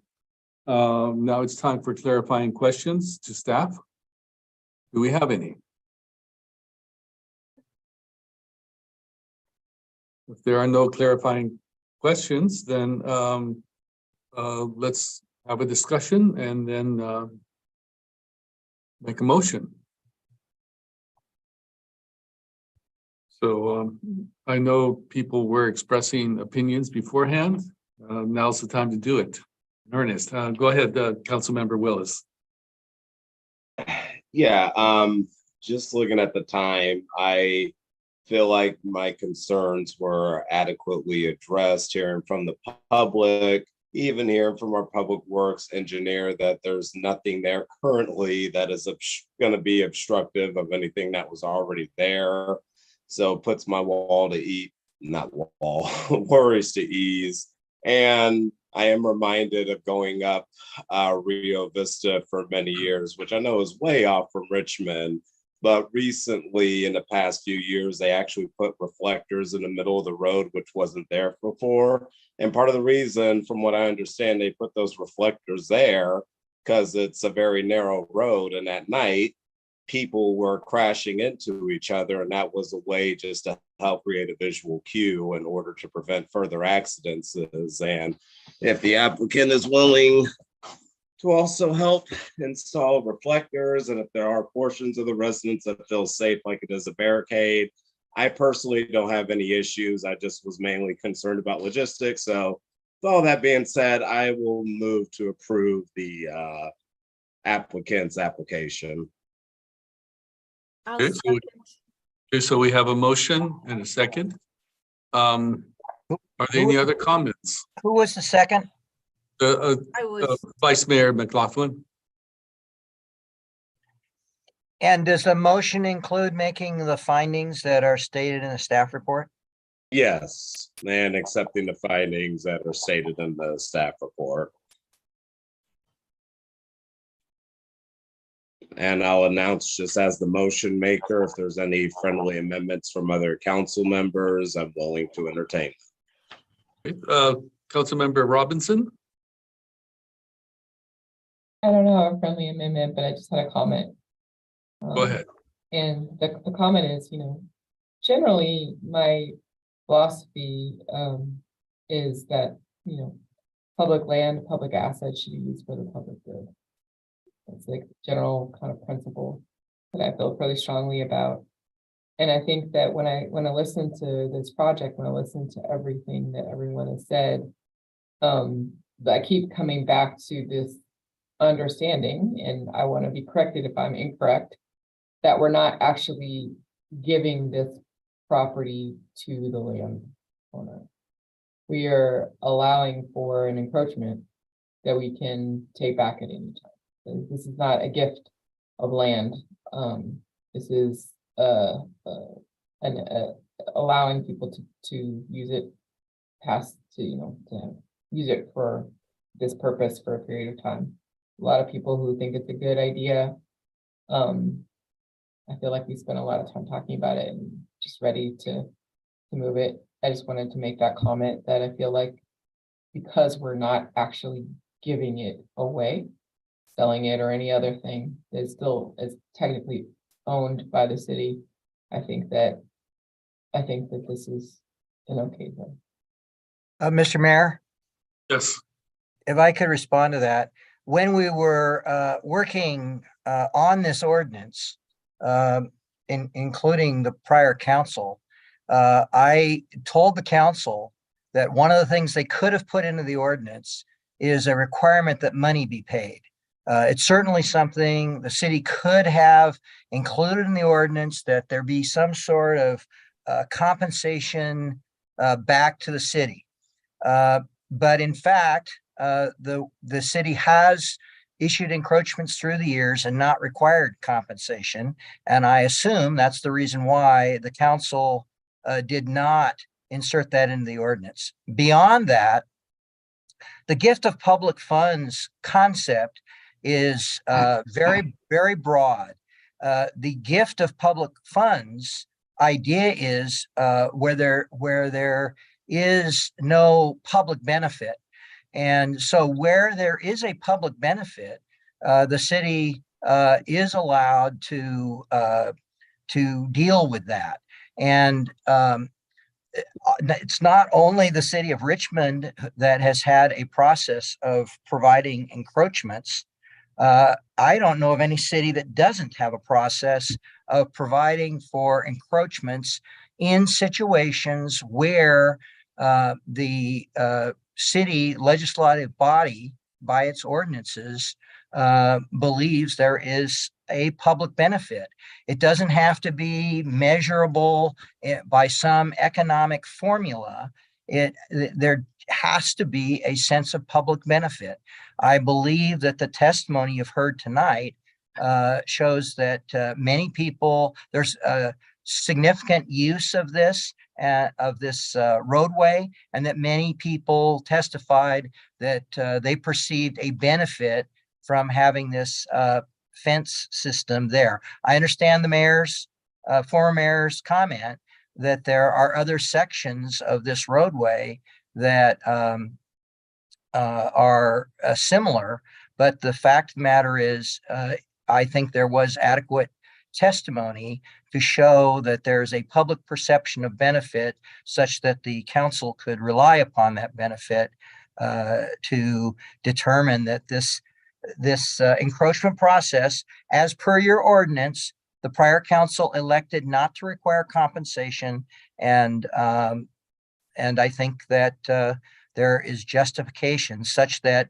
it would be found that there is a public benefit based upon the testimony you've received. Thank you. We have 1 minute, so we're going to have to extend the meeting. I'll make a motion to. I made a motion to extend the meeting until this item is finished. Second. May I make an amendment to that? Because we have people that might be here for the other item too, which is another public hearing. Maybe we can just hurry that one up, Okay. which is the Keller Beach one. Right. How many, is there some way for us to know how many people are waiting for that item? There's no way. If you are here to speak on item X2, and that is the Keller Beach sanitary sewer item, please raise your hand. We got some people. Some of the people are the same from earlier today. So I think they're here. So I think we should. Yeah, we should Okay. hear them. This might sound rude and I apologize. I am willing to accept that amendment, but can my colleagues please limit your questions and comments and let the public have a chance just to air out their grievances, and let's make a decision. And I'm happy to stay till 11:30, but let's just get to the point of it all if it's okay. Don't mean to be rude. That's just my feeling. You were good, but I'm in agreement. So we have a motion and a second to extend the meeting until we can finish X2. well, can we, this motion will have to be that we will have the meeting until what, like 10? 11:30, and if we need to re-up, then we'll re-up. Right. Okay. Okay. Member Bonner, Yes. Councilmember Jimenez, Yes. Vice Mayor McLaughlin, Yes. Councilmember Robinson, Yes. Councilmember Willis, For the public who is waiting, yes. Councilmember Zepeda, Yes. and Mayor Martinez. Yes. The vote is All right. unanimous. All right. Now we can return back to the former motion on X1. I call the question so that we can vote on it already. Okay. I'm ready. Okay, Councilmember Bonner, No.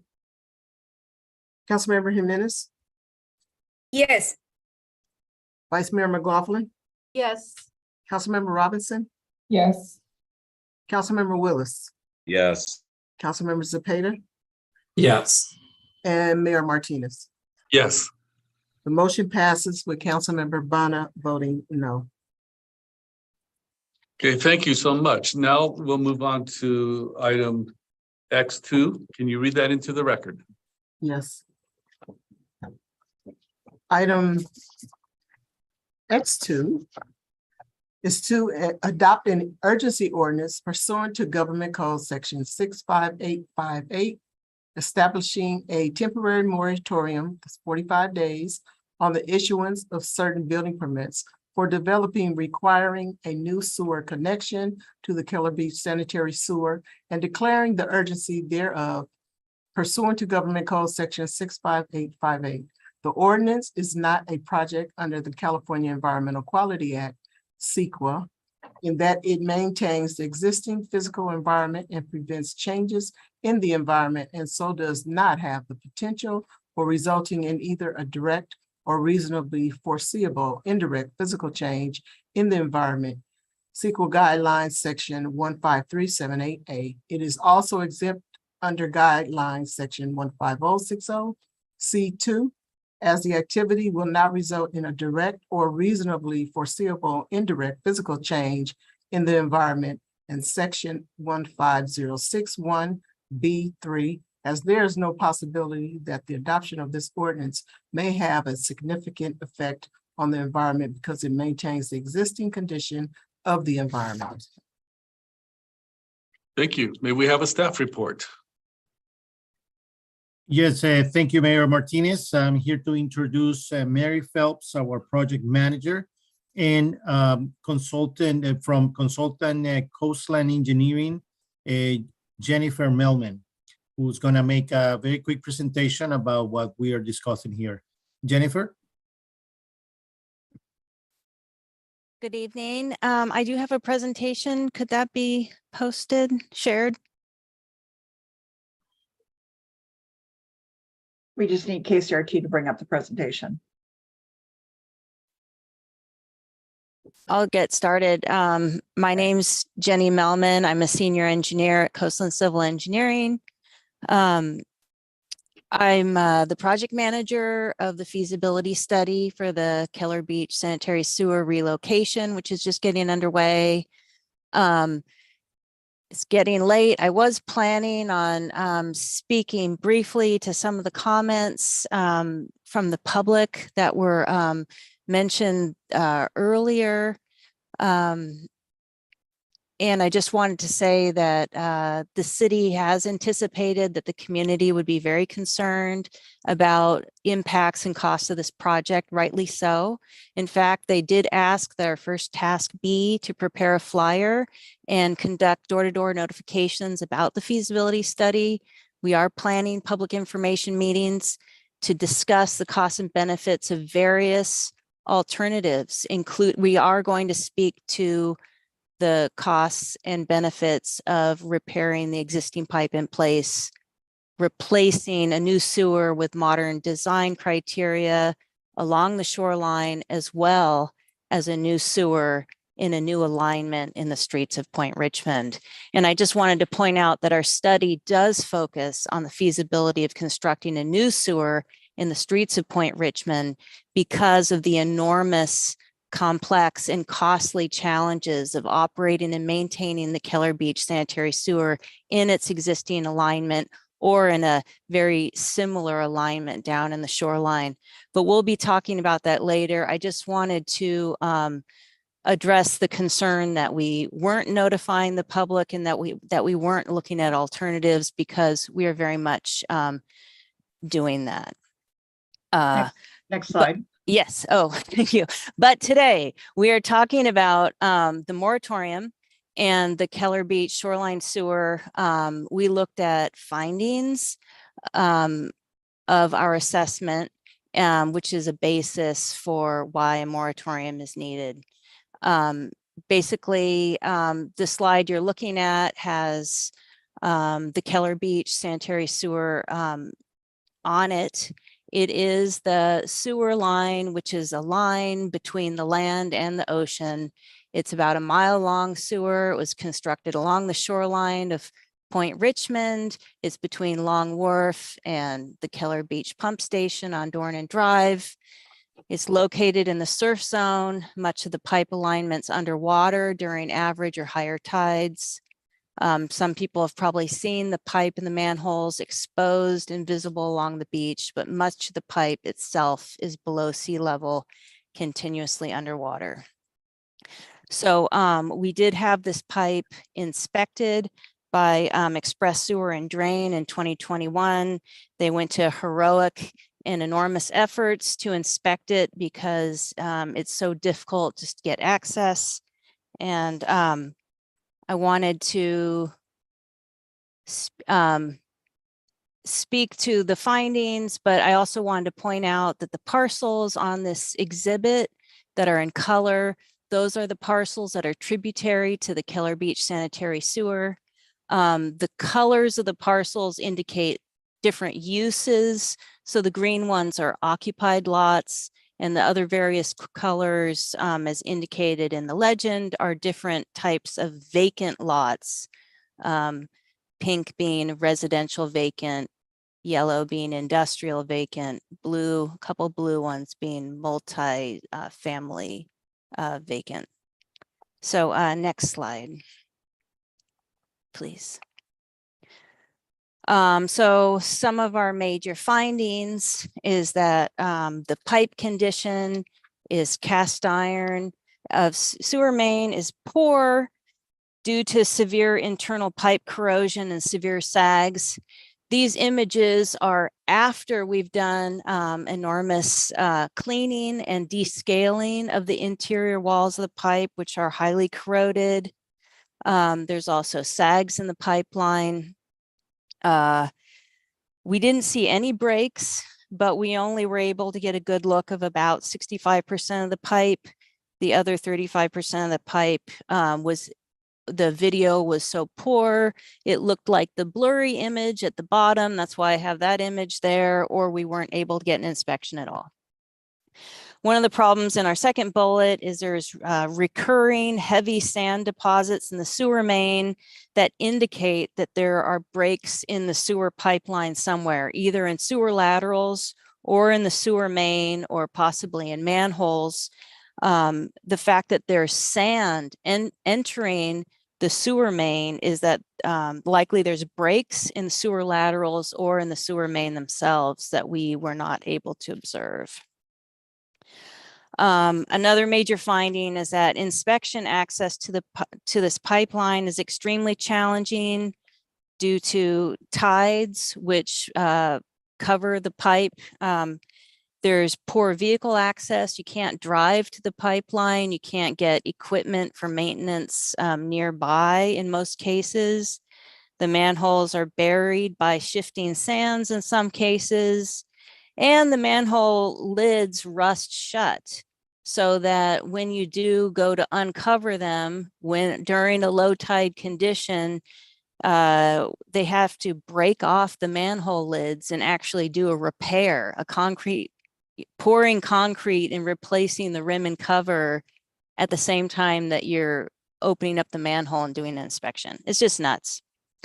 Fourthly, the sewer construction is an outdated, non-standard construction methods that actually prevent the inspection with modern standard equipment. Some of these problems are these impassable bends between manholes. So there's like a bend in the pipe, like an elbow. And some of these cleanouts, which should be an access location, don't allow access of the common equipment because they're just too tight. They don't, you can't get in there. So some of this pipeline could not be inspected at all. And in some cases, the poor access points allowed us to inspect the pipe, but only get blurry pictures because the pipe was full of water. Let's go to the next slide. this was just an image of some of the non-standard sewer construction. So this one in red, here's a bend between manholes that was impassable to inspection equipment. I'm pointing out on to the right that there is a clean out, all their clean out structures aren't big enough for inspection equipment. So it's the sewer main, the way it's built is difficult to inspect. We can't get a good idea of what actually, if the pipe is functioning or if there are breaks in it, we can't even inspect it or maintain it, much less repair it. Next slide. Why is a moratorium needed? The city cannot assure that the pipeline is functioning as designed. The sewer main is choked with sand is an indication of pipe breaks and seawater intrusion or sewage leakage. It's also an indication that it's not conveying flow the way it should be. So we're pretty sure that there's either breaks in the sewer laterals or the sewer mains, and these pose a serious risk to public health and the environment. Inspection of the sewer pipeline remains incomplete after exhaustive and heroic attempts. The city cannot assure that the pipe is functional. So the weakened pipe condition increases the risk of sewer breaks, and the city has extremely limited means of containing or controlling a break in the pipe's current location should it occur. So if there was an earthquake or a tsunami, the city would have very limited means of controlling that leak in its current location in the current design. So until the city can assure that it's not contributing pollution to San Francisco Bay, the city is obligated to minimize any potential pollutant discharge to the bay by reinstating this moratorium on new sewer connections to the Keller Beach sanitary sewer. So I was just going to keep my presentation brief. That's all I have right now. So if that's it for, Yes. oh yeah, okay. We If were that's trying it to keep it, due to the late hour, we're trying to keep it that's brief. it, huh? Okay, all right then. So question for the council. No questions? Well, okay. Then It seems to be good to be last, Mayor Martinez. Yes, okay, well then, it's open public hearing. So is there anyone? Yes, we do have speakers. We have Claire Arbor, Andrew Can, Norm Hansey, Rod Sater, and Paula Levine. Claire, you'll have 3 minutes to speak. You can go ahead and start. Good evening. My name is Claire Arbor and I live on Western Drive with my husband, Simon Weiner. Thank you for hearing our comments this evening. We feel that the City Council did the right thing when you imposed the moratorium in 2022. This issue has not been resolved since the moratorium began. We believe the moratorium should absolutely remain in place until our sewer is repaired or replaced and it's safe to add new input into the system. I think that covers my comments. Thank you. I'll see the rest of my time. Thank you. Next speaker is Andrew Can. You'll have 3 minutes to speak. You can go ahead and start. Yeah, I don't really have a direct comment at this point. I just have a question, purely coming from curiosity, which is, I've heard this point raised several times, which is that the sewer line can't be repaired or fully inspected. I'm just kind of wondering, it'd be curious to answer this. How do we manage to build this sewer 60 plus years ago if we can't imagine building it today, fixing it or even fully inspecting it? They're really curious. Thanks. Thank you. Next speaker is Norm Hansey. You'll have 3 minutes to speak. You can go ahead and start. Good evening. Norm Hansey. I'm a resident of Richmond. I live on Ocean Avenue. Been there for 40 plus years. I'm a civil engineer, wastewater and water resources is my specialty, and I have a business, Quest Engineering in Point Richmond. So I was at the hearing a year ago, March 1st, to propose an amendment or an additional exception clause be added to the moratorium, to the exception section of the moratorium. This brought on behalf of a neighbor in the area who has a home that's proposed home that's gone through full design review, board approval. And I'm back again at the hearing last year. The city council listened to the proposal. Public Works wanted some additional time. City council asked the Public Works to review and bring the proposal back for an amendment if they felt it was satisfactory from the public health standpoint. We got off to a good start in April of last year, had a meeting with Public Works, building planning, and their consultants. Kind of lost steam through the summer with the departure of Joe Leach. The issues were discussed in, the technical details were discussed. The process to get it back to the city council seemed to be the hang up. So here we are again. The proposal is basically to allow new homes to be built on vacant lots where the city approves a temporary interim use of a holding tank where the sewage from the house would be collected and pumped on a month-to-month basis as needed, reported to the city. This would be through the building department under the city wastewater code. And at such time as the sewer issues are resolved to the extent that the house can be connected to the sewer, that owner would be required to abandon and decommission the holding tank and connect to the sewer within a short period of time, and or convert that potentially to a rainwater cistern for use on the property. So I'm here asking that this amendment be approved with the extension of the moratorium, and I just request your support. Thank you. Thank you.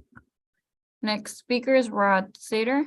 You will have 3 minutes to speak. You can go ahead and start. Hi, good evening again. This is Rod Sater.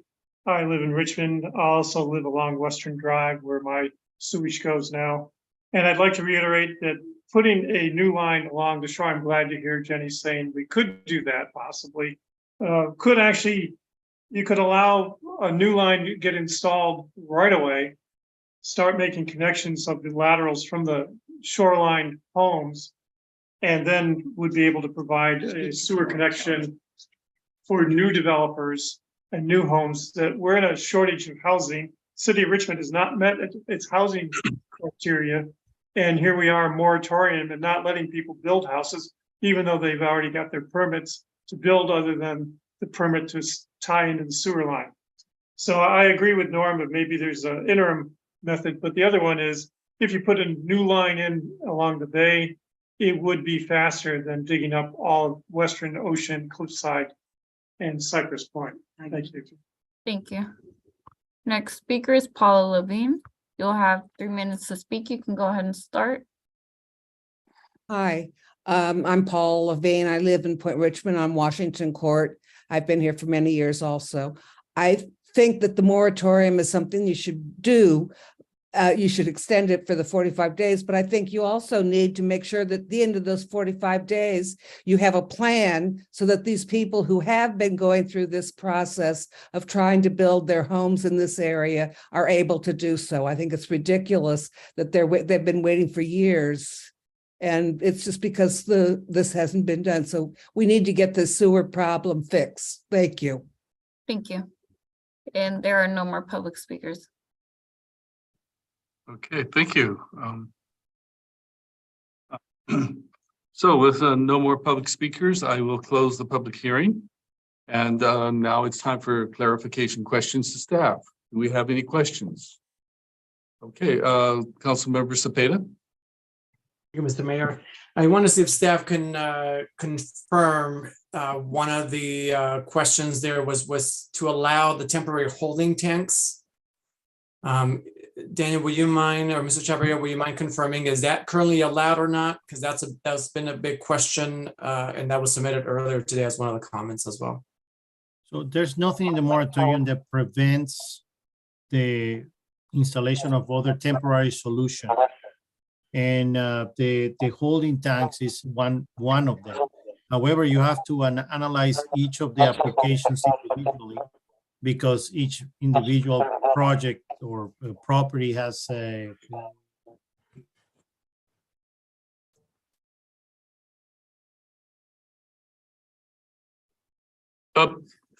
we lost your. Yeah, I think we lost Daniel. Wasn't sure if it was me. No, we lost him. Lost just the audio. Do you hear me there? No. Yeah, we can hear you now. Yes. Okay, so what I was saying is that there's nothing in the moratorium that prevents the city from accepting or approving other temporary solution. And one solution that one resident mentioned is the holding tanks that we are analyzing. And just to explain that each property has a specific characteristics or technical challenges, so it has to be analyzed on an individual basis. So it's not something that we can approve across the board or deny it across the board. But again, this moratorium doesn't prevent any other temporary solution like a holding tank in the meantime. Thank you. And then the other question, we're not preventing any kind of construction, right? So people could build ADUs, for example, or home. This is not preventing that. This is just preventing the connection. Can you confirm that? That is correct. So if you have an existing property that is connected to this line and you were building an ADU, well, you're not making any new connection technically to the existing line. And that's what we want to prevent. So an ADU would not be problematic as long as they use the existing connection. However, and again, each project has its own characteristics and it has to be analyzed on a case-by-case basis. All right. Thank you. That's it. Thank you. Councilmember Robinson.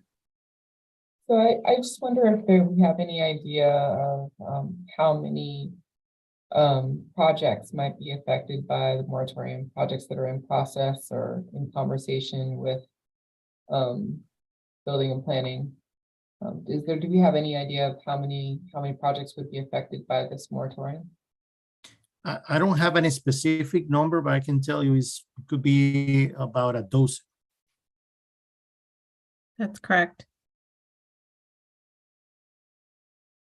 And just want to reiterate that I understand these applicants' concerns, and we're gonna, as we get more staff involved just as a side note, today we got our capital projects manager. It was his first day.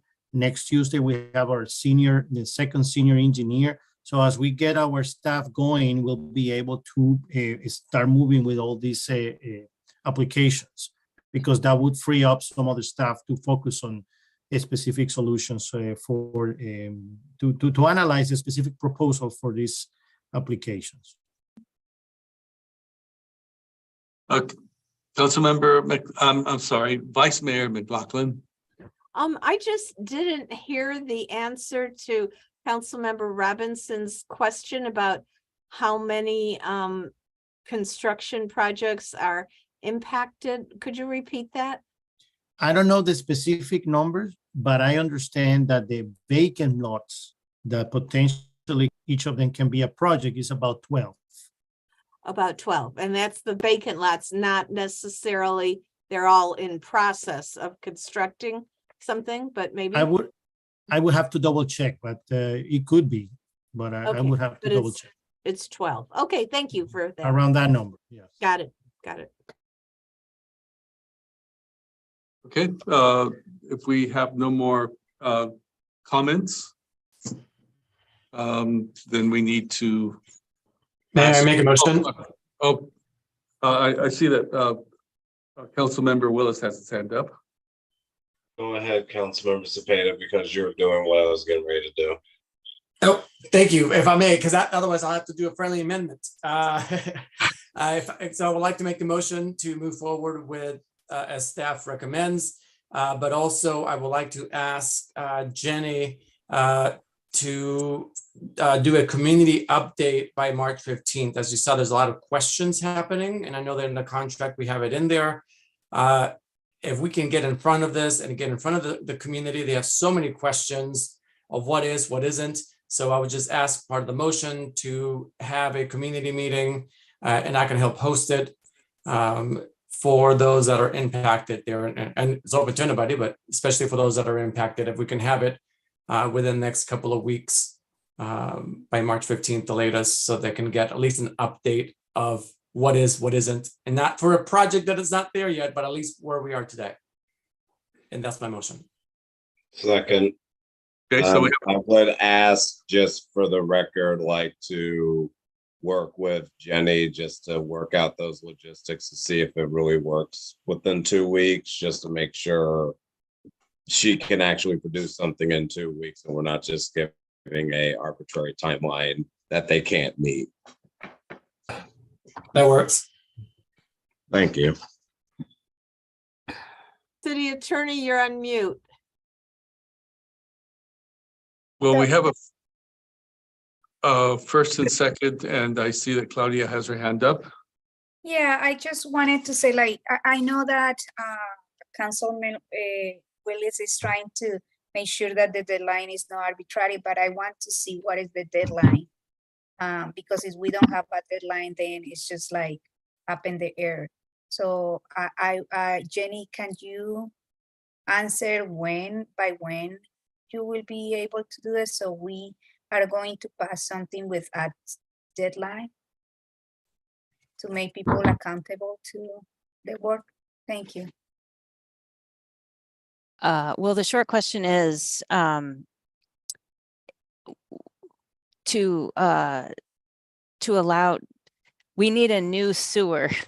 we need to rehabilitate, replace the sewer main before we can feel comfortable that it's functioning as designed, and that's going to take years. No, I am just talking okay. about what Councilmember Cepeda is asking about, responding to the questions that residents have. Responding to the community? Yes.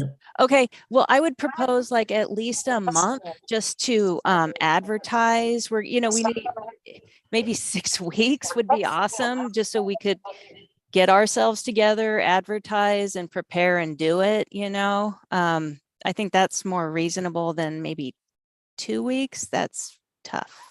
So can we add that to the motion that by March 21st, or like you say, a month, or March 28th, you will be replying to this resident's comment?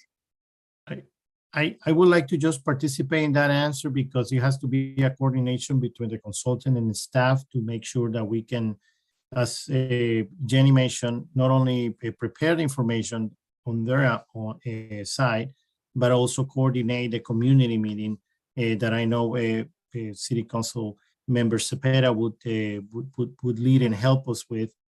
But based on that timeline, I think at the beginning of April is more realistic. I don't know right now if there's what type of information we can provide, but we are willing to meet, because I know the community is very anxious about being heard. And it seems to me that at that meeting, that's going to be more the topic than providing new information than what has been shared right now. But I would like if, to make a motion to suspend the rules and extend the meeting till the conclusion of this item. I second. Okay, first and second, suspend the rules. Roll call. Councilmember Bonner, Yes. Councilmember Jimenez, Yes. Vice Mayor McLaughlin, Yes. Councilmember Robinson, Yes. Councilmember Willis, Yes. Councilmember Zepeda, Yes. and Mayor Martinez. Yes. The vote is unanimous. And Mr. Mayor, if I could make a suggestion, you have a resolution on your agenda. I think you should separate the action of adopting the resolution from the action of dealing with this community outreach, and make your motion on the outreach deal specifically with the outreach issue. Okay, are the makers of the motion fine with that? Isn't it going to be the same outcome? It's just one vote? Otherwise, we're going to have to take two votes. It takes more time. I understand, but I don't want to confuse the adoption of the resolution, which is your main action with this follow-up. I'm fine. Then we can just discuss the timeframe. So by Daniel, are you okay then for the first week of April, we'll have a community meeting? I just don't want April Fools there. Yeah, I agree with you. I agree with you. What I would appreciate if we can let us talk with a consultant, but let's shoot for the first week of April. As you said. And we're also eager to meet with the community and count the waters, if you may, or if I may, and then but let me talk with Jenny and Mary offline to coordinate that and get back to you. We'll get back to you this week. So I move that I move the item on the resolution first that has already been motioned and seconded, I believe. Yeah, we accepted that as a friendly amendment from the city attorney already. Okay. So Okay. that means we have to vote on the resolution first, yeah. Yes. Correct. All right, let's take a roll call on that. Councilmember Bonner, Yes. Councilmember Jimenez, Yes. Vice Mayor McLaughlin, Yes. Councilmember Robinson, Yes. Councilmember Willis, Yes. Councilmember Zepeda, Yes. and Mayor Martinez. Yes. The vote is unanimous. Okay, now shall we vote on the outreach section? So we have the same motion by Zepeda and second by Willis. Yes. Do you want to reiterate the motion, Councilmember Cepeda, real quick for the community meeting? Sure. Thank you, Councilmember Willis. So the motion is to have a community meeting scheduled by no later than the first week of April. And then I can help coordinate. We have a community group already established, ready to help. So by the first week of April. Second. Yes. Right. Roll call. Councilmember Bonner, Yes. Councilmember Jimenez, Yes. Councilmember McLaughlin, Vice Mayor McLaughlin, sorry. Okay. Yes. Councilmember Robinson, Yes. Councilmember Willis, Yes. Councilmember Zepeda, Yes. and Mayor Martinez. Yes. And the vote is unanimous. All right. Well, we've made Thank it you. to the end. In that case, it's time. Not to be funny, but for a point of order, the motion was until the conclusion of this item. The item has concluded. Yes, and I was about to go to AB. I mean, the conclusion of this item, the meeting concluded. Yes. No AB, no reports, no No, nothing. AB is adjournment. AB is adjournment. Right. Oh, I have egg on my face. I'm sorry, Mr. Mayor. Forgive You me. need to I'll read the second that. agenda. Melvin. All right. Good night. So, good night, everyone. Good night. Good morning. Everyone. I'm anxious. Bye. It's late night. Good night. Bye-bye. All right. Take care, everyone. Bye-bye. Night.